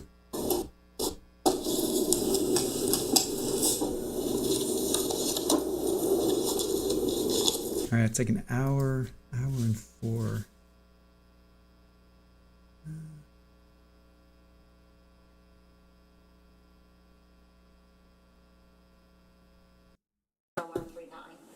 What does your report indicate with respect to the results of 7-1-1? Paul Caneiro is identified as the source of the STR DNA profile obtained from item 7-1-1. Okay, and finally, item 8-1-1 on your report, what is that?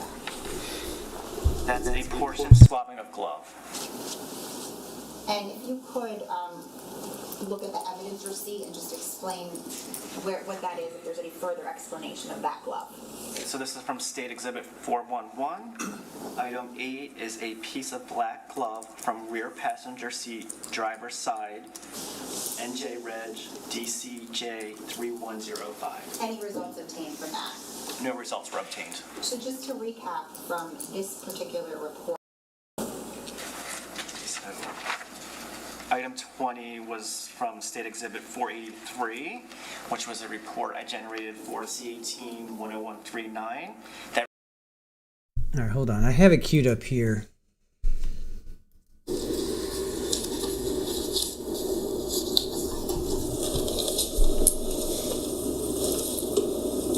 portion of the swab, were there any results obtained from that? Yes. And what were those? My conclusion was the STR DNA profile from item 13-1-1 is not of sufficient quantity or quality for comparison purposes.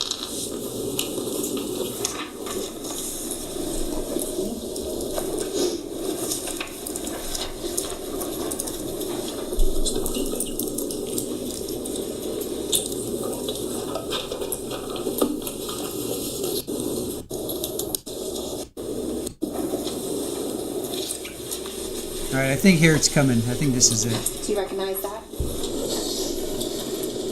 I do. What is that?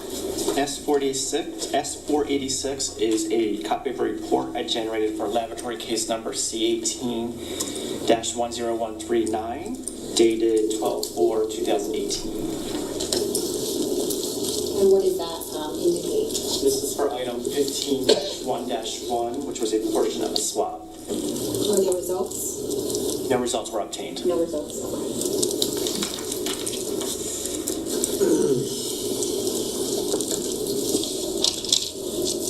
I'm going to show you what has been marked as S487, showing counsel. Do you recognize this? I do. What is that? S487 is a copy of a report I generated for laboratory case number C18-10138, dated 2/11/2019. Okay. Specifically, are there any item numbers listed on there? Yes, there are. What is that? Item 2, the DNA reference from Jesse Caneiro. Item 4, the DNA reference from Keith Caneiro. And item 10-1-1, which was a portion swab for E-cells cartridge. All right, I have to go back. All right, it's further back than that. Hold on. further back. Look at the evidence receipt and just explain what that is, if there's any further explanation of that glove. So this is from State Exhibit 411. Glove. Item 7 Paul Caneiro is identified as the source of the STR DNA profile obtained from item 7-1-1. Okay, and finally, item 8-1-1 on your report, what is that? That's a portion swabbing of glove. Hold on. And look, that was obtained from the center. -1. Now, just in looking at the corresponding evidence receipt, just to be clear, is this a bandage that was obtained from the center console? Not a bandage, okay. Still got to go back further. That's correct. Okay. Now, if you can go and file obtained from 6-2-1-1, can you just remind us, what is that? So that is a match or a conclusion, and the statistic for that source attribution is when it reaches that threshold of 1 in 7 trillion. But I mean, what item is that? Just to remind us, we've been going through the lot. It's okay. The item 6-2-1? Yes. That is the swab, the portion staining of front right shoulder area of the t-shirt. All right, here it is. Front right portion of t-shirt. Area of the t-shirt. That reaches that threshold of, that is a match or Indicated that Paul Caneiro was identified as the source of the STR DNA profile obtained from 6-2-1-1. Can you just remind us, what is that? So that is a match or a conclusion, and the statistic for that source attribution is when it reaches that threshold of 1 in 7 trillion. But I mean, what item is that? Just to remind us, we've been going through the lot. It's okay. The item 6-2-1? Yes. That is 6-2-1. swab, the portion staining of front right shoulder area of the t-shirt. Okay, thank you. So that's the t-shirt. I'm going to show you what's been marked as S484. Do you recognize this? I do. What is that? S484 is a copy of a report I generated for C18-10138. It's dated 11/29. C18. All right, let me back that up. So he was included. All right, let me back it up just a little bit more. The item 1 inclusion 1-1. What is this? profile obtained from item 2-1-1 and 7-1 of the S2. There are. What is that? Paul Caneiro is identified as a source of the STR DNA profile obtained from items 6-2-1-1 and 7-1-1. I also concluded that Paul Caneiro is excluded as a possible contributor to the STR DNA profile obtained from item 2-1 and 3-1. So he's excluded? So he isn't, he is? See, then he says he's excluded. God, this is so confusing. Just make it clear. Okay. DNA Paul -1 DNA. The DNA report date is 11/29/2018, and that is for item 20, the DNA reference from Paul Caneiro. Okay. Are there any conclusions on that report made by you? There are. What is that?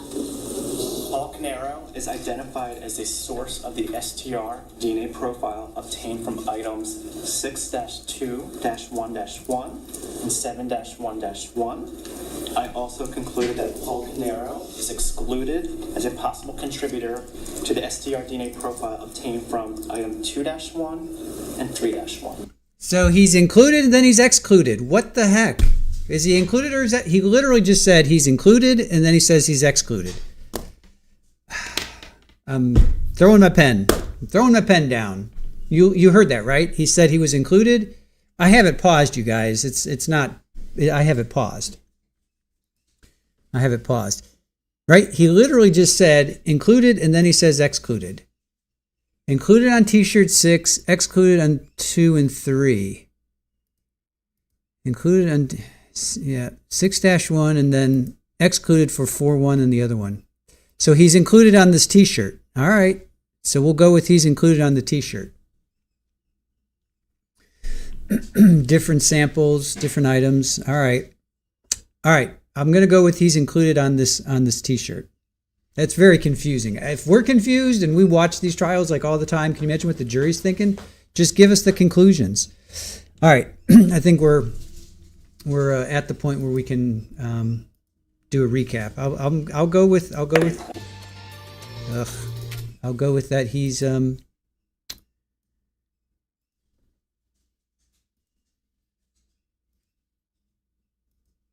right. I'll go with he's included on the T-shirt. I have no idea where this T-shirt came from. Is this supposed to be the T-shirt from the bedroom upstairs? Is this the gray and white T-shirt?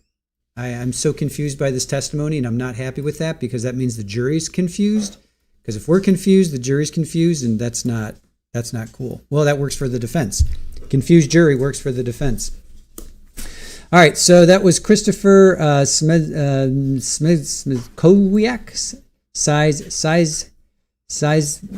wow, sorry, dude. I'm just going to go with Christopher. Forensic scientist of number 2. So he developed profiles for Jennifer, Jesse, Sophia, and Keith. Sean Edson was a firefighter. We got to him. We got to figure out who he was. He was the firefighter. So the left, okay, so front left shin of jeans results. Let's just get to the conclusions because I'm so aggravated right now. Conclusions were Sophia was on the jeans and the glove. So front left shin of jeans, Sophia. Front right thigh of jeans results, Sophia. Rear left calf of jeans result was Sophia. He's included on this right shoulder of this T-shirt, wherever the heck that came from. I'm assuming it's in this pile. I guess it's this pile of clothes that was given to him. And then there's a glove. There's a glove portion from the pile in the basement. That was Sophia was the major contributor or major source. Then there was a bandage that was found in the cup holder of the SUV. Paul is a source of that. Then there's a glove from the rear passenger seat driver's side.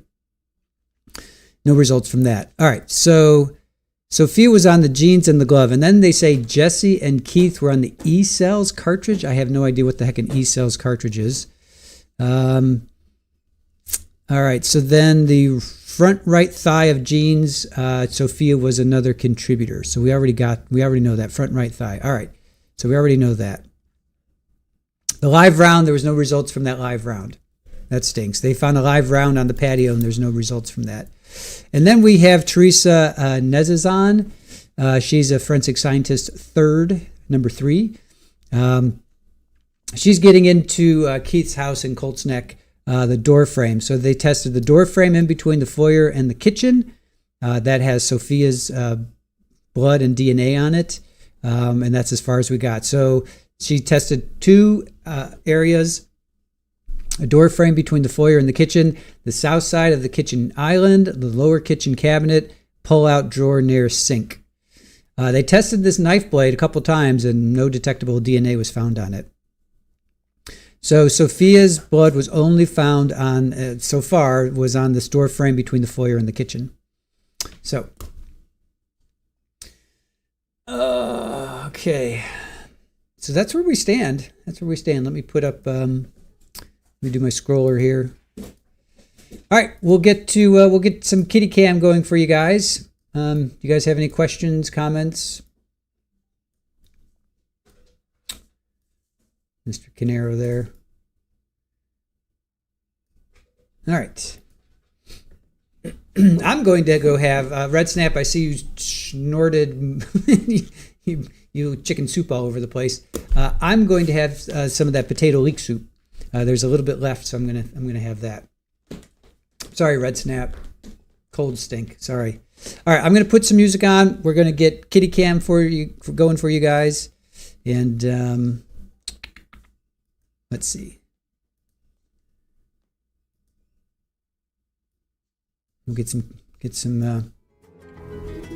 We have to feed them first. So, all right, I'll see you in about 45 minutes.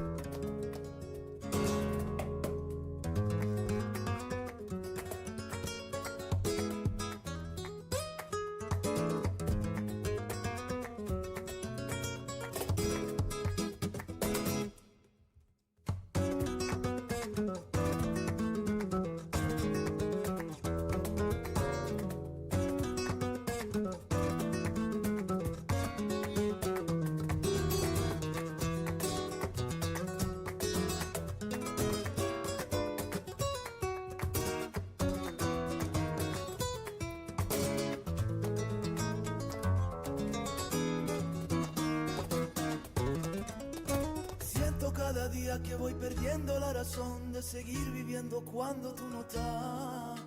Sueño por la noche con volverte a ver, ay, una vez más. Siento cada día que voy perdiendo la razón de seguir viviendo cuando tú no estás. Sueño por la noche con volverte a ver, ay, una vez más. Siento cada día que voy perdiendo la razón de seguir viviendo cuando tú no estás. Sueño por la noche con volverte a ver, ay, una vez más.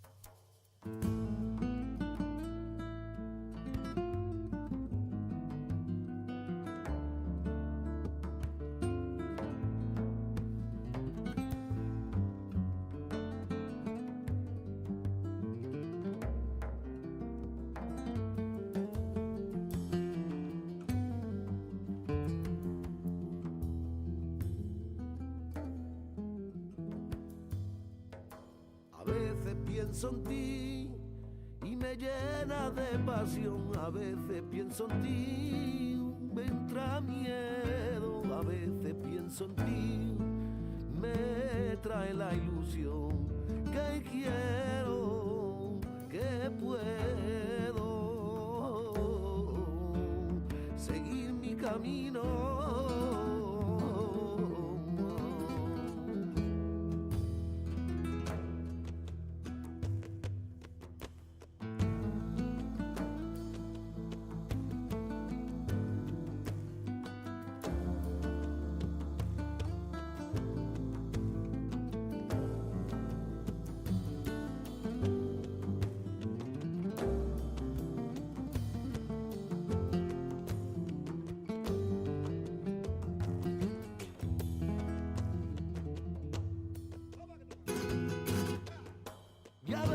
Pienso en ti y me siento muy feliz, y a veces con mirarte y me mareo. Dicen que el miedo y el amor son los dueños del sentimiento. Si eso es verdad, por ti me muero, muero contigo, contigo muero.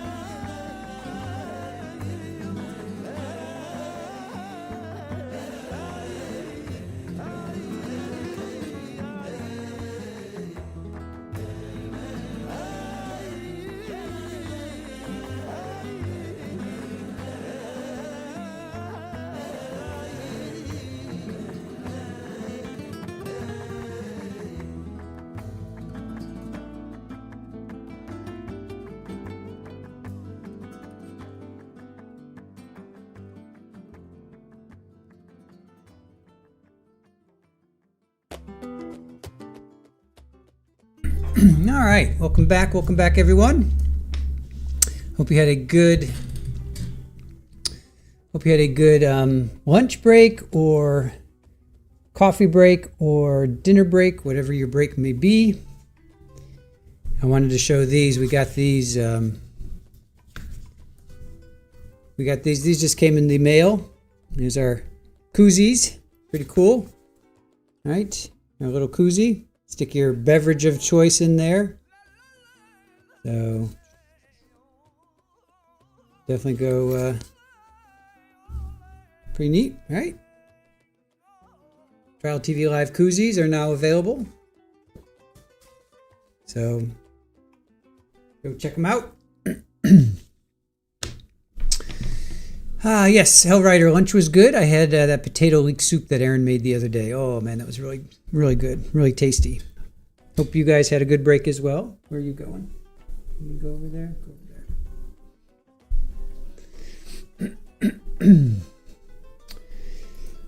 there. Terry, these witnesses have been stressful this morning. I hope the afternoon is better. You had a nervous breakdown?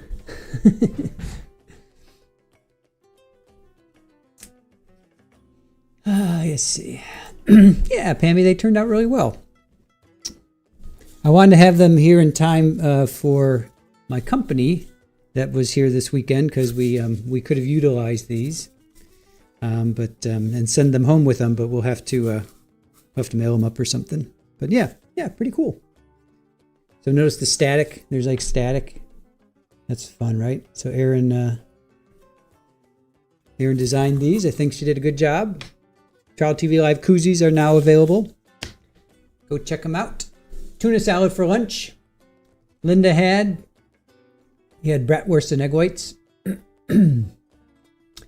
Koozie equals stubby holder. Oh, they're called stubby holders. Why do the British and the Australians and the New Zealanders always come up with fun, cool, clever ways to describe a koozie versus a stubby holder? I love it. Stubby holder. I'm going to call that a stubby holder. Aussie had a Greek salad. Linda had a tuna salad.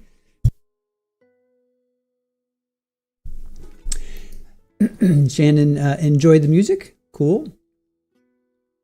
Hey, Sweet Vampy, welcome back. So Hellrider had bratwurst and egg whites. Linda had a tuna salad for lunch. Aussie had a Greek salad. Those are cozies. Cozies, not koozies. We call them cozies. You call them koozies.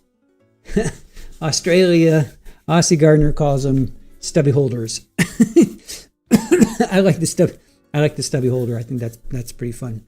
This from now on will be known as stubby holder. That's really funny. The stubby holder.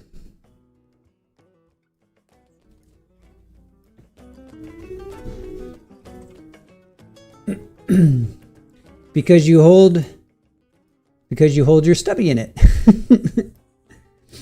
Yeah, no, I can see that. I usually prefer glass. I'll use glass versus a small can, but I'll use these for glass. Actually, my Negro Modelos will fit in here. I'll use that for my Negros. Wackadoodle holders. In the South, it's called koozies. JMS koozies. Barry Adams, I know koozie, but that word here means something very, very different. Yes. Barry, you told us. You enlightened us with that the other day. Aussie Gardner, stubby holder, yes. Stubby holder for the win. Raj saying hello again. Terry, do we know if court is closed Thursday and Friday? Not yet. I think we won't know probably till Wednesday. I think it might be scheduling for maybe the defense or something like that. Stubby is a small squat bottle of beer. Barry says, where I live, koozie would be like going to the UK and saying fanny. Great to keep beer cans cold. Exactly. Can be a glass or a can. Yep. Terry, are you taking something for that cold? I don't think I have a cold. I feel pretty good. Actually, I feel a lot better than I did this morning. I took a zinc. Usually when I take a zinc, like right when I kind of first start to feel weird on any level, I take a zinc. I swear to God, it like within hours, it's like I feel fine. So Stubby is a small beer. Gotcha. That's what you guys are just so fun. I love New Zealand, Australia, and British for their senses of humor. Play on crime. Welcome in, welcome in. Hi, y'all. Tuna salad seems to be the menu of the day. You also had a tuna salad. Very good, very good.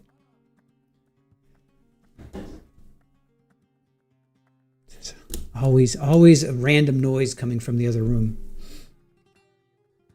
Hellrider, always have to have a koozie for your cold beer. Absolutely. Yeah. Especially in the South or in the summertime when you generally are drinking a cold beer.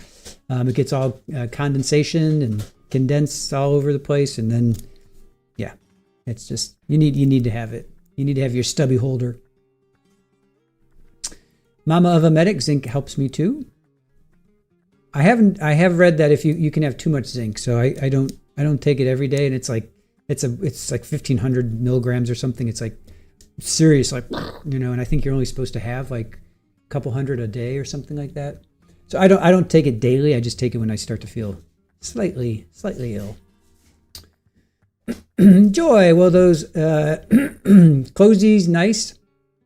And we use them for holding yarn, for holding our little skin yarn. They're fabulous for that. So you put your yarn in here? You put your yarn in there? I guess, right? You put your yarn in there. All right. Well, they're available for purchase now if you want to go grab them.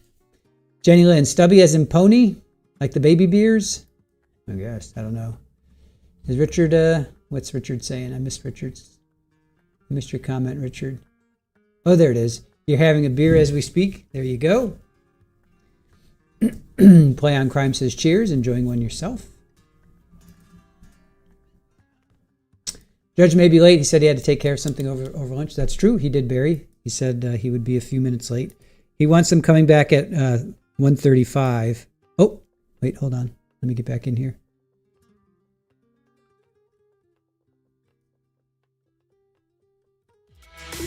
All right, they're still playing music too over there. Iowa backyard, multiple purpose. All right, multiple purpose. Yes, there it is. Thank you, Barry. No hype, just cold drinks. The no hype koozie just dropped. Live trials, real cases, no hype. So the no hype koozie just dropped. Perfect for long trial days. There you go. Pammy, you take zinc gummy every day, but it's only 20 milligrams. Yeah, I read, because I wanted to take zinc every day too, but how much zinc should you take per day? I know it differs between men and women. All right, so adult males, it's 14 milligrams. Adult females, it's 8. So Pammy, it's 8. You're taking like 3 times amount. Is 50 milligrams of zinc too much? Yes, it's generally considered too much for most adults, exceeding the tolerable. Okay, so 40 milligrams is a tolerable upper intake. So you're taking 20, Pammy, so you should be good. So it can lead to copper deficiency, weakened immune function, nausea, vomiting, and headaches. So it actually does the exact opposite of what you want it to do, which is boost your immune system and help you. So it seems like 20. They say the recommended for adult females is 8. And adult males is 14. 25 is generally safe for daily use. So there you go, Pammy. So you're in good shape. You're in good shape. So 50 milligrams often exceeds the daily upper limit of 40. It's best to stick to 25 or less unless directed by a doctor. So you should be pretty good. Oh, I see. Zinc is really important for men. Richard, I just ordered a pet memorial. Aw. Oh, looks like here they come back. Everybody have a good lunch? Yes. Sure. All right, good stuff. All right. We're still. We could just get into this, if you don't mind. Thank you.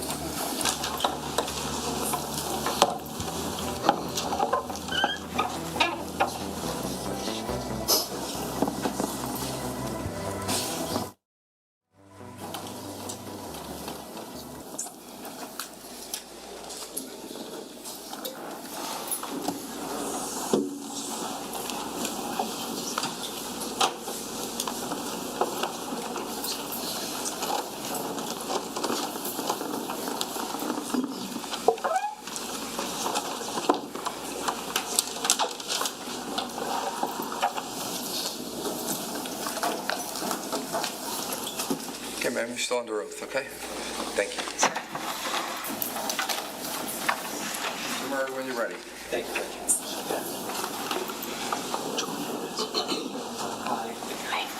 So when we left off before lunch, I think we were talking about item 28-1, and that was an item that you had tested and come to a conclusion about regarding Sophia Caneiro being a match to that item. That's correct. Now, we were also talking about the fact that there were electropharograms from the testing that you did on that item, right? Yes. And I think you were in the process of explaining what the electropharogram is before we broke. So, what role does the electropharogram play in your genetic testing? So the electropharogram is the culmination of the four-step process. That's basically the visual representation of the DNA profile. Okay. And it's visual because we can see on the electropharogram there are at various places where the locus are tested, there can be spikes along a line that runs across the pharogram, right? Yes. And those spikes are associated with what is the association between a spike on the electropharogram and what's the significance for the DNA locus? So each spike, each peak that you would see is one of the alleles at that locus. So alleles are just different copies of a gene. So we are looking at 27 locations along the chromosome. So at each location, you would expect, if there's one person's profile there, you would expect to see one or two peaks. So two peaks because you get one copy of your DNA from your mother and one copy from your father. So if you look at the electropharogram and at a given location you see two peaks, that means you got, like, say, one version from your mother and one version from your father. If you see one peak at a location, that means generally it means that you've gotten the same allele from your mother and your father. Now that's as to an electropharogram of a person's reference sample. Right? That's correct. That's a single source, one person sample. But when we're dealing with testing items of evidence, we don't know if you're going to get a single source profile or a mixed profile back when you look at the genetic material that's on the item, right? When we do the four-step process, we are not sure at the end if we will get a mixture or a single source profile. Right. And sometimes, you mentioned that sometimes there could be a single peak at a given allele, which could indicate in a reference sample that the person has inherited the same allele from both parents, right? Correct. But in an item of evidence that's tested, if we had a single peak, that could mean, in and of itself, that could mean that there was one person who contributed, who inherited the same allele from each parent, but it could also mean that we didn't have complete information at that locus. Yes, depending on the signal strength of the profile. So if the profile is overall a generally lower, weaker profile, yes, that can happen where you see one of the alleles from the mother or father and the other allele is not present. There's other occasions where we might see two alleles are present at a locus. One seems to be has a higher spike, has more RFUs associated with it than the other allele. Yes. And I think is that something that's called height imbalance? Yes, peak imbalances can happen, especially when you're looking, again, at a lower level sample. That's typically where you see it. And so, if one allele, let's say, is associated with 431 RFUs, radiofluorescent units, and the other allele at the same location is associated with 207, right? Just as a general matter, obviously one allele would be coming in at less than half the RFU amount of the greater, right? Yes, in that example. And that would be Would a height imbalance of that nature be significant? It all depends on the profile. So if I saw that peak imbalance in a low level sample, I wouldn't be surprised. And if I thought that could be indicative of a mixture, I would expect to see evidence of a mixture in another location within that profile. You could expect, but it in and of itself, that height imbalance could be indicative of a mixture. At one locus, I would not hang my hat on saying something's a mixture if I saw an imbalance there. Obviously, everybody who you had a sample from in this case, in terms of Jennifer Caneiro, Jesse Caneiro, Sophia Caneiro, and Keith Caneiro, they are all related to one another, right? Yes, I think so. Okay. And you had, I think in your report, you had a copy of each of their allele tables, right? Yes, each of their references was in an allele table in my report, my case file. Okay. And I think we...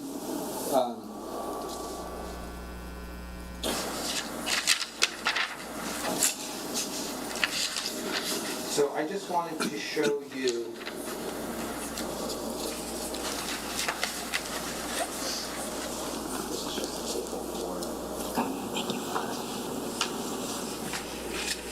so this is D137.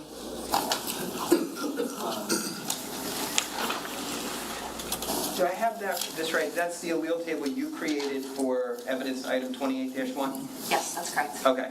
And in this item, we're going to see that there's the original amplification, a secondary amplification, and then the consensus table? Yes, that's correct. Okay. Is this, to your knowledge, an accurate representation of what was created when you put that table together? Yes. Okay.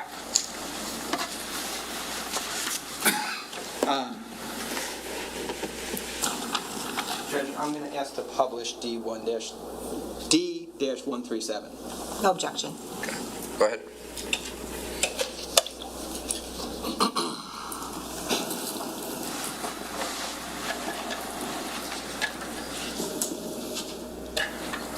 Okay. Now, it's a little hard to see, perhaps, but when we see the first column, and that's labeled AMP1, that's the one to the left, right?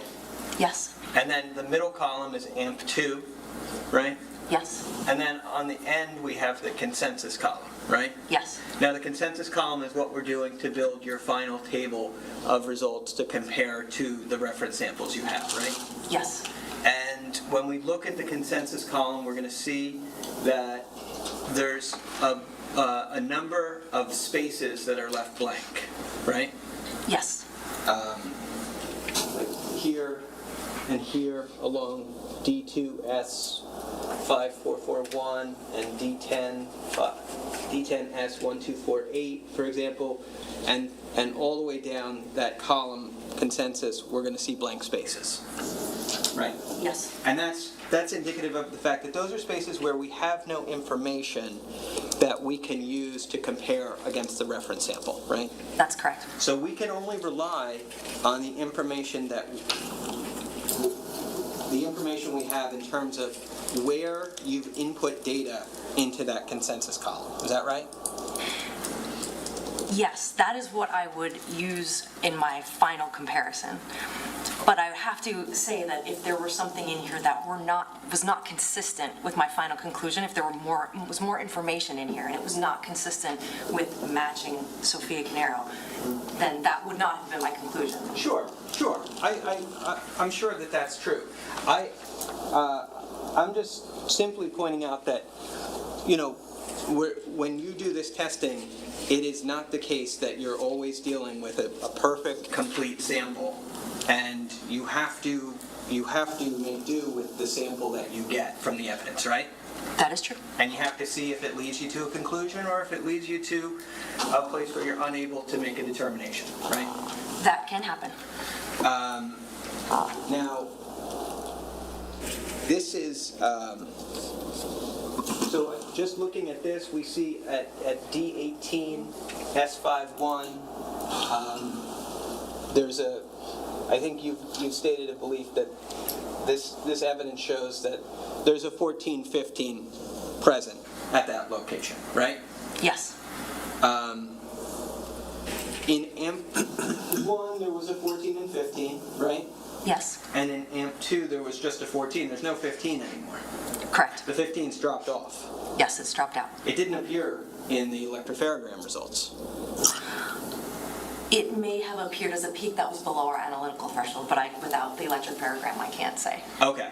But either way, either it didn't appear at all, or it was so low that your lab protocols would say, don't consider it, right? Right. The software would not consider if it was below the analytical threshold. Because if it was, then it would have appeared as, it would have been indicated in AMP2, right?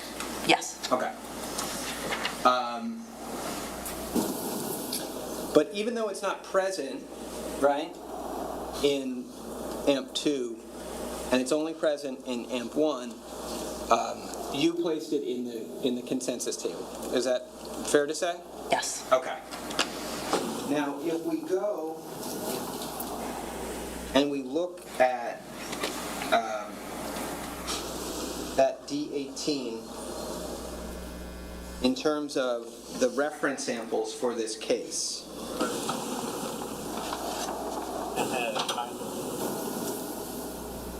and this is S479 that was previously published.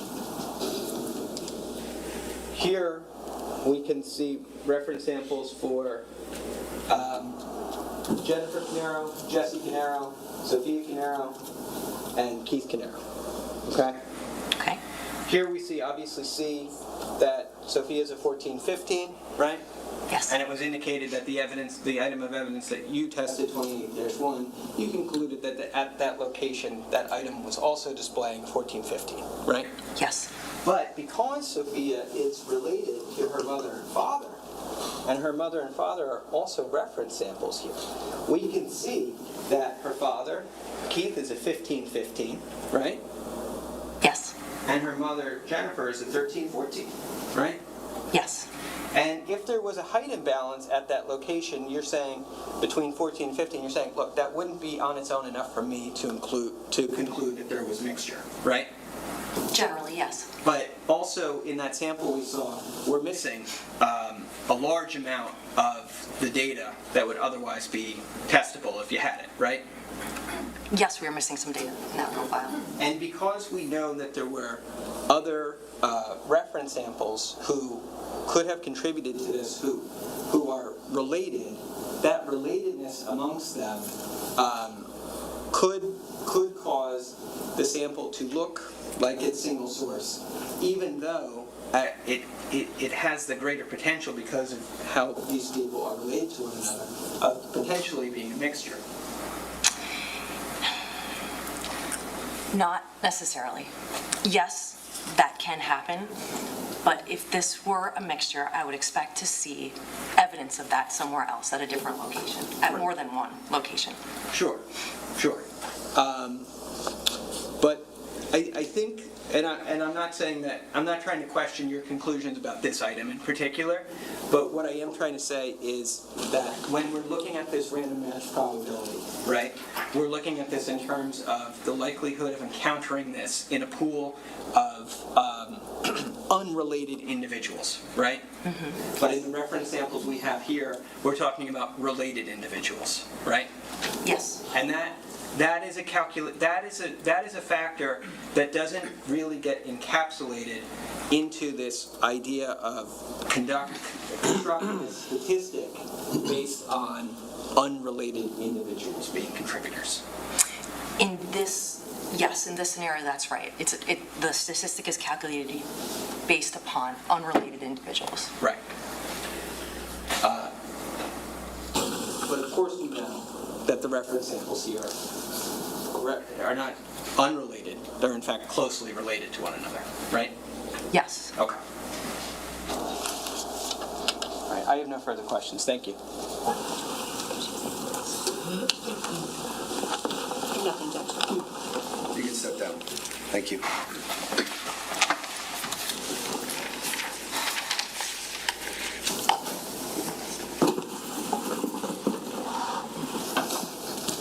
State, call the next witness. Thank you, Judge. The state calls Christine Schlenker.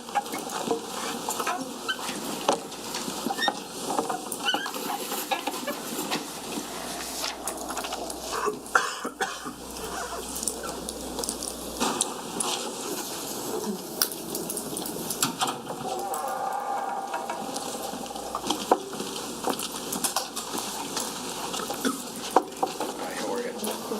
Good. Just watch your step. Just put your left hand on the Bible and raise your right hand for me. Do you solemnly swear or affirm to tell the truth, the whole truth, and nothing but the truth, so help you God? I do. Okay, once you get comfortable, you can state your full name for the record and spell your last name, please. Christine Schlenker, Schlenker. Okay, prosecutor. Thank you, Judge. Good afternoon, Ms. Schlenker. Good afternoon. Where are you employed? I'm employed with the New Jersey State Police Office of Forensic Sciences in the DNA laboratory as a Forensic Scientist 3, which is a supervisor. How long have you been with the New Jersey State Police as a forensic scientist? I started with New Jersey State Police in October of 2002. I'd like to ask you about your professional and educational background. I'm going to show you in counsel what's been marked as S492. Do you recognize that? Yes, this is, it's a copy of my resume, my CV. Okay. And how many pages is it? It is 4 pages. And did you create that document? Yes, I did. If you could take us through your formal education. Sure. I graduated from the University of New Haven with a Bachelor's of Science in Forensic Science, also a Bachelor's of Science in Biology with a pre-med concentration, and a minor in Chemistry. I graduated from the University of Florida with a master's degree in pharmaceutical sciences with a concentration in forensic DNA and serology. And what, if any, specific courses were you required to take to become a forensic DNA analyst? To become a forensic DNA analyst, you have to have certain coursework, including genetics, statistics, molecular biology, and biochemistry. Can you tell the jury about your prior professional experience as it relates to your field? Sure. Before I started with New Jersey State Police, I did work for a private DNA lab called the Bodie Technology Group. It's located in North Virginia, and I worked there for a little over 2 years. Where did you work after that? After I left Bodie Technology and came right to New Jersey State Police in October of 2002. Can you tell us the different titles that you've had at the New Jersey State Police? Sure. When I was hired hired as a Forensic Scientist 1, which is an entry level. After some time, I took some promotional exams. I was promoted to a Forensic Scientist 2, and then that was in 2015. And then in 2022, I was promoted to a Forensic Scientist 3, my current title. And what is it that you do as a Forensic Scientist 3 now? As a Forensic Scientist 3, I'm primarily tasked with managing a group of scientists, performing administrative reviews on case files, also performing technical reviews on case files. I organize or I assist various agencies in regards to cold cases and their missing person cases. I'm a liaison for that for the laboratory. And when needed, I do write up reports. So do you still do casework, I guess? Not in the laboratory, but I'll do anything from writing up a case to doing a technical review of a case to administrative review of the case. Kind of just depends where the need is. Now, what, if any, continuing education are you required to receive? Every year, we're required to have 8 hours of continuing education. That can either be where we have somebody come in and give training to us at the laboratory, or we go out to a various seminar or meeting. And are you required to undergo proficiency testing? Yes, twice a year. And are you current and up to date with your proficiency testing? Yes, I am. I believe my current lab test or current proficiency test is pending. Now, as far as professional memberships, Do you belong to any professional memberships that relate to your profession? Yes, I'm a member of the American Academy of Forensic Sciences and also the Northeastern Association of Forensic Scientists.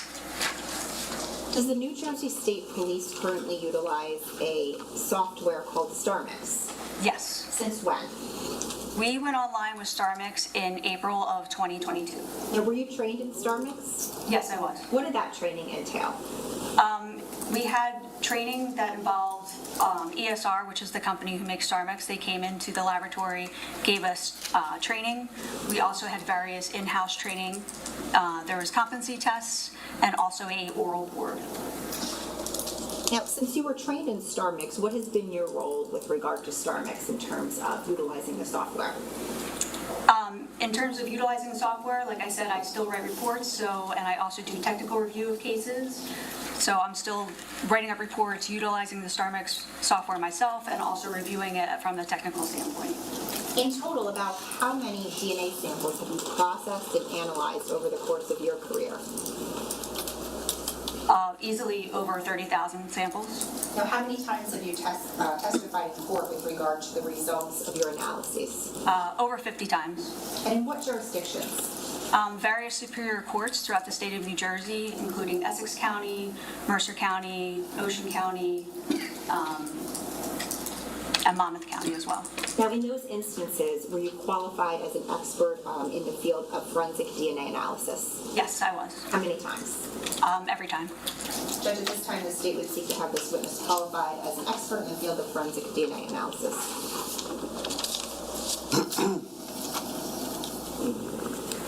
Any more, dear?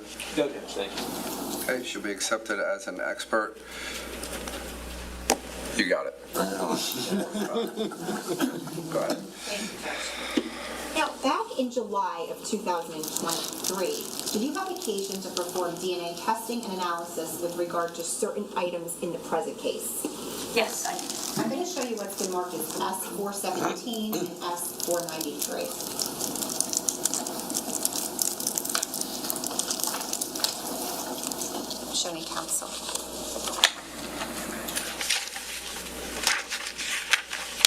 If we could start with S493, if you could tell us if you recognize that.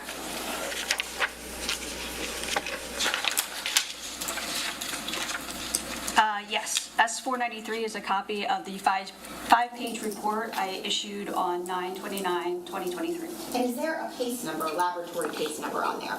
Yes, it is C18-10139. Now, S417, do you recognize that? Yes, this is a copy of the evidence receipt for this particular case and this submission. Is there a date on there for this submission? Yes, it was submitted to the laboratory on June 7th, 2023. And is there a lab number on there? Yes, again, it's C18-10139. What specific items were submitted to the lab? From the evidence receipt, item number 40, from scene 1, it was a label located on the interior waistbands of jeans. 41 was from scene 1. It was a long sleeve Eddie Bauer thermal shirt. 42 was scene 1. That was a black/gray sock with gold toe and melted yellow plastic. Okay. And just to be clear, were these submitted from the Ocean Township scene? I believe so, yes. Now, on your report, which is S493, if you could, specifically page 2 of your report lists item 40-1. Do you see that? Yes. And what is that? 40-1 is a portion of the label from the jeans. Okay. What, if any, testing was performed with regard to that? That testing, only the first 2 steps were in our 4-step analysis was processed. After quantitation, there was no DNA detected, so therefore analysis stopped after the quant step. Now, on page 3 of your report, do you see where it lists item 41-1-1? Yes. And what is that? That is a portion of the scraping of the inside of the collar from a shirt. And is that the shirt that you referred to, the long sleeve Eddie Bauer thermal shirt? Yes. Was any DNA testing performed on that?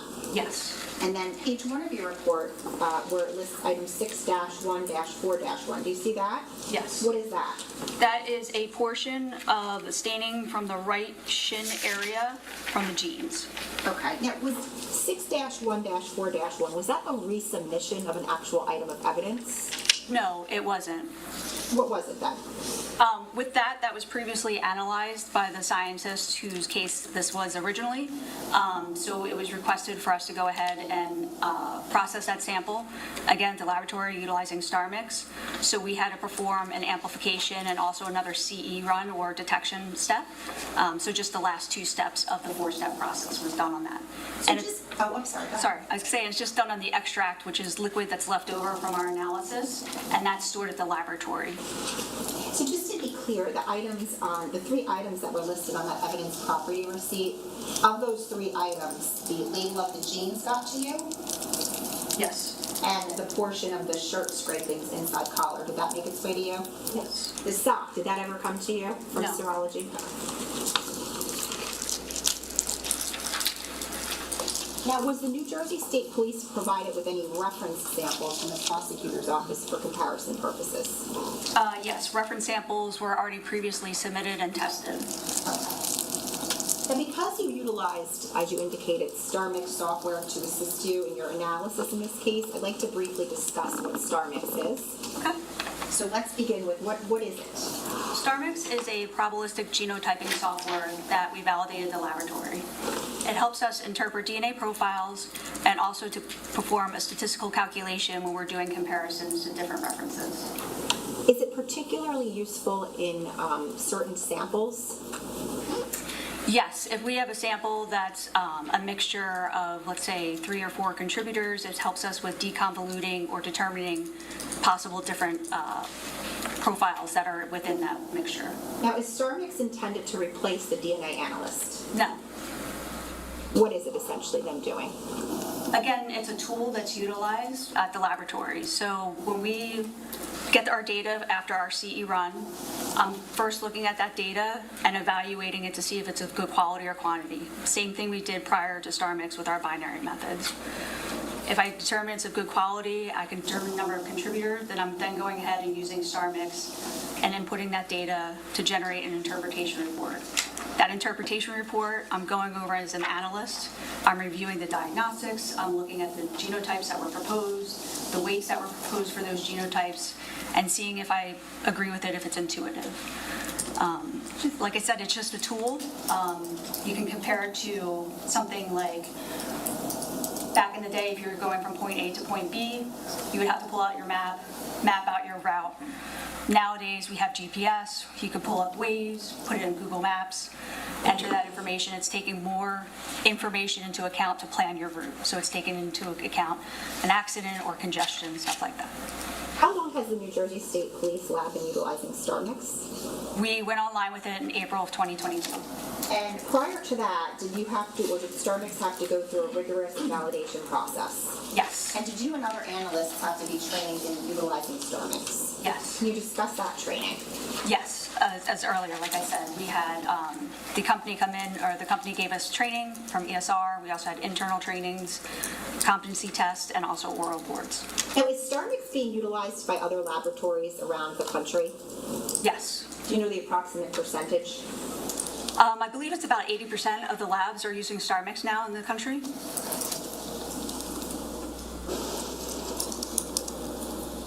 Was the New Jersey State Police, when you guys got StarMix, were you sort of late to the game? Yes, and we started doing our validation, and then COVID happened, so we got even a little more delayed than we had intended. So now the jury has heard from forensic scientist Christopher Simkoviak about DNA and how forensic DNA analysis works. In particular, they've heard about the 4-step laboratory process, which culminates in the production of an electropharogram. Did StarMix change anything about that 4-step laboratory process? no, nothing. What stage of the game, essentially, does StarMix come into play at? StarMix comes into play at the end when we're doing our interpretation. And can you just explain how it comes into play with regard to your interpretation? In other words, does the methodology of that interpretation change? No, we're still evaluating our data, like I said, based on whether it was before we had our binary methods, and now with StarMix, we're looking at that data, making sure it's meeting certain criteria for us to make an interpretation, make sure that we can use StarMix. We're determining the number of contributors, and then we're inputting that information into the StarMix software for the analysis. Okay, so just so we're clear, StarMix is essentially, it's a computer software, is that right? Yes. And it is essentially doing the same thing that the scientist would do. It's just able to do all of these calculations much faster because it's a computer, not a human being. Is that right? Yes. It's taking into account and doing a whole lot of math that we can't do in our heads that quickly. So it's taking into account different things like stutter and degradation that we were unable to do with our binary methods. Now, is the likelihood ratio that, let me ask you, what is the likelihood ratio? What is the statistic that StarMix utilizes? StarMix utilizes a likelihood ratio. Is the likelihood ratio statistic itself something new? No, it's been used for so many years in forensics, and even with the state police, we've used likelihood ratio easily about over 10, 15 years now. So the jury has heard about the random match probability statistic. Can you explain the likelihood ratio statistic? Sure. A likelihood ratio is two competing hypotheses to give explanation or provide explanation of your data. In its simplest form, you can have one hypothesis that person A is a contributor. In your second hypothesis, it's that an unknown person is the contributor. If your likelihood ratio is greater than 1, it's supporting your first hypothesis. If it's less than 1, it's supporting your second hypothesis. Now, are there scenarios where your lab will still use the random match probability statistic? Yes. And what are those scenarios? If we have a robust single source profile, we will then go ahead and use the random match probability. Also, if we utilize StarMix and a profile is deconvoluted or determined, we're able to then go ahead and perform a random match probability statistic if it meets certain criteria. Turning to the present case, if you could, I'd like you to take a look at S493, which is your report, and starting with item 6-1-4-1. Can you just, again, tell us what that is? That is a portion of the staining on the front right shin area of jeans. Now, when was the original DNA analysis of this particular area conducted? It was sometime in 2018. When you reanalyzed this area using StarMix, did you first familiarize yourself with the original DNA analyst's reports? Yes. And what about his notes? I did go ahead and look at the report and also the data that was generated back in 2018. Okay. And what were the original results for sample 6-1-4-1 from the genes? At that time, no conclusions could be reached. Okay. And that was because why? Just because it didn't meet the criteria at that time for our protocols and with our binary methods that we had. So generally speaking, what did the retesting that you did entail? Because of our validation, we have certain equipment in the laboratory. Any sample that was amplified prior to May of 2019 has to be brought back in and re-amplified using our current equipment. Otherwise, it'd be a violation of our validation and protocols.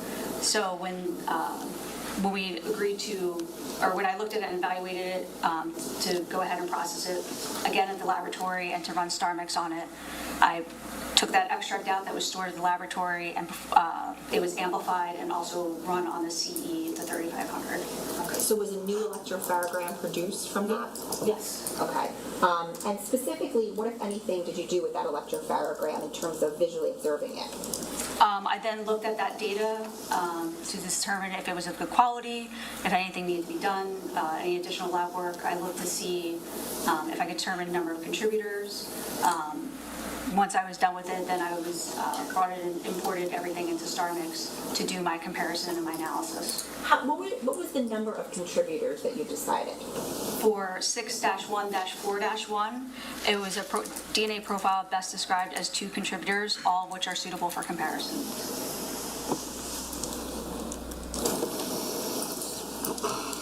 Once you determined the number of contributors, what was the next thing that you did with the electropharogram and the number of contributors? Once I determined the number of contributors and ran it through StarMix, I was then going through the interpretation report that was generated from StarMix. Again, looking at the different diagnostics, looking at the proposed genotypes for different locations, for the different contributors, looking at the weights, and just evaluating the overall data.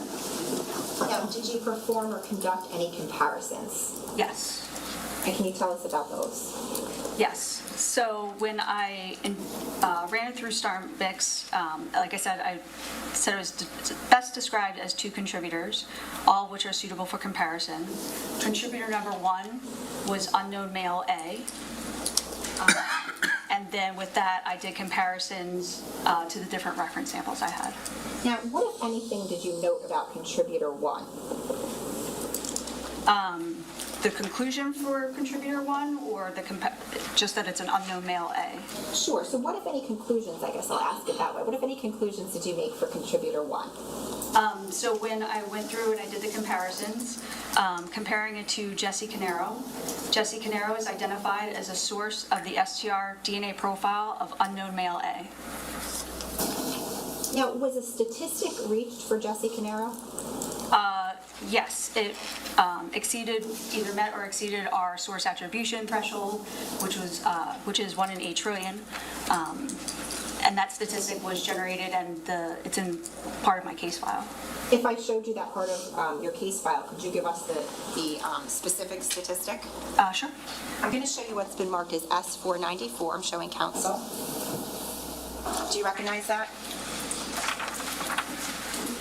Yes, this is the statistic I generated for 6-1-4-1C1, contributor 1, compared to Jesse Caneiro, C18-10138, number 2.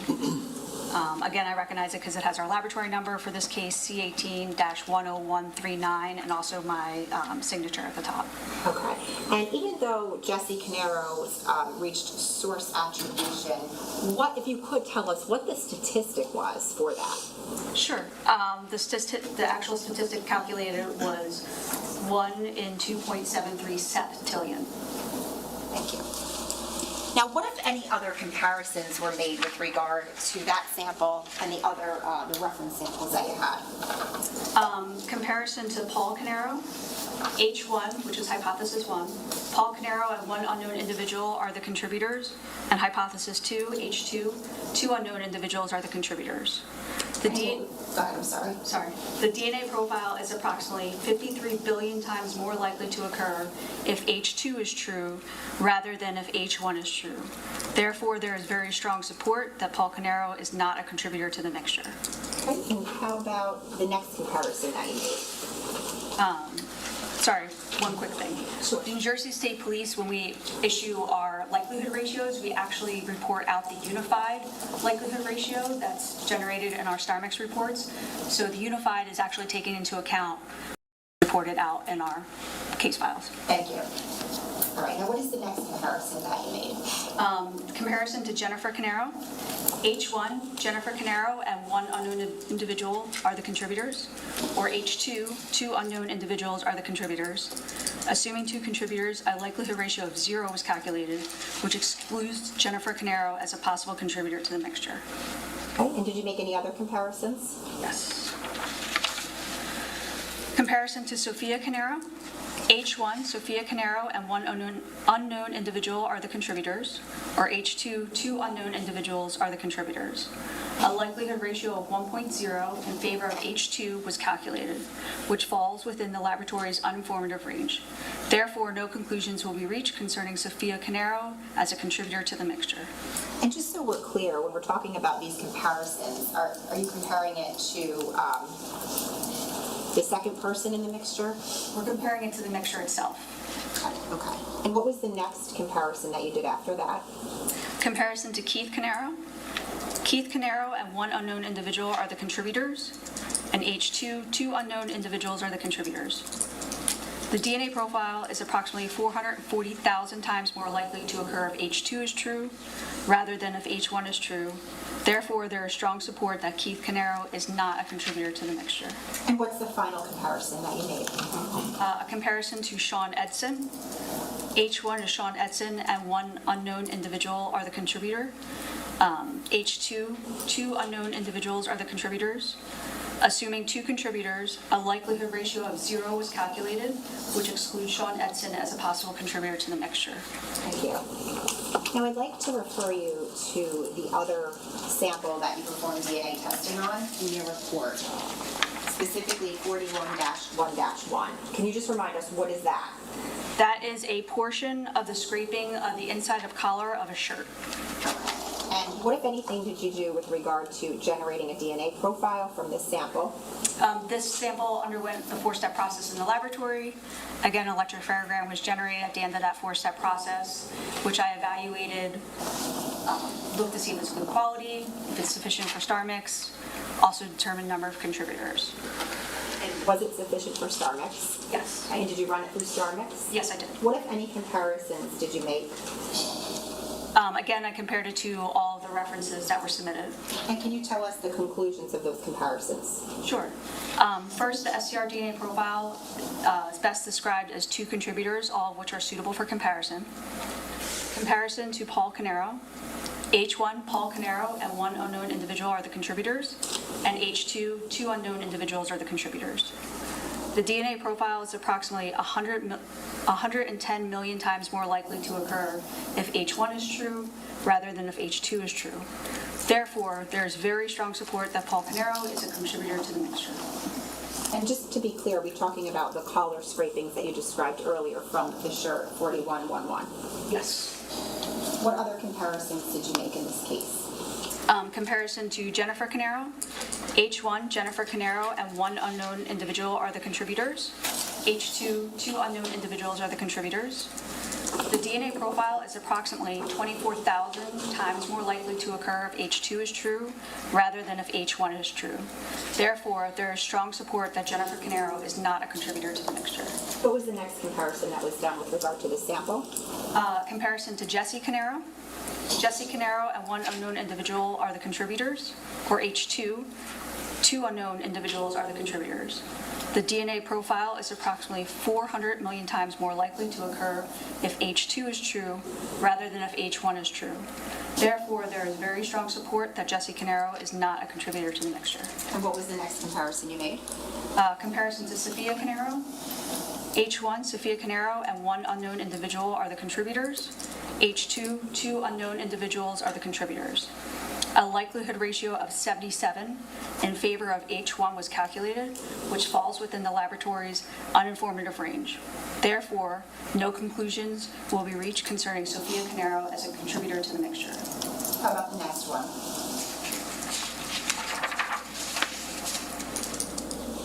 Comparison to Keith Caneiro.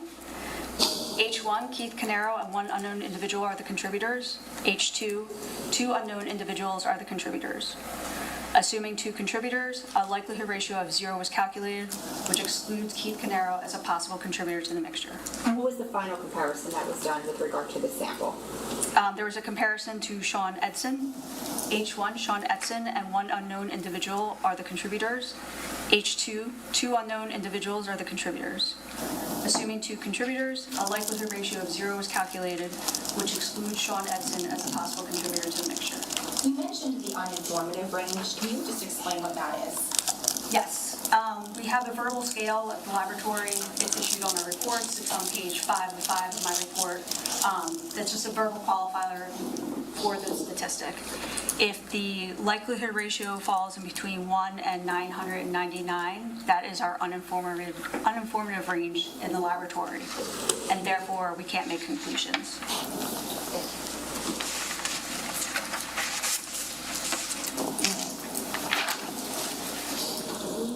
I have nothing further. Cross.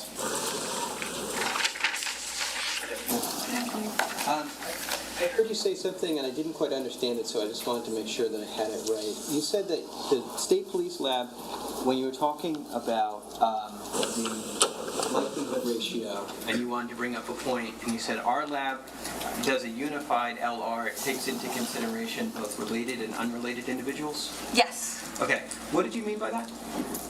So likelihood ratios, when we used to do it prior, using our mathematical spreadsheet that we had, our worksheet, our likelihood ratios were previously based on unrelated individuals. So as part of our conclusions, we'd always state and make sure that unrelated individuals was in our conclusions. Now with StarMix, it generates the unrelated, but then it also calculates the various relationship likelihood ratios. All that is taken into account for the unified likelihood ratio. So therefore, the unified likelihood ratio is what we report, which includes related and unrelated individuals. I got you. And you said the state police does that. Yes. And you're saying, obviously, that's where you're employed currently. Yes. And you're not. That's a function that's part of the StarMix testing that the state police does, right? I believe StarMix calculates the relationship no matter what, but I think it's up to the individual laboratory if they want to report out the unrelated or unified. Gotcha. Okay. So StarMix, like you said, it is a computer program. It's software that assists you in DNA interpretation. Yes. It isn't like a DNA test itself, right? Correct. It's not lab work or anything like that. It's based on the data that's generated from that four-step process. It doesn't swab things. It doesn't take samples. It doesn't extract DNA, right? No. And it doesn't amplify the DNA. No. It doesn't. Basically, after the lab has done things to extract and amplify DNA, that sample could be suitable for submission to StarMix. Correct. Okay. Now, StarMix doesn't actually observe biological material, right? It doesn't look at cells or blood or saliva or things like that. No, it's looking at the DNA profile that's generated from the lab work. Right. So what it's really looking at is numerical data. It's looking at all the data that's generated, yes. The allele peak heights, stutter, yes, all that. And all those things are, in some fashion, input into it, so it's able to look at that, right? Yes, so the data, like I said, once it's done in the electrophoregram, we get that data straight from the CE run, and that data is inputted in based on the biological results. Mm-hmm. Now, obvious to say, but just so it's on the record here, StarMix in and of itself, it doesn't determine it. It doesn't do anything to determine how DNA was deposited on an item, right? Correct. And it can't tell you how long DNA's been on an item, right? Correct. It can't tell you why or who deposited it initially, right? Correct. What it does essentially is compare hypotheses about a contributor versus a hypothesis about an unknown or unknown contributors and tries to determine the likelihood of either being greater. Correct. The likelihood of either hypothesis. Now, is primarily used for complex DNA samples. Would that be fair to say? It's used for all samples at the laboratory, even some single source samples. Right. I mean, now it is. So yes. it's. I think it's becoming probably routine for state police lab to use it, even if it's not a complex mixture, right? It's always been like that, yes. Okay. Now, it relies on probability theory to output the results that it gives you, right? Correct. We're putting in the number of contributors, we're doing the comparisons to different references, and it's comparing those two hypotheses. Right. And obviously the two hypotheses or the propositions, one proposition that you're inputting to it is typically going to include a proposition that the person of interest is included in the sample, right? Yes, when we're doing our comparison, like I said, we're comparing based on the profile. Is the comparison that's person part of the mixture or a contributor or an unknown? Mm-hmm. And The likelihood ratio is a comparison of those competing hypotheses. It's not a conclusion about a person being a contributor to the mixture. Well, the likelihood ratio will support inclusion or exclusion, and you get that numerical value, and then we have that verbal qualifier. Right. So the verbal qualifier is some support for a proposition, strong support, very strong support for the proposition. Yes. That's the verbal scale you're talking about, right? Yes. When it came to Jesse, for example, you were able to do source attribution regarding that 6-1 item that you've attributed as that sample was contributed by Jesse Caneiro, right? Yes. And that was you didn't it exceeded the threshold for which you can do source attribution, but the prosecutor asked you what the statistic would have been or what it was calculated as, and it was in excess of a septillion. Correct. Right? And so a septillion, I think I did this right, is like 27 zeros. I think it's 24 zeros. Maybe, yeah. Okay, let's call it 24. And then, but for Paul, on that 41-1, the likelihood ratio you got there was 110 million, right?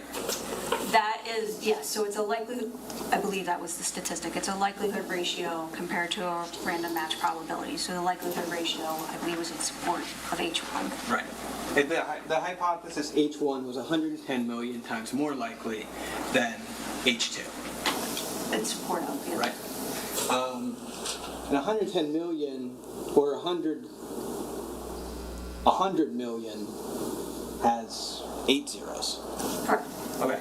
So the software and the verbal scale is going to say the same thing about both of those numbers. The verbal scale is going to say a number with 24 zeros after it provides very strong support for a proposition, right? Actually, no, the verbal scale is only for the likelihood ratios, Well, not for the random match probability, which is a completely different statistic.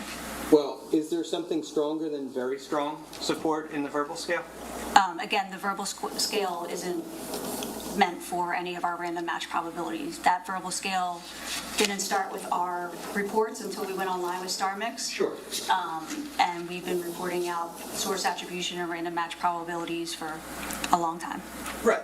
I'm just saying that the verbal scale goes, it looks to me like it goes from 0, which is exclusion, right, to 1 million or greater, which is very strong support. Yes. Right?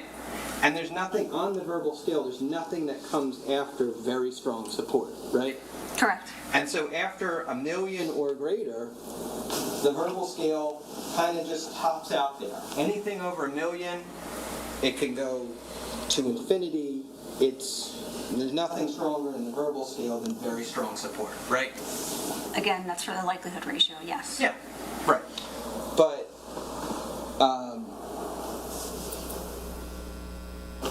obviously the statistic you can generate in terms of these matches goes well in excess of that 1 million or greater in the verbal qualifier scheme, right? Yes, our random match probability can go higher than 1 million. And again, that likelihood ratio verbal qualifier is for our likelihood ratios. Right.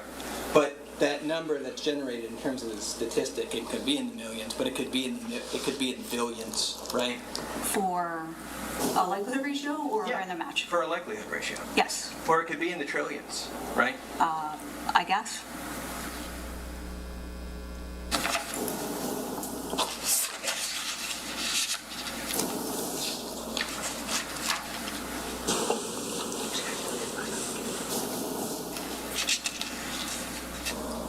Now, okay, so the analyst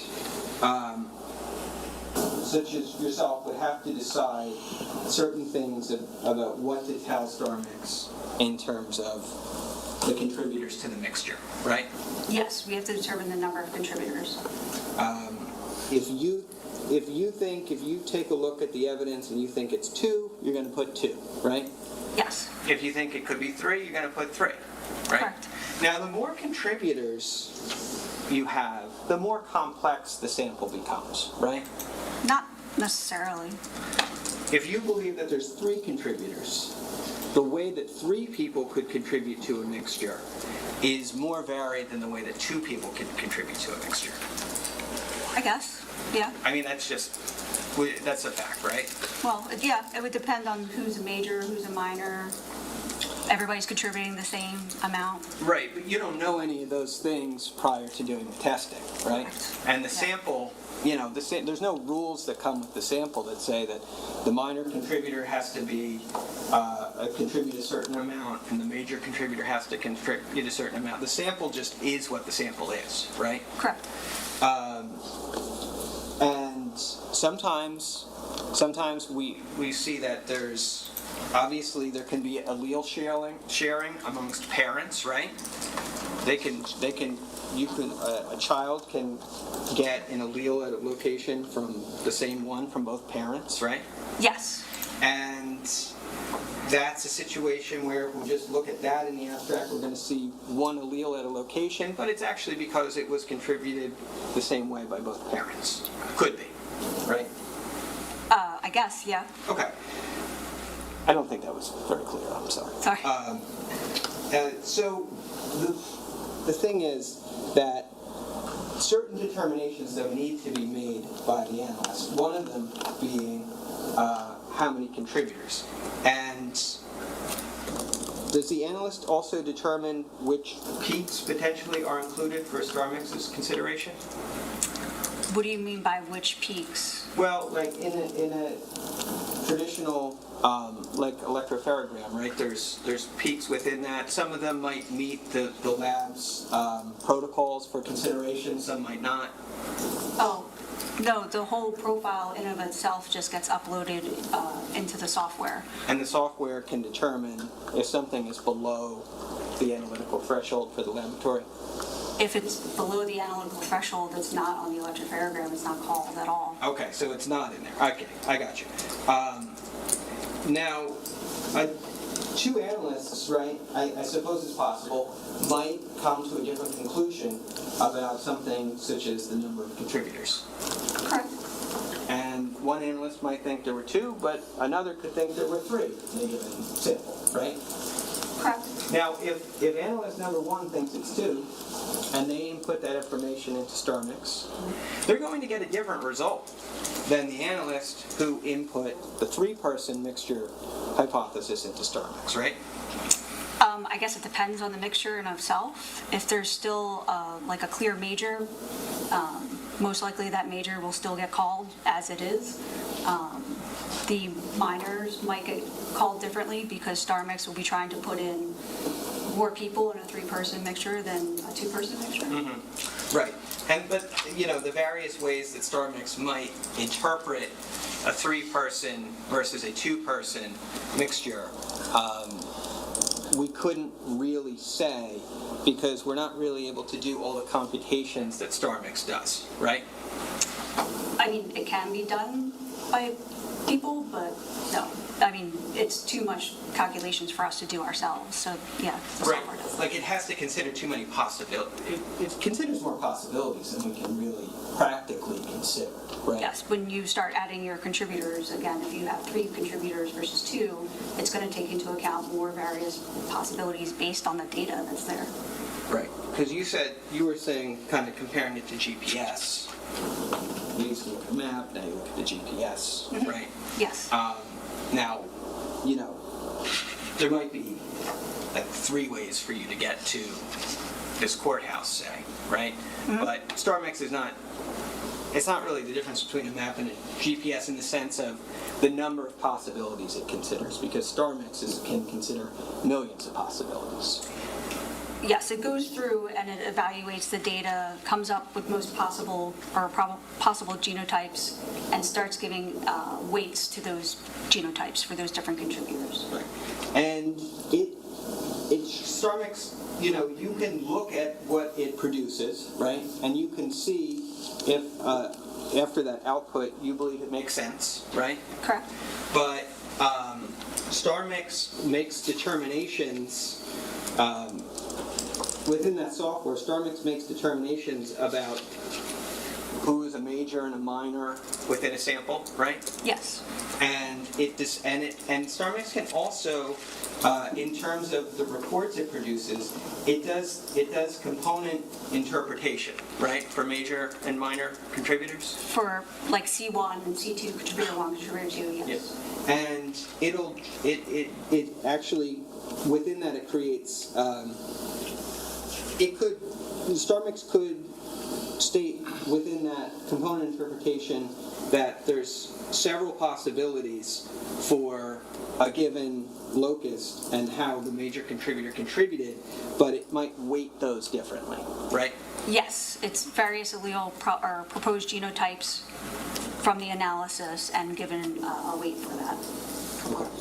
And StarMix, in terms of a major contributor, might typically choose in a given allele the interpretation that it's weighted most heavily, right? Some of them, yes, can get weighted heavily, yes. But StarMix doesn't automatically choose the allele combination that it weights the most heavily, right? I'm not sure what you mean. Well, so let's say at, I don't know, at the location D13, S317, StarMix sees an 1112 and weights that as 97.34%, right? Okay. Now, I would imagine that's a situation where it's very likely that StarMix is going to say it believes that those are likely to be the alleles that were contributed by the major at that location. Based on the data and based on the analysis, yes, it came up with that weight of 97-something%. Right. But StarMix isn't always able to weight things that heavily, right? Correct. And sometimes the best StarMix can do at a given locus, it could be 20%, it could be 15%, right? Again, it would depend on the data, and if you're starting to look at those minor contributors, because there might be dropout happening, or there might be allele stacking. Right. Yes. I mean, that's one of the things that StarMix is good at, though, and the reason why it's used is because it can consider all those possibilities simultaneously. Yes. And it keeps it all in its mind, so to speak, at the same time, right? And that's the thing that a human being can't do, right? I definitely can't keep all that in my mind. Well, it's for computers, Yes. right? And a computer is needed to keep that much data information in consideration at the same moment, right? Correct. So in terms of the results that it outputs results, and you can check it against your interpretation of things. But we can't really check its work. We can't really ask the software, why did you produce the results that you produced, right? Meaning, why did we produce why are those the assigned weights? Or? Why are they decided? Why did you make a choice about who assigning a certain allele to a major versus a minor contributor, things of that nature? Well, again, some of that is intuitive as an analyst looking at that data and then looking at the StarMix report. Sure, but you can't have a conversation with the software about why it's doing what it's doing. No. And I think it's important to distinguish perhaps that what we're talking about is not like an AI program, right? Correct. It's just a traditional software program, and it's not a language model. It doesn't have there is no back and forth kind of iteration or conversation between you and the program, right? Correct. It's all based on mathematical calculations. Right.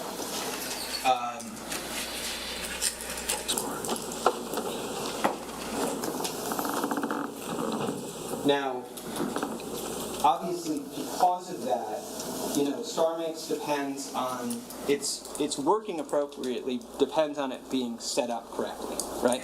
Yes. And it depends on the user understanding how the software operates, right? Yes, having some knowledge of that, yes. And it's going to be the most effective when the assumptions about an item of evidence that are input into it are correct, right? Yes.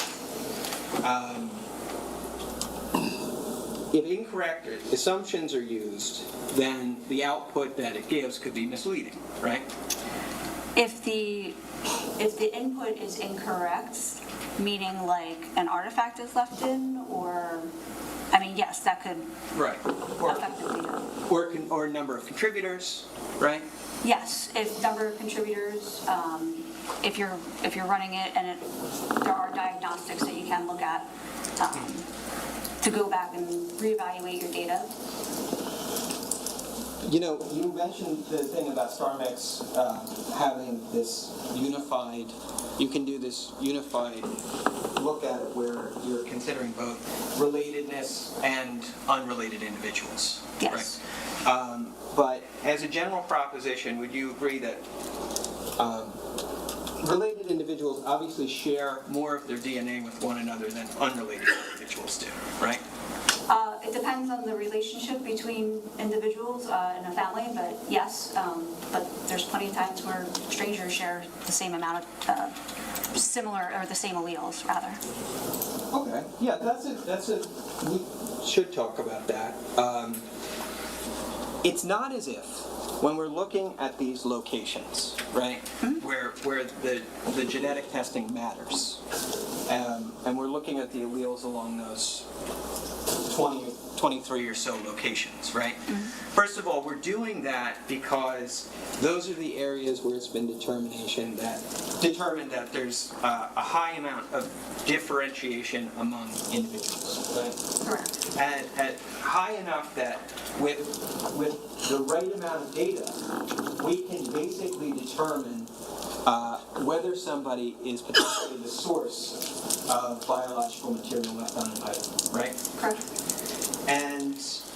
But even though that's the case, we would anticipate that unrelated people, strangers, even amongst those alleles that we look to for differentiation, strangers over those 23 locations are going to share a certain amount of data with one another, right? It's completely random that they might have the same alleles or not. Yep. And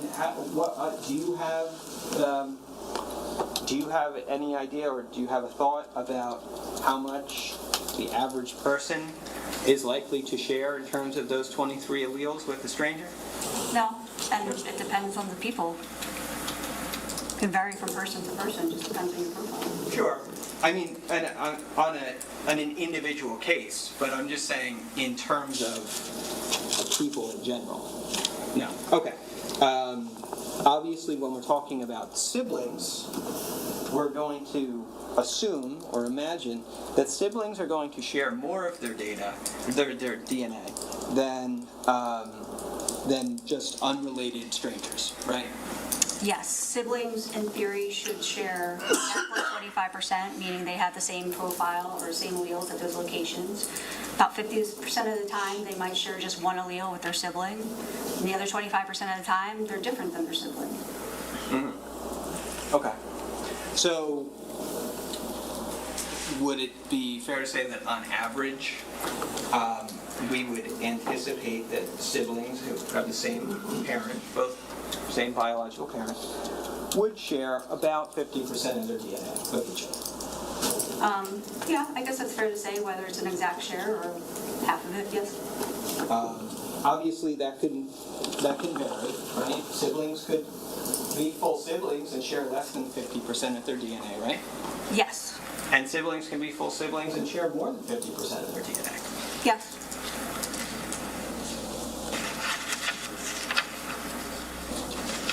But because you get half your DNA from your mother and half your DNA from your father, right? It's reasonable to say that in general, 50% would be the average relatedness. this between siblings? I think based on, like I said, that 25, you would expect about 25% of the time it's an exact match, meaning both alleles match it for each sibling. And about 50% of the time you would have about one allele matching at all those locations between siblings. But siblings could be more, they could share more alleles than just 50% of the tested alleles, right? Yes, they can share a lot or not share as much as you would expect, yes. And identical twins share 100%? Identical twins have the same STR profile. So anywhere you tested an identical twin, they're going to look the same in terms of the profile as their twin, right? Yes. But siblings who are not identical twins,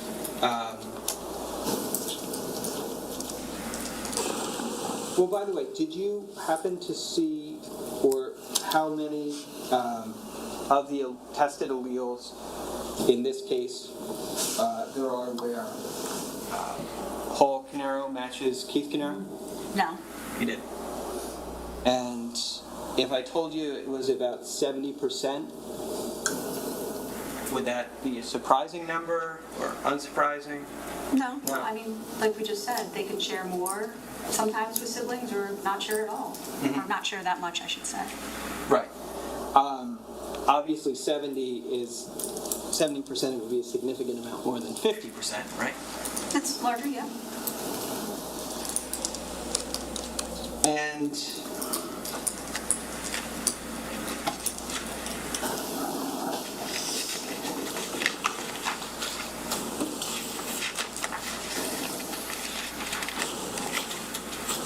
obviously 70% though is a level of overlap that you wouldn't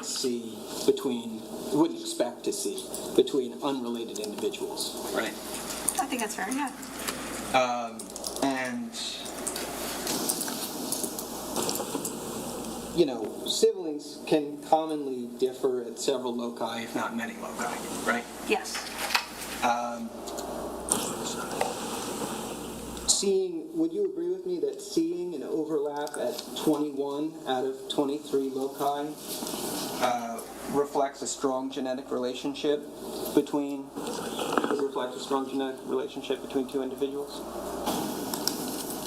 I'm sorry, can you repeat that? Yeah, sure. An overlap in terms of the same alleles being present at 21 out of 23 loci, right? Like fully the same exact alleles, like 11, 12, 11, 12? Or do you mean like 11, 12, 11, 11? And the 11 is overlapping? The second. The second?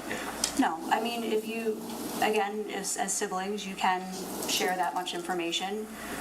Like I said, 25% of the time estimated, you share exact, so 11, 12, 11, 12.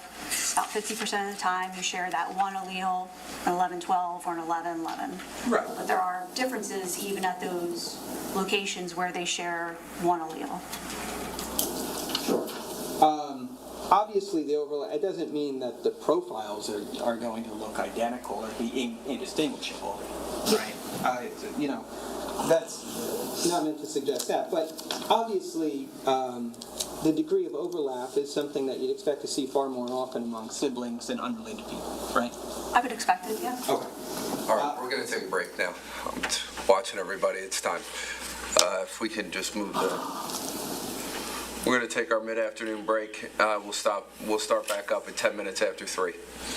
So we'll discuss this case. Don't do any research. You almost got jumping jacks, just so you know.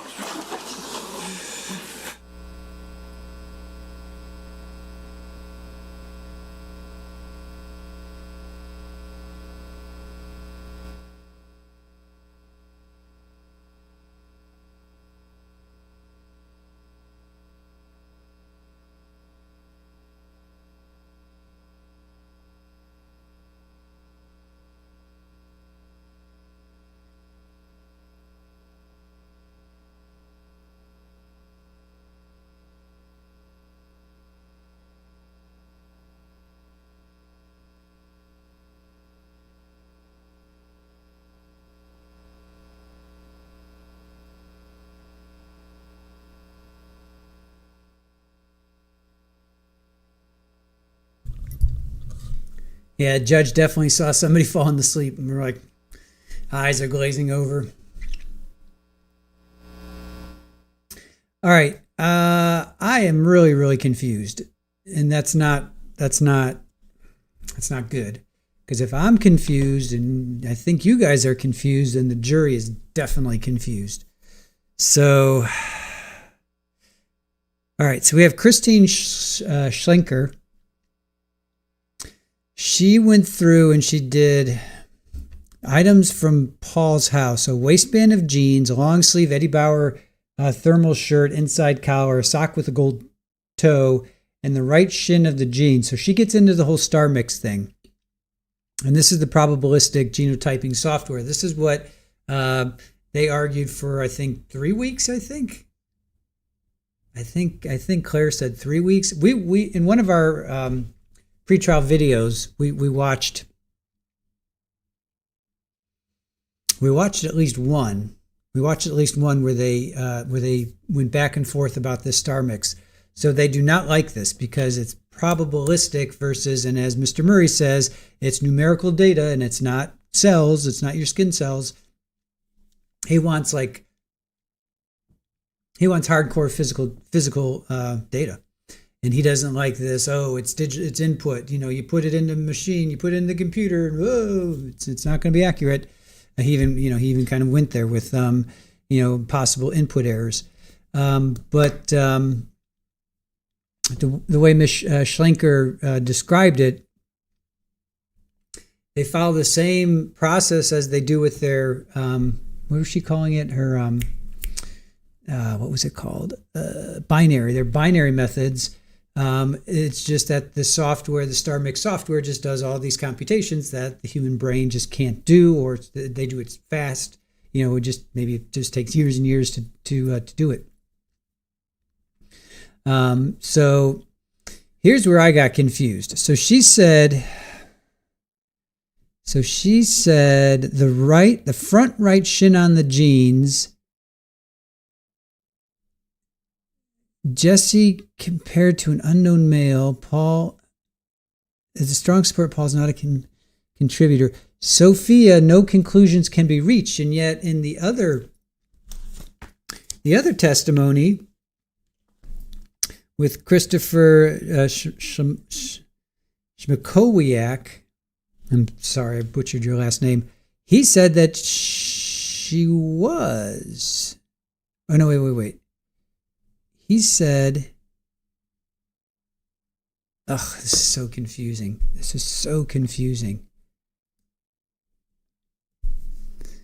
All right, Christopher said not sufficient for comparison, but then he said the front right shin of jeans, the result was Sophia. So at one point he says it's not sufficient for comparison.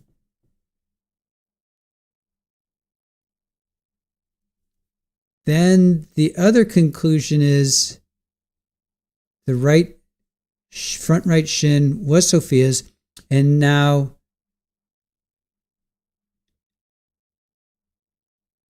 Christine is saying no conclusions can be reached. I'm really, really confused. I'm really confused. I really hope the state. I wish they would say, "What's your conclusion?" I wish at the end of everything, I'd be like, "So what's your conclusion?" Boom, boom, boom. Because right now, my head's spinning. I don't know. I don't know what to believe anymore. I don't know what to believe because I thought one person says Sophia's on, the next person says she's not.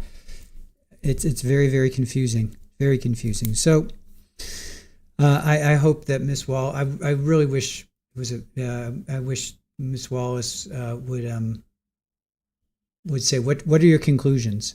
My conclusions are boom, boom, boom at the end of every testimony, and it's bad. That's bad. Confusion helps the defense, and right now I'm confused, and that means when you're confused, that helps the defense.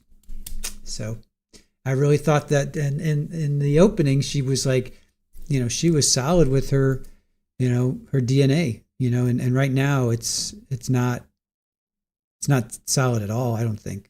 I'm not happy at all with this. So it's very confusing. So that's where we are.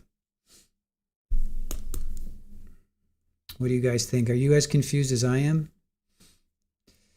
Yeah, but Mary, actually, there was three parts on the genes, and so far one of them, the right shin, that's where it's conflicting. That's where it's the right shin that's the conflicting part. There are other parts on the genes that were more solid. Let me go back to that, unless they've contradicted that at some point. So the right left shin of the genes was Sophia. The front right thigh of the genes was Sophia. The rear left calf of genes was Sophia. So that's three items on the genes. Here's where it gets confusing. The right front shin of the genes, not sufficient for comparison. And then she comes in, that's the right front shin. Then she comes in and says, no conclusions can be reached for Sophia. So that's then one of the conclusions was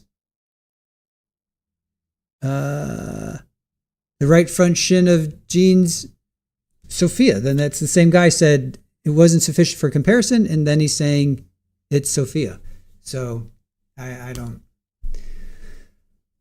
I'm not happy with this right now. I'm not happy at all. Tulips, DNA is supposed to be clear evidence. This is not clear. Agreed. They need to do each item separately and tell us if there's a match, not multiple items. I agree. This is Ossie Gardner. I'm confused. This is not good. Mary says Star Mix is only on the ones that they couldn't reach conclusions before. Right, because it's probabilistic. I get all of that. So why did Christopher then say the right? He says on one time, unless my notes are that far off, but he says right front shin of genes not sufficient for comparison. Then the front right shin of genes, Sophia. And then Christine comes in because it wasn't sufficient for comparison. And then she comes in and says no conclusions could be reached.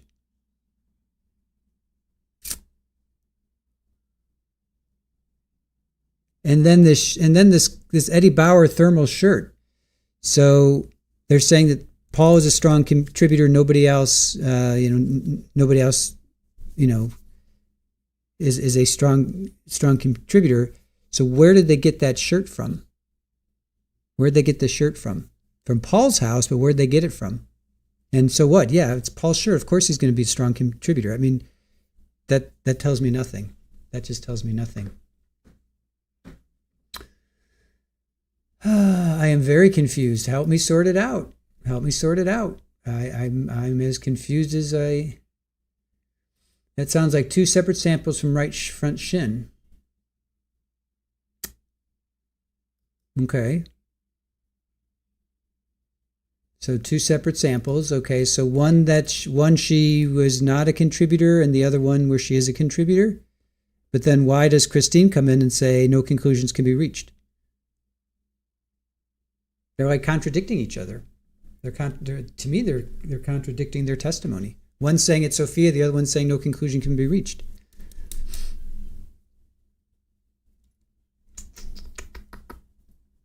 It should be. Yeah, Sharon, and the 2-1-1-1-5-1-1. It's like it's not. It's been going really well too. I think they've been going really well.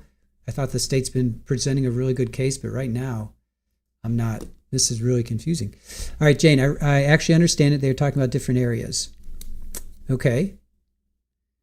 So both on the right shin. So there's two areas that they tested on the right shin.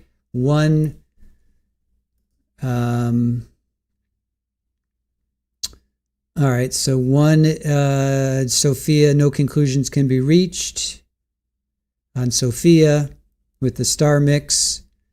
And then with the non-star mix, the right shin, there is one that is Sophia, and then the other one not sufficient for comparison. All right, if that's the case, then that's. I'm glad you understood it, because that makes no sense to me whatsoever. All right, Terry, the shirt was brought up same times as jeans, gloves, all found in the burn pile. Okay. Jane says these are the tests that did not have conclusions.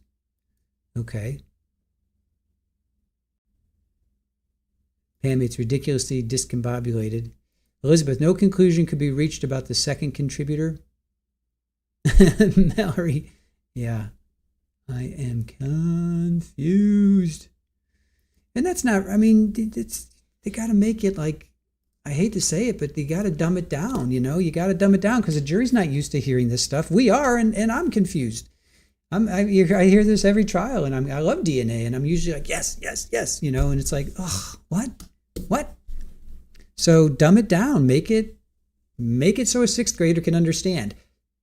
Right shin, section A, Sophia was a contributor. Right shin, section B, Sophia was not a contributor. The one that she was not a contributor, we took it over to StarMax. Guess what? And they found, boom, boom, boom. Make it make sense. Don't just, I'm really just not digging this right now because I want it to make sense. I want it to be those moments of like, aha. And every time I'm like, ooh, and then it's like, what? You just contradicted yourself. And I know they're not, but in my mind, there's a contradiction, and that doesn't bode well for a juror. What are they supposed to do with this?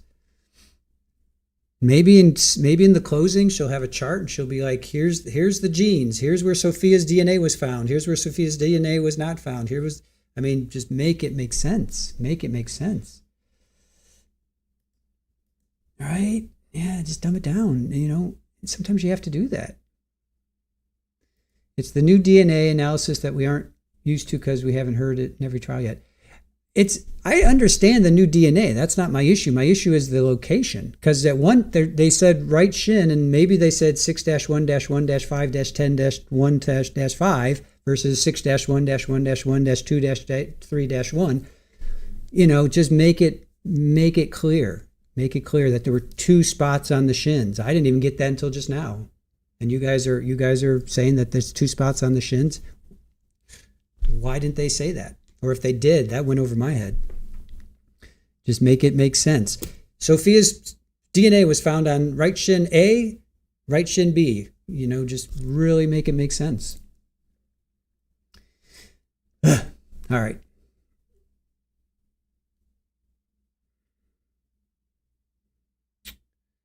All right. Jenny, you're still having issues with your Zoom. Tulip, especially since this jury can't take notes. Not sure note taking would help. Right? Where's Perry Mason when you need him? Sherry, I think the state will dumb it down for the jury. I mean, in closing, that would be awesome if she had a chart. If she had a picture, here's the genes, and here's A, and here's B, and here's C, and here's D. This is where DNA was found, and this is whose DNA was found on it. That would make sense. That would be impactful. That would be like, aha, get it. I got it. Not all of this 6-1s-5s-20s. Come on, man. And then right shin. So now there's two areas in the right shin. I had no idea. I didn't know that until just now. I just want it to be simple and understandable, and I want it to be like, come on. All right, Mallory, help me make it sense. Help me make it make sense. I agree the prosecution has done a horrible job at presenting it and defense asking stupid questions. Star Mix is only for samples that cannot be concluded on, like the collar and the shin. Perfect, and I get that. I have no problems with that. I understand that. It makes total sense. I get that. But there's two areas on the right shin, and it wasn't clear to me that this one, it just wasn't clear, I guess. Well, now it's kind of making sense because you guys are talking it out. But again, the jury doesn't have this luxury. The jury doesn't have this luxury. They're probably sitting in that juror room, like rolling their eyes, like, oh my God. Does anybody understand this? I know they're not supposed to talk about the trial, but all right, let me see. Hold on, Terry. Let me pull this up. Let's see. All right, what's Terry say? All right, Terry. That is exactly what they should do. Hold pants up to the jury and point out whose blood is where on the jeans when they hold up the shirt, the knife. Jury does better when seeing evidence. Yeah, right. I hope they do that. So yeah, state is going to have to break it down for sure.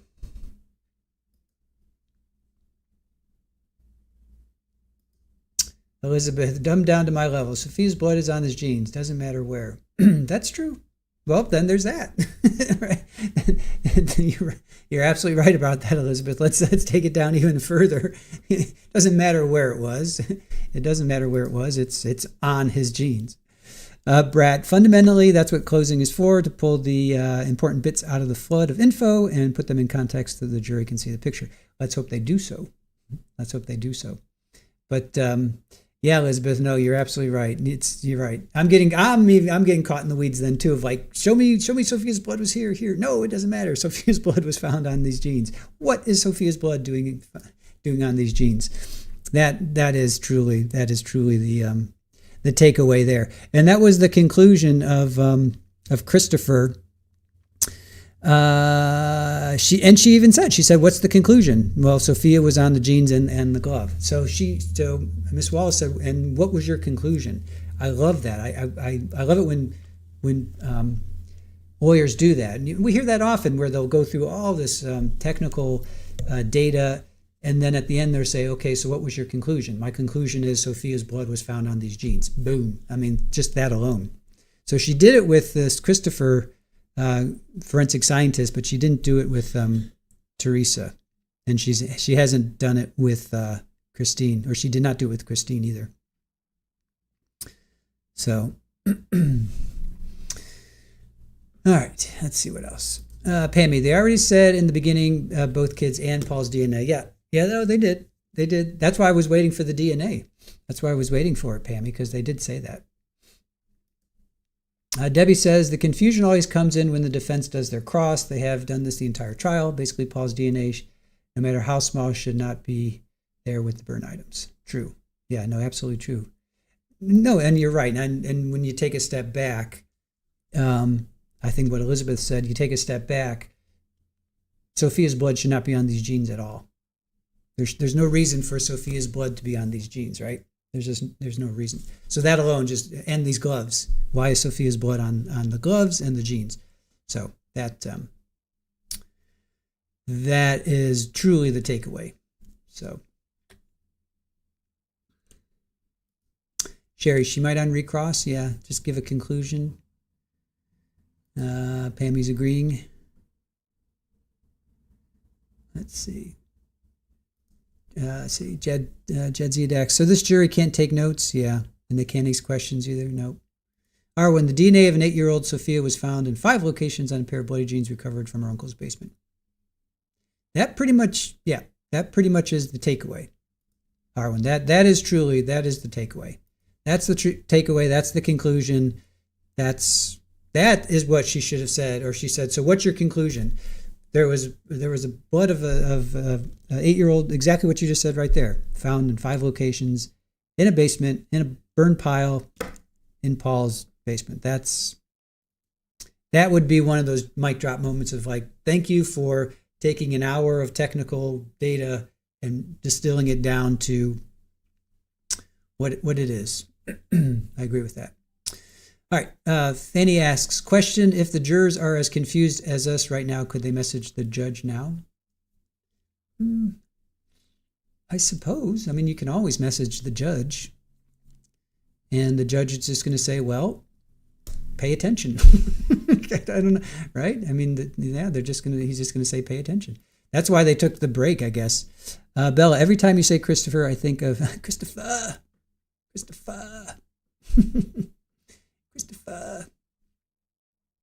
I'm butchering his last name. I feel bad for that.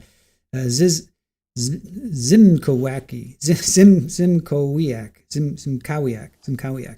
Oh, I'm so sorry. That's why I have to say Christopher. I'm just destroying his last name. All right, here we go. So, ma'am, we had been talking before about item 41-1-1. It was the shirt collar, right? The scraping. And the scraping, and that's the one where the hypothesis H1 was more likely than H2, right? In which comparison? In 41-1-1, where you said the DNA profile is 110 million times more likely to occur if H1 is true rather than H2. But there are multiple likelihood ratios and comparisons made, so Right. which comparison, which reference sample? That was the reference sample, Paul Caneiro versus Paul Caneiro, one unknown individual versus two unknown individuals. Yes. Okay. And then there's an interpretation report that StarMix generated regarding that testing. Is that right? Yes, every StarMix run generates an interpretation report. Okay, so that interpretation report is actually, who creates that? Do you create that or does StarMix create that? That is created by StarMix. Okay, so the contributor degradation curves, those graphs are created by StarMix? Yes, based on the data. And then anything about stutter variance or back stutter, that's all created by StarMix, right? Yes. You don't have input into the generation of those reports, right? Yes, again, it's created by StarMix based on the mathematical calculations. Sure. The summary of likelihood ratios, that's created by StarMix. Yes. And the per locus likelihood ratio report, that's created by StarMix, Yes, right? that's all calculated by StarMix. The component interpretation in terms of contributor 1 and contributor 2, that's all created by StarMix. Yes. The weight attributed to each one is created by StarMix. Yes. The component that it finds greater than or equal to 99% at each locus, if it finds that, is created by StarMix. Yes, all the weights assigned to those genotypes, yes. The component interpretation summary, where it analyzes contributor 1 versus contributor 2, that's created by StarMix. I'm sorry, what is it? Yeah, sure. Thank you. This is, I marked this as G132.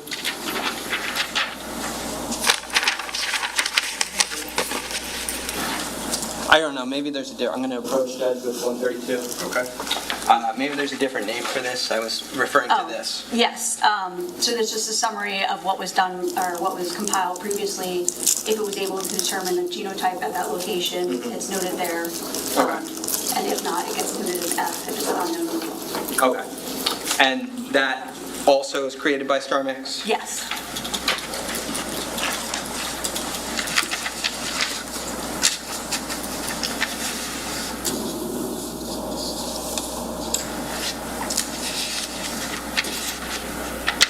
Then there's a section of this report, page 10 and 11, evidence input files. And also we see that there's, the report references reference samples that the program considered, right? Yes, and that's, again, all based on the data. So the input file is based on the electropherogram, that data from the CE run, that gets uploaded into into StarMix. And then also any reference samples that are compared, that's on the summary as well. But all this output, this 15-page report, the things that are generated within the report, all of this is generated by StarMix itself, right? Yes, that report is generated by StarMix. And StarMix, based on the information it receives, it engages in modeling and statistical interpretation. It comes up with the results that it provides for a given sample of evidence, right? Yes. Okay. Now, when we're talking about 41-1-1, what we know about that is the assumption that was provided to StarMix was that there were two contributors to the mixture, right? Correct. And you're the one obviously who made that assumption for StarMix, right? Yes, based on the data, I felt it was best explained as a mixture of two contributors. When you made that determination, you were aware that the reference samples that you had for Jennifer Caneiro, Sophia Caneiro, Jesse Caneiro, Keith Caneiro, and for Paul Caneiro, you knew that these reference samples related to individuals who were amongst themselves related to one another, right? Yes. And you said that the testing that is able to consider both related and unrelated individuals in outputting a statistic, right? Yes, we report out the unified likelihood ratio. But you can only put together a likelihood ratio based on propositions regarding the presence of people for whom you're able to test, right? If you don't have my profile, you're never going to be able to generate a likelihood ratio to say whether or not I'm a contributor to a mixture, right? Correct. Without my profile, you can't make any statements about the likelihood of my contributing or not contributing, right? Correct. There is that unrelated statistic, but again, we would need your reference sample to see if you're supported inclusion or supported exclusion. Right. Now, are you aware that Paul Caneiro and Keith Caneiro have another brother? Objection. What is the relevance to this? I'm going to allow it. Go ahead. If there's another brother, right, a full sibling, Paul and Keith, whose DNA sample is not included in the testing, right? You're not able to make any statements about whether that person would be an inclusion or an exclusion at any of these on any of these tested items, right? Well, in the StarMix report, there is a sibling likelihood ratio that's estimated that if it was a full sibling, but again, you would still need the reference sample to compare. Right. Without the reference sample, nothing can be said about the hypothesis regarding likelihood of contribution, right? Well, the likelihood, like I said, is there for a sibling, theoretically, but again, we would need that reference sample to do the comparison. Right. And would you agree with me that regarding the component interpretation that StarMix did on 41-1-1, that was what I just showed you before, that it believes that there's, as to contributor 1, that contributor 1 only has alleles that from which data can be interpreted at 1, 2, 3, 4, 5 locations? I don't have it in front of me, but Okay. if there's numbers at 5 locations, then yes. Okay. And would you agree with me that Paul, in terms of these testable locations in the reference files for Paul and Keith, that Paul matches Keith in a much larger percentage of these locations than he might appear or his alleles might appear in this component interpretation? I'm sorry, are you talking about the profile compared from Paul to Keith? Yeah. And that they share, I think you said earlier about 70%, whether Right. it's one allele that they share or the same 2 alleles they share? Mm-hmm. Okay, so then what's your question? My question is, I guess, that Paul shares more alleles, without a doubt, than that with Keith, than we see alleles present that correspond with Paul on this item 41-1-1. Yes, 41-1-1 was a partial profile, so it was already only half the locations, if that, we got results at.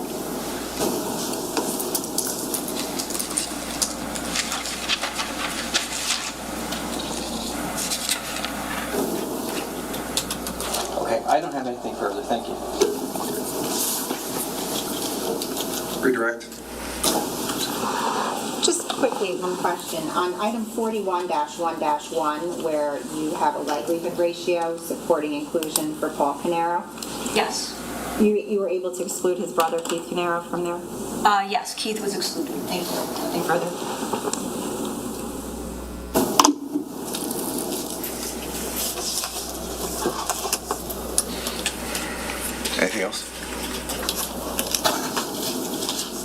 Just to clarify, Keith was excluded in this particular instance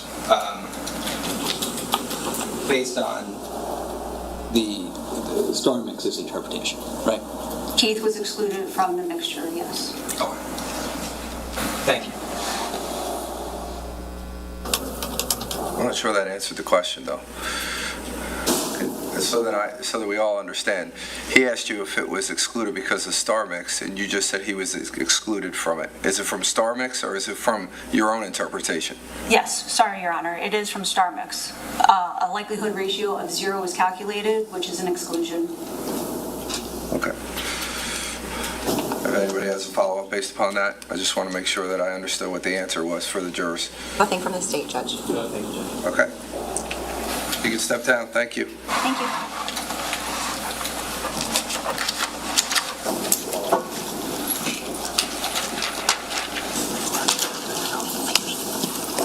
Can I see counsel, please?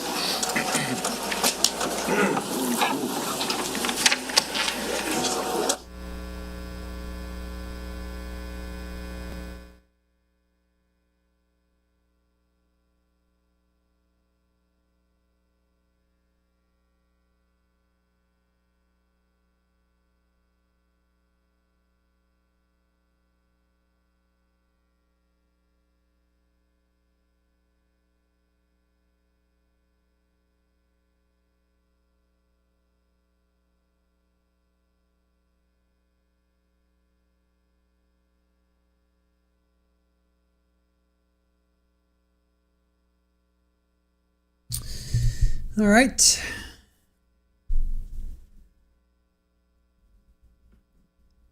we've got, Judge wanted to see them. Judge called them up to the sidebar. Tell them to stop wasting time, Judge. Now we know why it's going to be a 10-week trial, right? All right, we're coming up on, what do you call it? Witness number 38. It's coming up. Witness 38. Sidebar.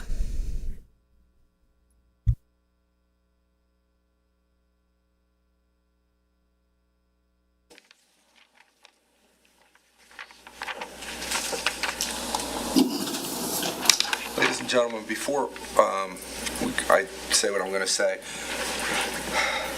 I'm going to go back on my word for a minute, and I apologize, but I feel that I should, and this is just coming from me. Because there were so many questions about star mix and the information and how it was relied upon, or however you're going to decide, what I'm going to do right now is I'm going to read the expert charge again, just because in the abundance of caution, I just want to remind you of this charge. As a general rule, witnesses can only testify to facts known by them. This rule ordinarily does not permit to be received as evidence the opinion of a witness who is not testifying as an expert. However, an exception to this rule exists in the case of an expert witness who may give their opinion as to any matter in which they are versed, which is material to the case. In legal terminology, an expert witness is a witness who has some special knowledge, skill, experience, or training that is not possessed by the ordinary juror, and who thus may be able to provide assistance to the jury in understanding the evidence presented and determine the facts in this case.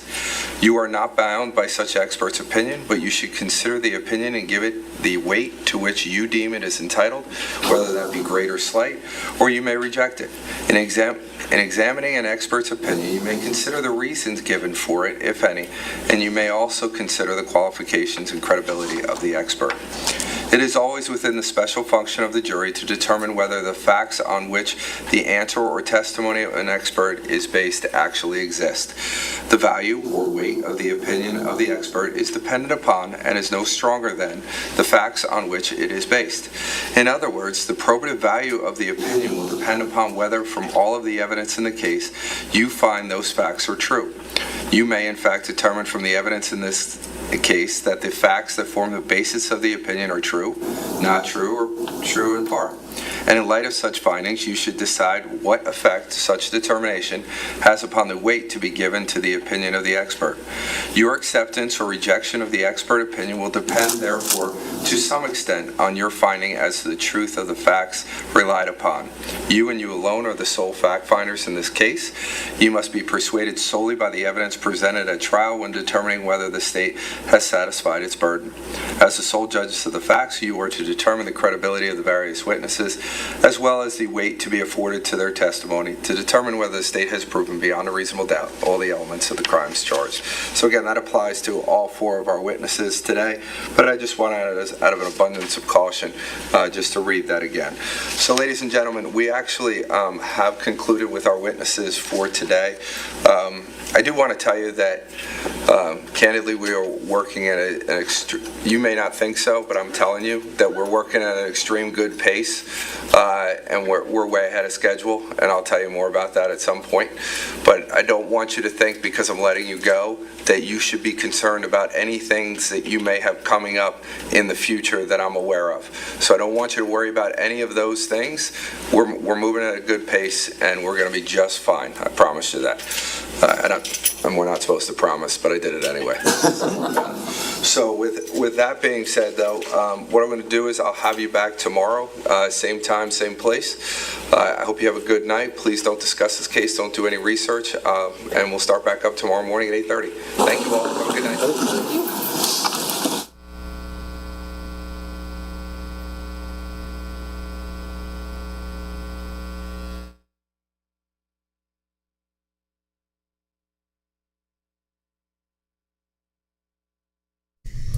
All right, so they are done for the day. Way ahead of schedule. Way ahead of schedule is what they say. And so when we were talking about zinc earlier, definitely I am not a medical professional. Please consult your doctor. If you guys are thinking about taking zinc, only you and your doctor need to make that decision. Don't go based on what I say. So consult your doctor. Talk to your doctor. Don't go based on what I said. All right. If you are considering taking anything like that. All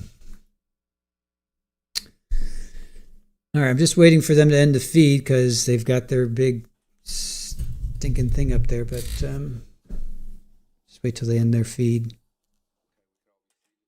Yeah. See, I knew it.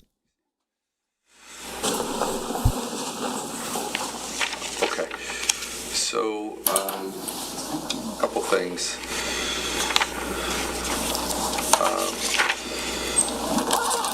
We just had a conference at Sidebar. There will be one stipulation that will be read.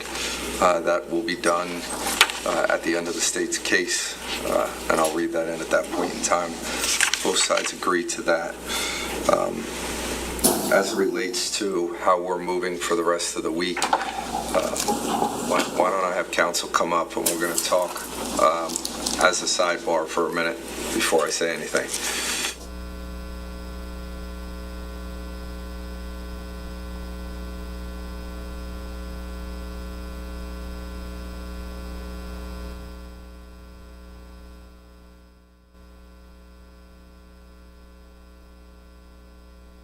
Exactly, Iowa. I'm not a doctor, nor do I play one on YouTube.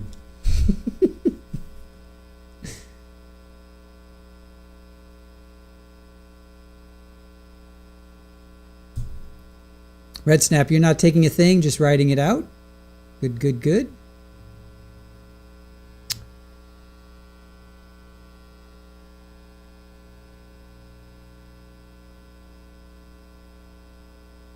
Molly, you've only been here a short time. Scheduling maybe, but maybe update given when sidebar is over. Paula, yep, they are done for the day. They just had the four witnesses today. Just 4 witnesses today.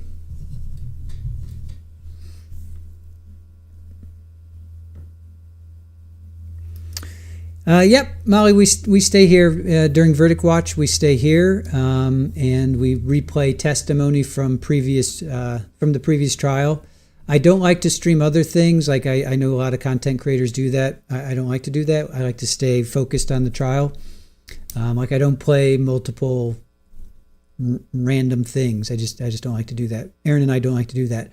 So when we're on a verdict watch, we'll play past testimony.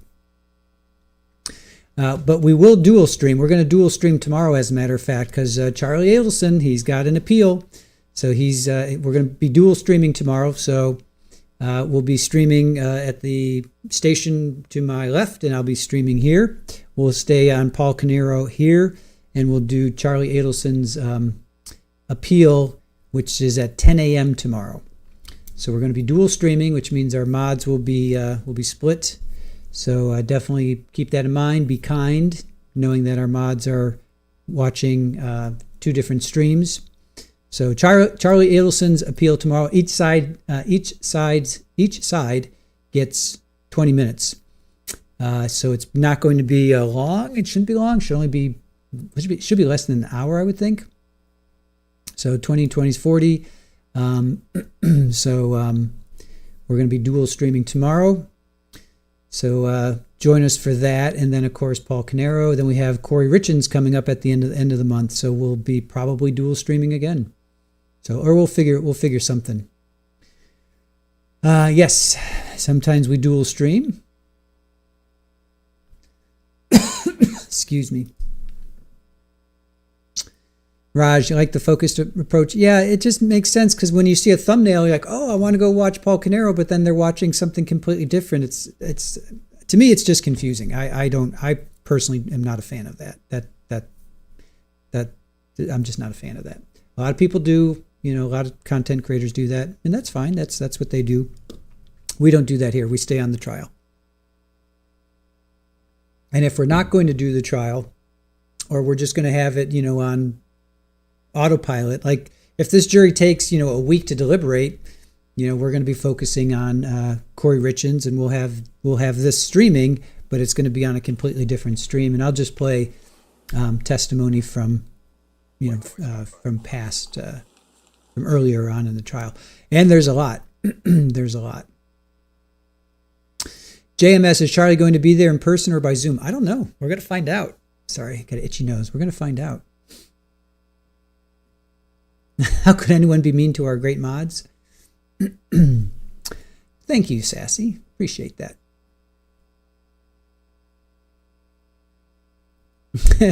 Molly, going to need to step up my slow cooker meal so you can watch everything. There you go. Sally, Charlie. Oh, see, gotta love a bit of Charlie. Split mods, twice as many. Yes, thank you, Amby. Yes.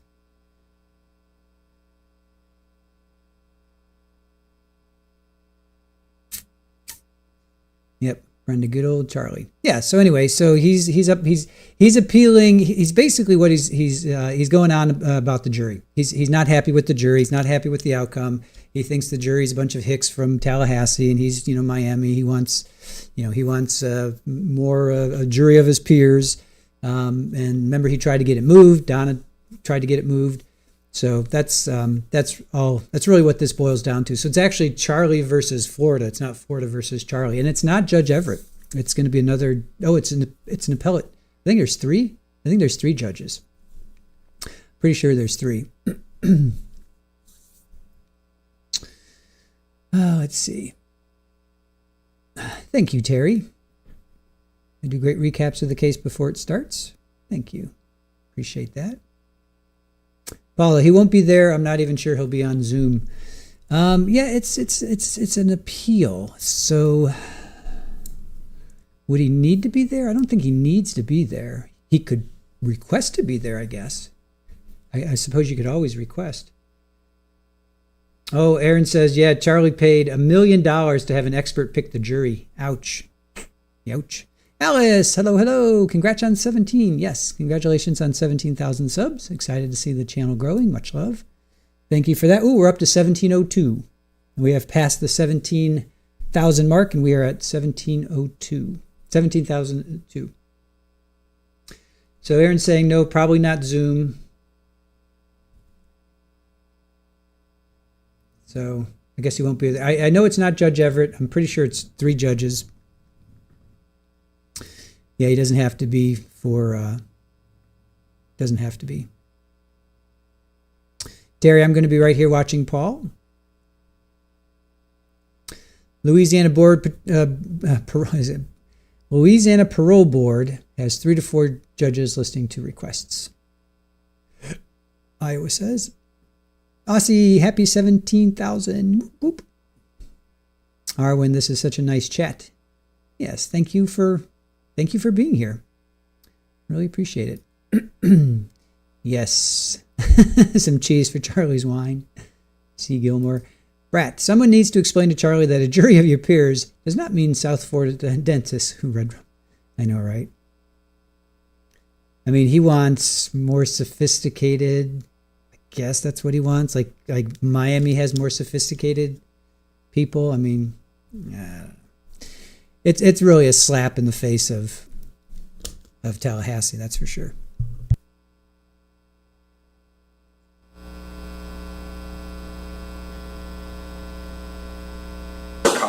I wanted to talk to the attorneys about scheduling for the week based upon where we are, just so that everyone in the courtroom knows what's going on. So we'll have testimony tomorrow and Wednesday.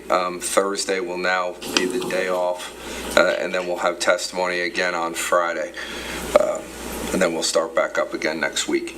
So that's the plan for the rest of the week. I've spoken to the attorneys about a couple issues that we have discussed as it relates to potentially moving some evidence at some point, and also for the jury charge, so that everyone's on notice of that. So I don't think there's anything else, but I'll just confirm on the record. Anything else from the state? No, thank you, Judge. All right, anything else from the defense? No, Judge, thank you. All right, thank you. All right, so everybody have a good night. Please be safe. I'll see you tomorrow morning, and we'll continue on.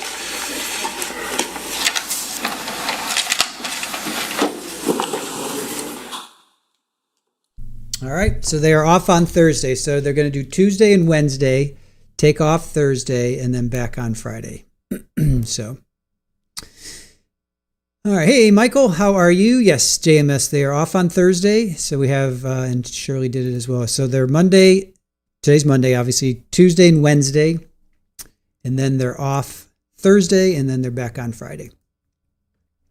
So it's a little awkward, I guess, but, you know. Moving evidence, I know. What does that mean? What does that mean, Judge? Moving evidence. Not sure what that means. All right, so let's go through. Let me go through today. Today was very frustrating for me because I'm confused, and I don't like to be confused. I like it when we have really clear-cut data and testimony. So I got a little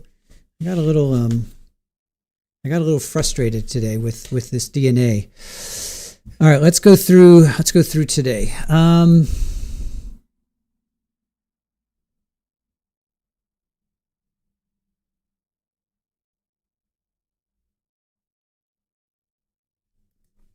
right, so here we go. So day 12, right? Day 12.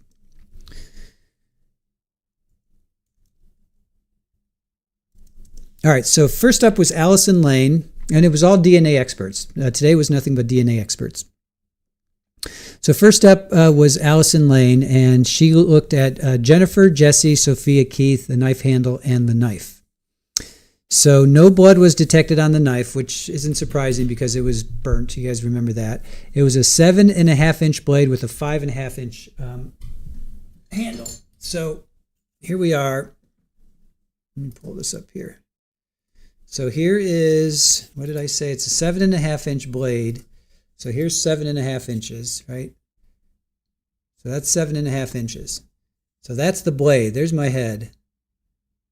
So that's the blade, and then 5.5. So that makes it 13 inches. So this thing was this long. So he's got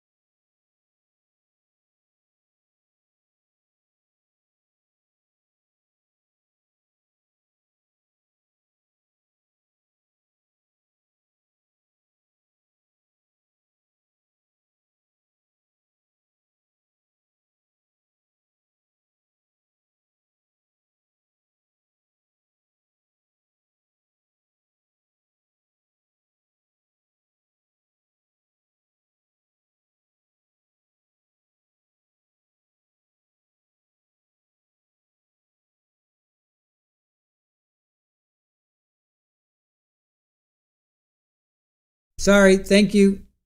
Got it. Got it. Sorry. How long have I been muted for? Let me see. Thanks. Have I been muted for a while? No, I guess I've been muted for a while. Because I'm confused and I don't like to be confused. I Okay. like it when we... All right. Sorry, guys. All right. Sorry. Thanks, guys. Let's see here. So I think I dropped off with, let's see. Yes, thank you guys. Appreciate it. Very long time. From stab, about 5 minutes. Okay, sorry guys. I need to pay more attention to my microphone. All right, 2 hours. Awesome. That's probably what you guys want, right? You don't want me blabbing on. All right. Did you hear about Allison Lane? Tell me where I left off. Holding up the ruler. Okay. All right. Thank you. Thank you, Kat, since I was holding up the ruler. All right. So let's go back to, all right, since I was holding back to the ruler. Okay. What was I saying now? Remind me, where did I stop off? All right. So the knife. Okay. So let's go back to the knife. So, all right, so we'll go back to Allison. So she gave us jeans, a t-shirt, glove, and a live round that was found in the pile. So this was all found in the burn pile in the basement. So she tested 5 areas of staining from the jeans, and then she tested 5 gloves and 1 partial glove. So there were 3 individual gloves, and there was one pair of gloves inside the other. And then the partial one was the finger only. Let's see. She also tested a 9mm handgun, and the cartridge that was on the paved deck was tested.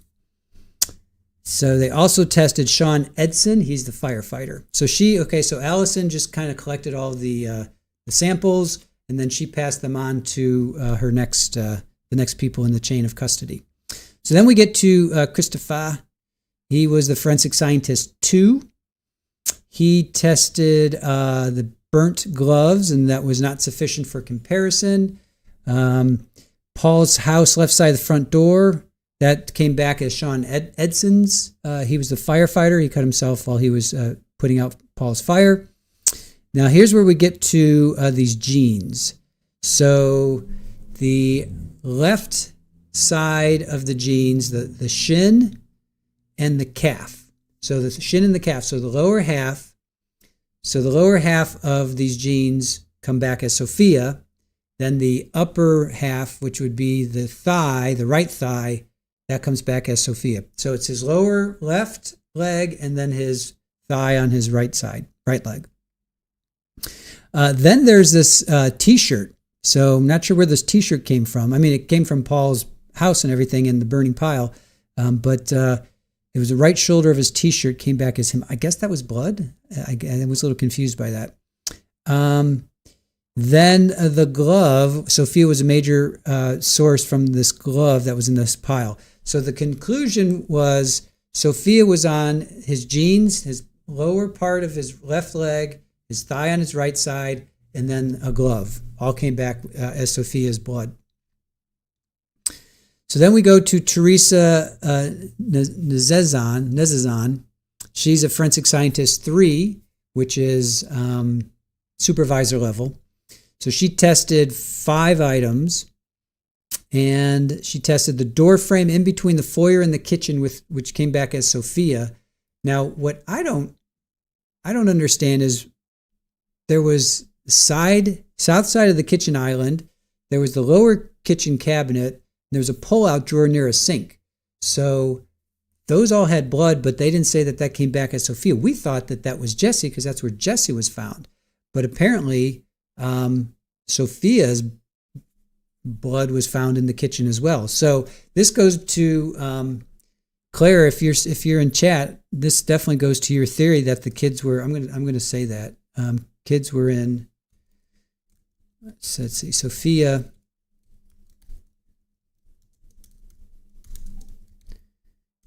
Found in kitchen. So that goes to Claire's theory that the lights go out. Keith wakes up. Jennifer may have woken up. He may have woken her up. She may have woken up. Who knows? Who knows who woke up first? But then it's dark. Keith goes downstairs to check on the electricity. Jennifer takes the kids into the kitchen, maybe makes them a snack. Right? It's around 2. It's 3:00.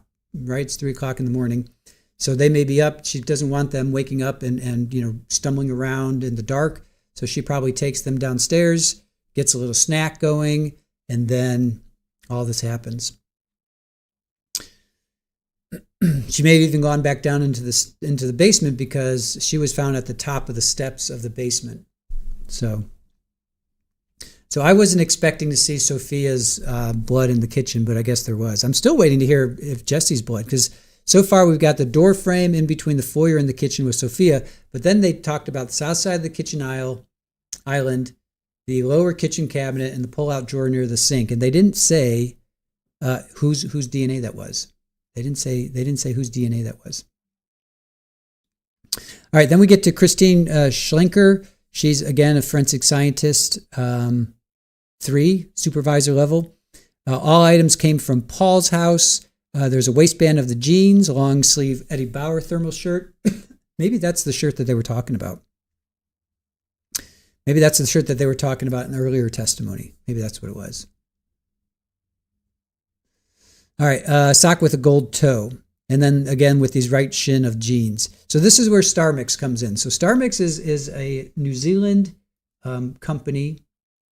Let me see if I can play this.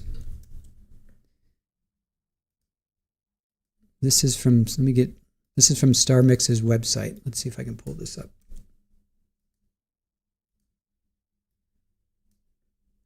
All right, so here's Star Mix. This is Star Mix's website. So they are a New Zealand government-backed company. Right, so let me see if I can play this. Can I get to full screen? No, I can't get. All right, here. StarMix is a software tool that helps forensic scientists interpret DNA profiles for criminal investigations.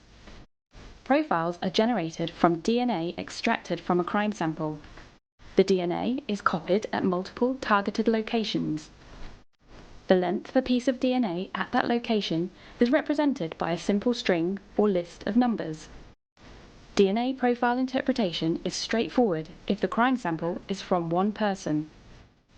However, DNA profile interpretation is more complicated when the profile is mixed, when there is DNA present from more than one person. DNA profile interpretation is further complicated when the DNA present is in low amounts or has been aged or degraded. StarMix software has been designed to interpret complex profiles.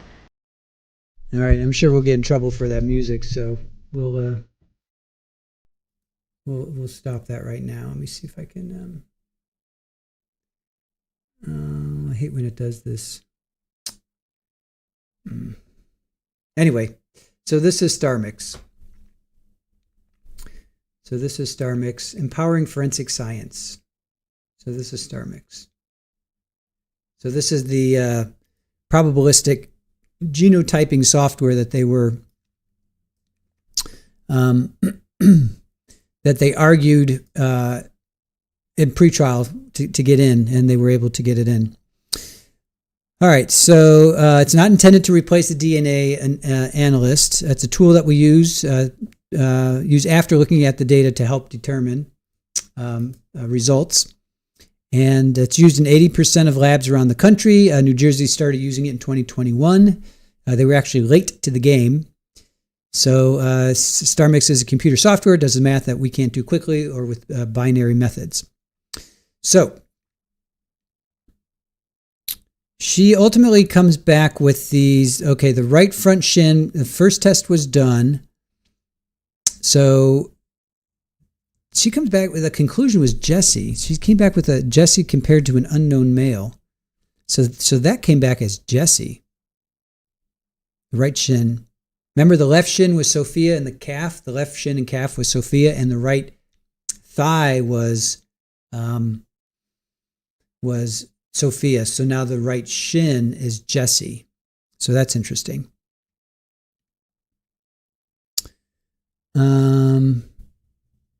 And then they talk about this portion of the inside of the collar of the shirt. Paul is a strong contributor, which makes sense. It's his shirt. And then that's pretty much it. Then we got to the very end. The judge was saying the schedule for the week is going to be, they're going to be Tuesday and Wednesday. They're going to be off on Thursday. And then they're going to be back on Friday. All right. All right, see, one DNA said Jesse, one DNA said Sophie, so both on genes, different spots. That's the way I interpreted too. It was Sophia was on the left calf and shin, and was it the thigh? Hold on. Do you need me?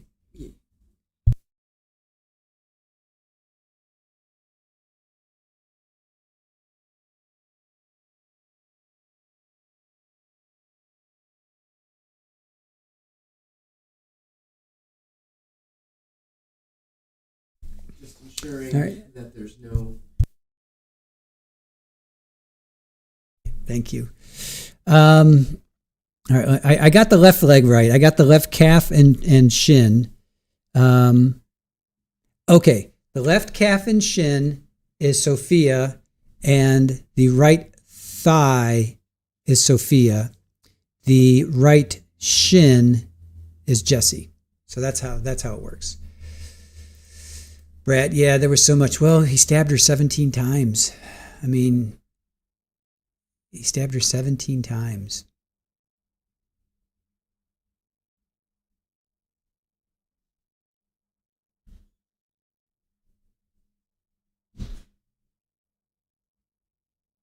So that's why there was so much. Ugh, the poor girl, 17 times. I mean, and then don't forget all the pictures that we saw of the kitchen. There was a lot of blood in that kitchen too. Molly, thanks for the week schedule. Now you can plan. Friday's the Olympics. Oh yeah, that's right. In Milan, right? They're starting in Milan. Oh yeah, Mama of a medic. It is sad, and there was a lot. I'm still trying to figure out how he stripped down and didn't get any DNA in his SUV, other than the cadaver dog hit on the cargo part of his SUV. Surely that is a lot of personal anger. Anytime a stabbing takes place, that's definitely personal. You know, it's very intimate. It's, you know, you have to be like right there with the person. When you shoot somebody, you know, it's not as personal.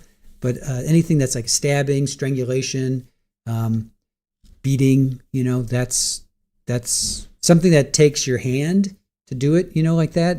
That you actually physically have to touch that person, is definitely very, very personal.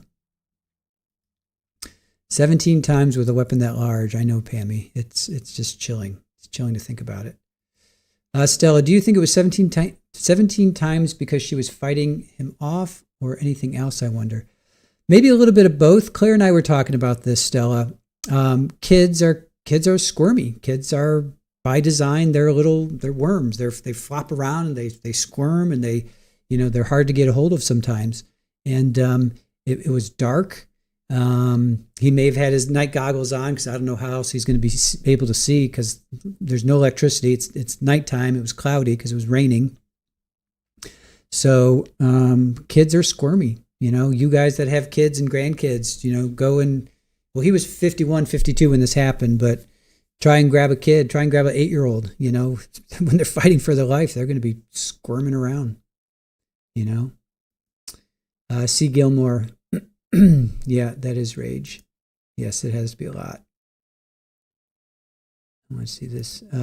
Iowa, if mom and kids in the kitchen, she might have tried running to her room, thus making him mad.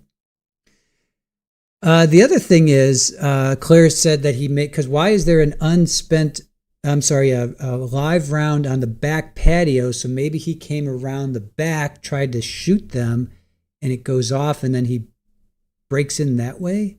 And the kids are terrified, so he just grabs a knife. Because don't forget, the knife is in the kitchen. So somehow he had to get into the kitchen, grab that knife, and start. Now, Jennifer was shot. She was shot, but was she shot first and then stabbed? Or was she stabbed and then shot? It's messed up. Any way you look at it. Yeah, Shirley, horrifying for the child and the children. Yeah, try changing a toddler. Good luck. Exactly. I think she was fighting for her life, 100%, Hellrider. Of course she was. Of course she was. Brad, I'm assuming the bloody clothes were in a bag in the car and the dog hit on the lingering smell. That's what I'm thinking too. I'm thinking that as well. So he had to, and here it goes back to that timeline of like he had about 6 minutes to get out of the house, strip down, throw his clothes into a bag, and then find his car and then drive away and wash, because he's got to have blood all over him. I mean, he's got to have blood all over him, like literally all over. So it took him. See, that's where I have a little bit issue of issue with that timeline. See, Gilmore, he chased them down to the kitchen, and it jammed. Sharon saying, yeah. He was clearing the jam, therefore ejecting the live round. So he was trying to get in through that back patio by the kitchen. I think that's where it leads. I think it leads to the, here, let me check. Let's check that. Let me come back here. Let me check that. Let me check the plans. I'm pretty sure that patio goes off to the kitchen. I can't imagine it would go anywhere but let's see here. Oops, hold on. That's the basement. Where is the floor plan? All right, so here's the floor plan for the house again.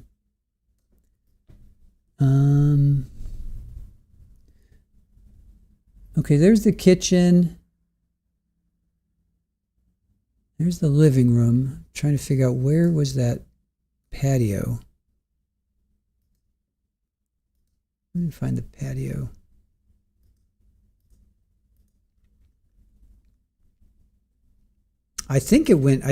Well, the kitchen, I guess it didn't go off to the kitchen per se. But let me see if I can find that patio. Where is that patio? Aerial view. All right, here's the aerial view. All right.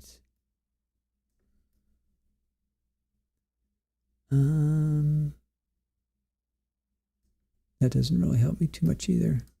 Trying to figure out where that patio was. Where was the patio?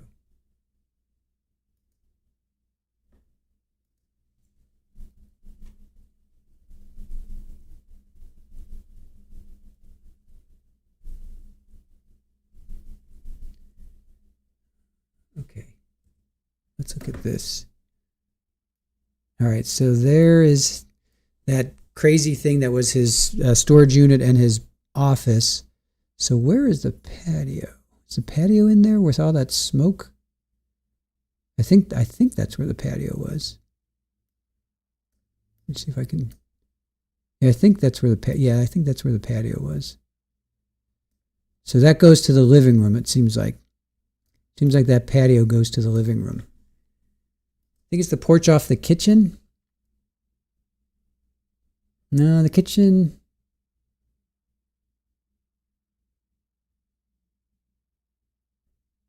I think it's back here. I think it's where all that smoke is. I think it's the living room. Oh, that's a dining room. Maybe it's.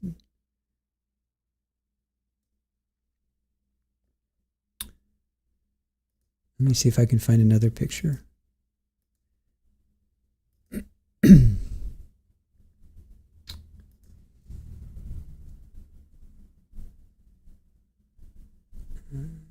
see.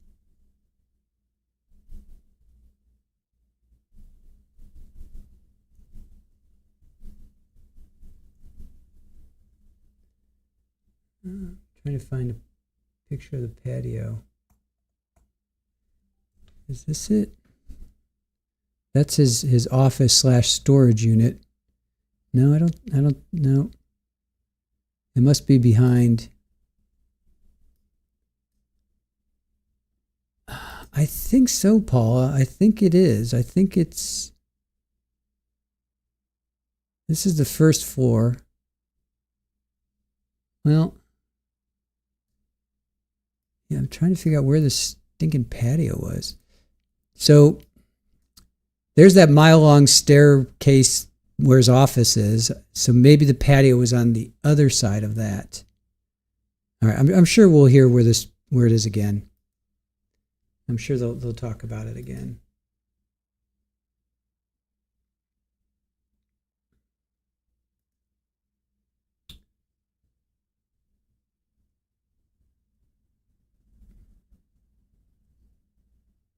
All right, here's the jeans in question. Let's get to the jeans. So here's those jeans. So it's the, let's see.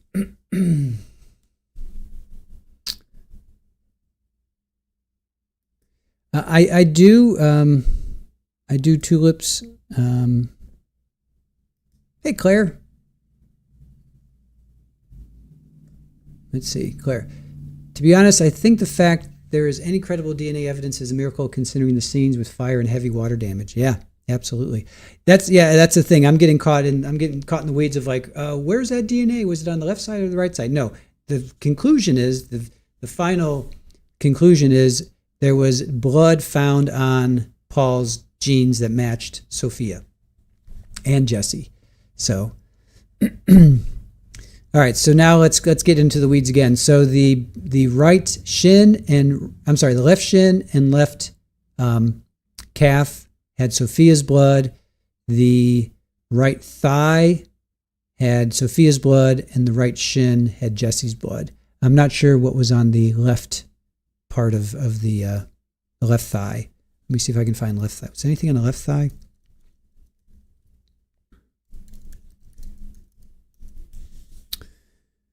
Yeah, the front left thigh, not sufficient for comparison. So that's the only thing that wasn't sufficient for comparison. So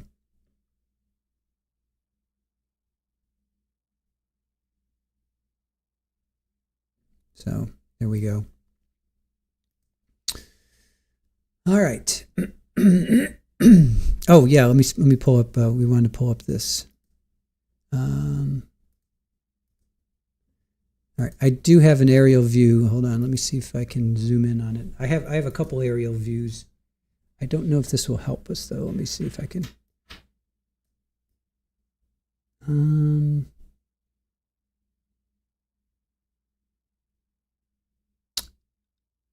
Oh, is that it by the pool? To the right? Maybe that's where it is. And if so, that would be the game room. That would be the game room then. All right, that would be the game room. Let me see.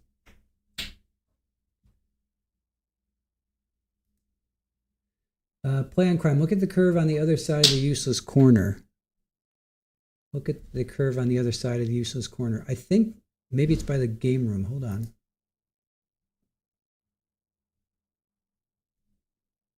Oh, we're not really going to see it here.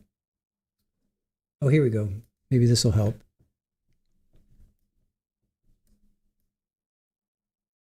All right, there's the pool.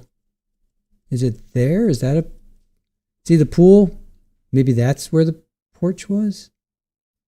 I don't know. Sunroom is off the kitchen and connects to the garage. Trying to find out where this live round was found. It's on one of these porches, and I'm trying to find a porch. I thought I knew where. I thought it was like by that curve of that weird room that he designed. Why he did that? Keith, what are you thinking? Just trying to find out where this live round was. It's on the left side. You think it's over here by the playground? Is that where it was found? Dream Horse, you think it's there?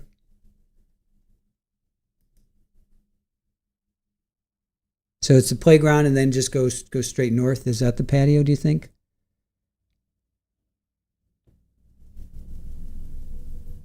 You're looking at it with the Shea chair.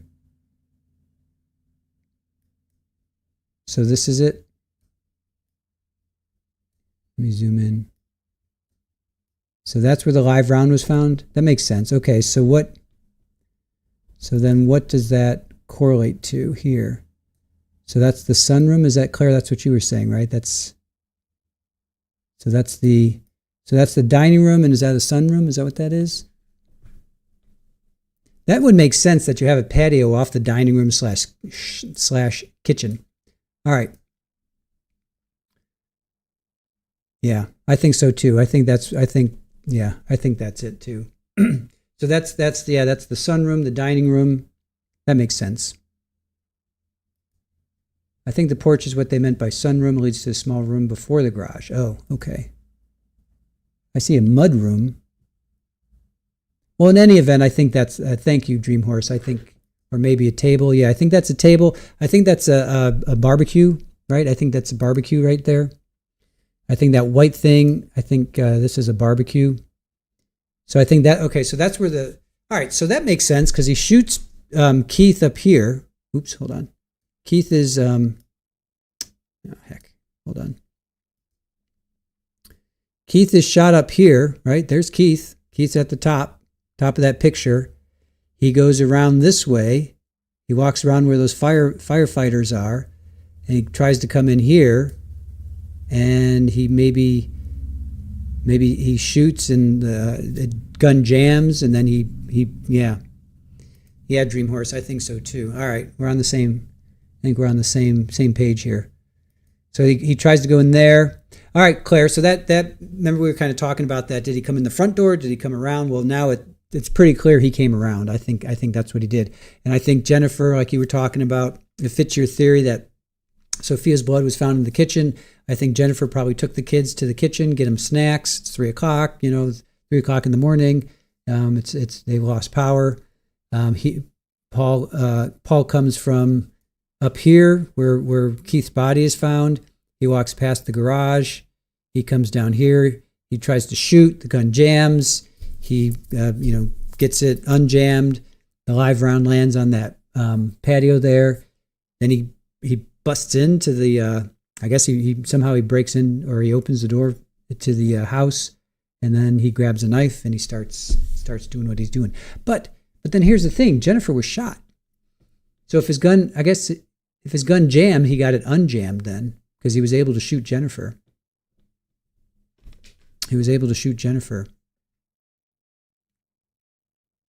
So.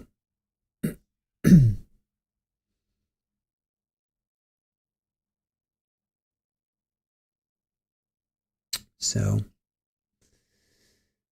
all right. What do you guys think? What are you guys thinking? Maybe she opened the door. Mama says, yeah, maybe she opened the door. Because she's like, oh, it's Paul. Hey, Paul, what are you doing here? Did she didn't hear the gunshots then? Maybe she didn't hear the gunshots? Because if you hear gunshots at 3:00 in the morning, especially knowing that your husband is outside, you're gonna right? You're gonna say something. But that would make sense if she didn't hear the gunshots, and all of a sudden Paul's there, and she's like, "Hey, what are you doing here?" He's like, "Oh, Keith texted me," and he could show her the text. Keith texted me. I'm here to help. Molly, it is a very unusual house. It's a very unusual house. Pammy, we will never know the order of events unless Paul tells us. That's true. Sharon, wasn't a casing found in the kitchen too? Was it live? I think there was only one live. I thought there was only one live round. I thought there was only one. I could be wrong, but I thought there was only one. Dream Horse, I think you knew Keith would take the shortest route back through the patio door. JMS, you just got back. Did the knife come from Keith's house or did Paul bring it with him? Came from Keith's house. Remember the butcher block was, the butcher block was, oh.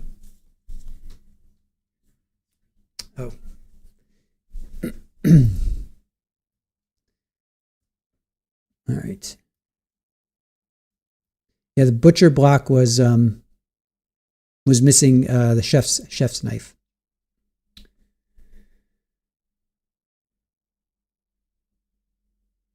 Mama of a medic, she opened the door to see what's happening. She did hear the shots. Okay, so you're saying then she heard the shots. She opened the patio door, and then Paul came in. All right, I could see that. I could see that. She may have heard the shots and opened the door to look. Yeah. Yeah, I gotcha.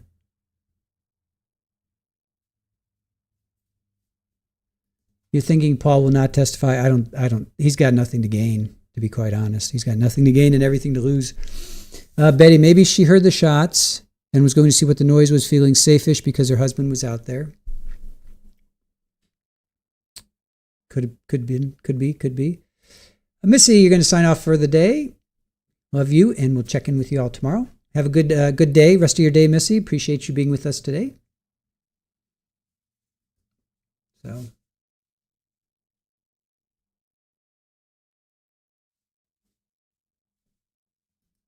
So his weapon jammed. He reached for knife last resort. Kids were probably freaking out. 100%. He could have even punched them, hit them, grabbed them, hit their heads, kind of dazed them. He could have done that.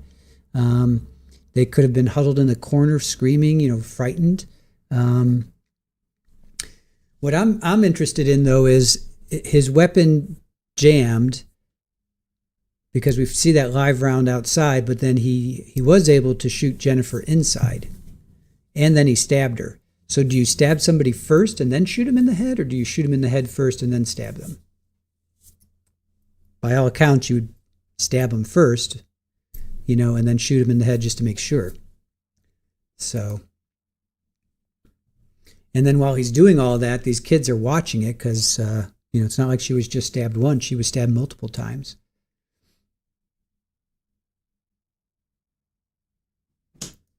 Yeah, maybe thinking he's the rescue. Could be. Yeah, could be.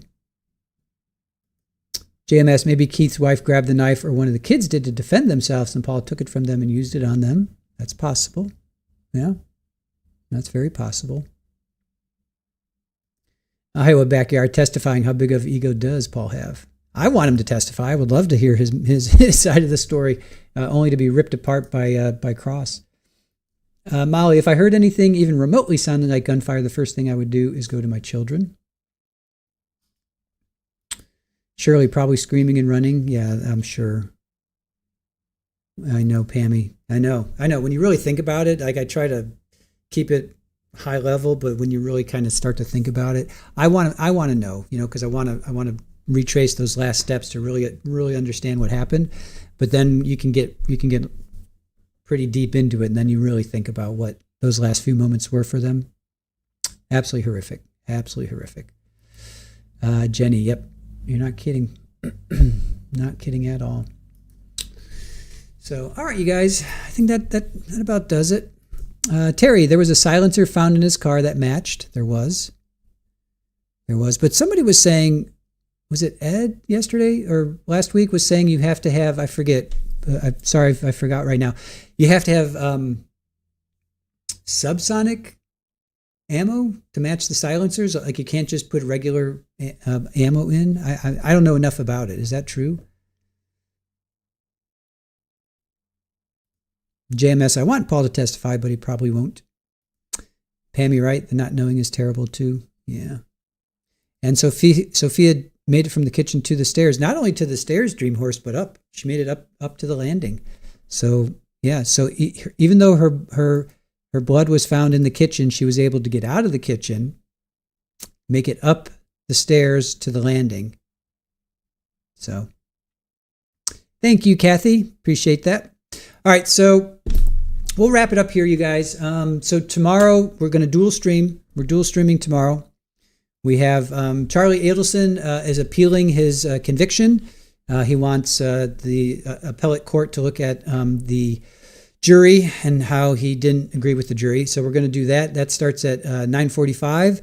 And of course, we will be here for day 13 of Paul Caneiro. That starts at 8:15. So thank you for spending your day with us. Really appreciate it. Thank you for helping us get to 17,000 subscribers. We're at 17,004. So appreciate that, you guys. Thank you for getting the word out. Really appreciate that. And thank you to our mods. Tomorrow, our mods will be split.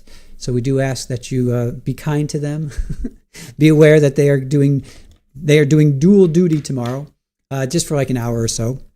Oh, Pammy, thank you. Appreciate that. Congratulations. Thank you, Pammy. Thank you so much for that. Really appreciate that. It was good Monday. Good testimony. Looking forward to going over this with Claire. Now, again, they're going to be on tomorrow, Tuesday, and Wednesday. They're off on Thursday, and then they come back Friday. So, interesting schedule. Busy day tomorrow for sure. Yep, busy day tomorrow. So, Grampy, no Super Bowl. I don't have Super Bowl. No Super Bowl, so I can't show you Super Bowl. So, anyway. All right, you're going to go buy a koozie? Yes. Don't forget, these just hit. These just landed. We just got ours. Nice little koozie. Or, no, what's it called? A stumpy holder. Little stumpy. So they're pretty cool. All right, you guys. Thanks for joining. Appreciate you spending your day with us. Thank you to our mods. Thank you to Aaron. Take care of yourselves. Be well. Stay warm. We're going to have another cold night here, freezing in Florida. So I know you guys are, when we're cold, I know you guys are cold. So hopefully it'll moderate a little bit for you. So be well, stay safe, stay warm, and we will see you tomorrow. Take care. Bye.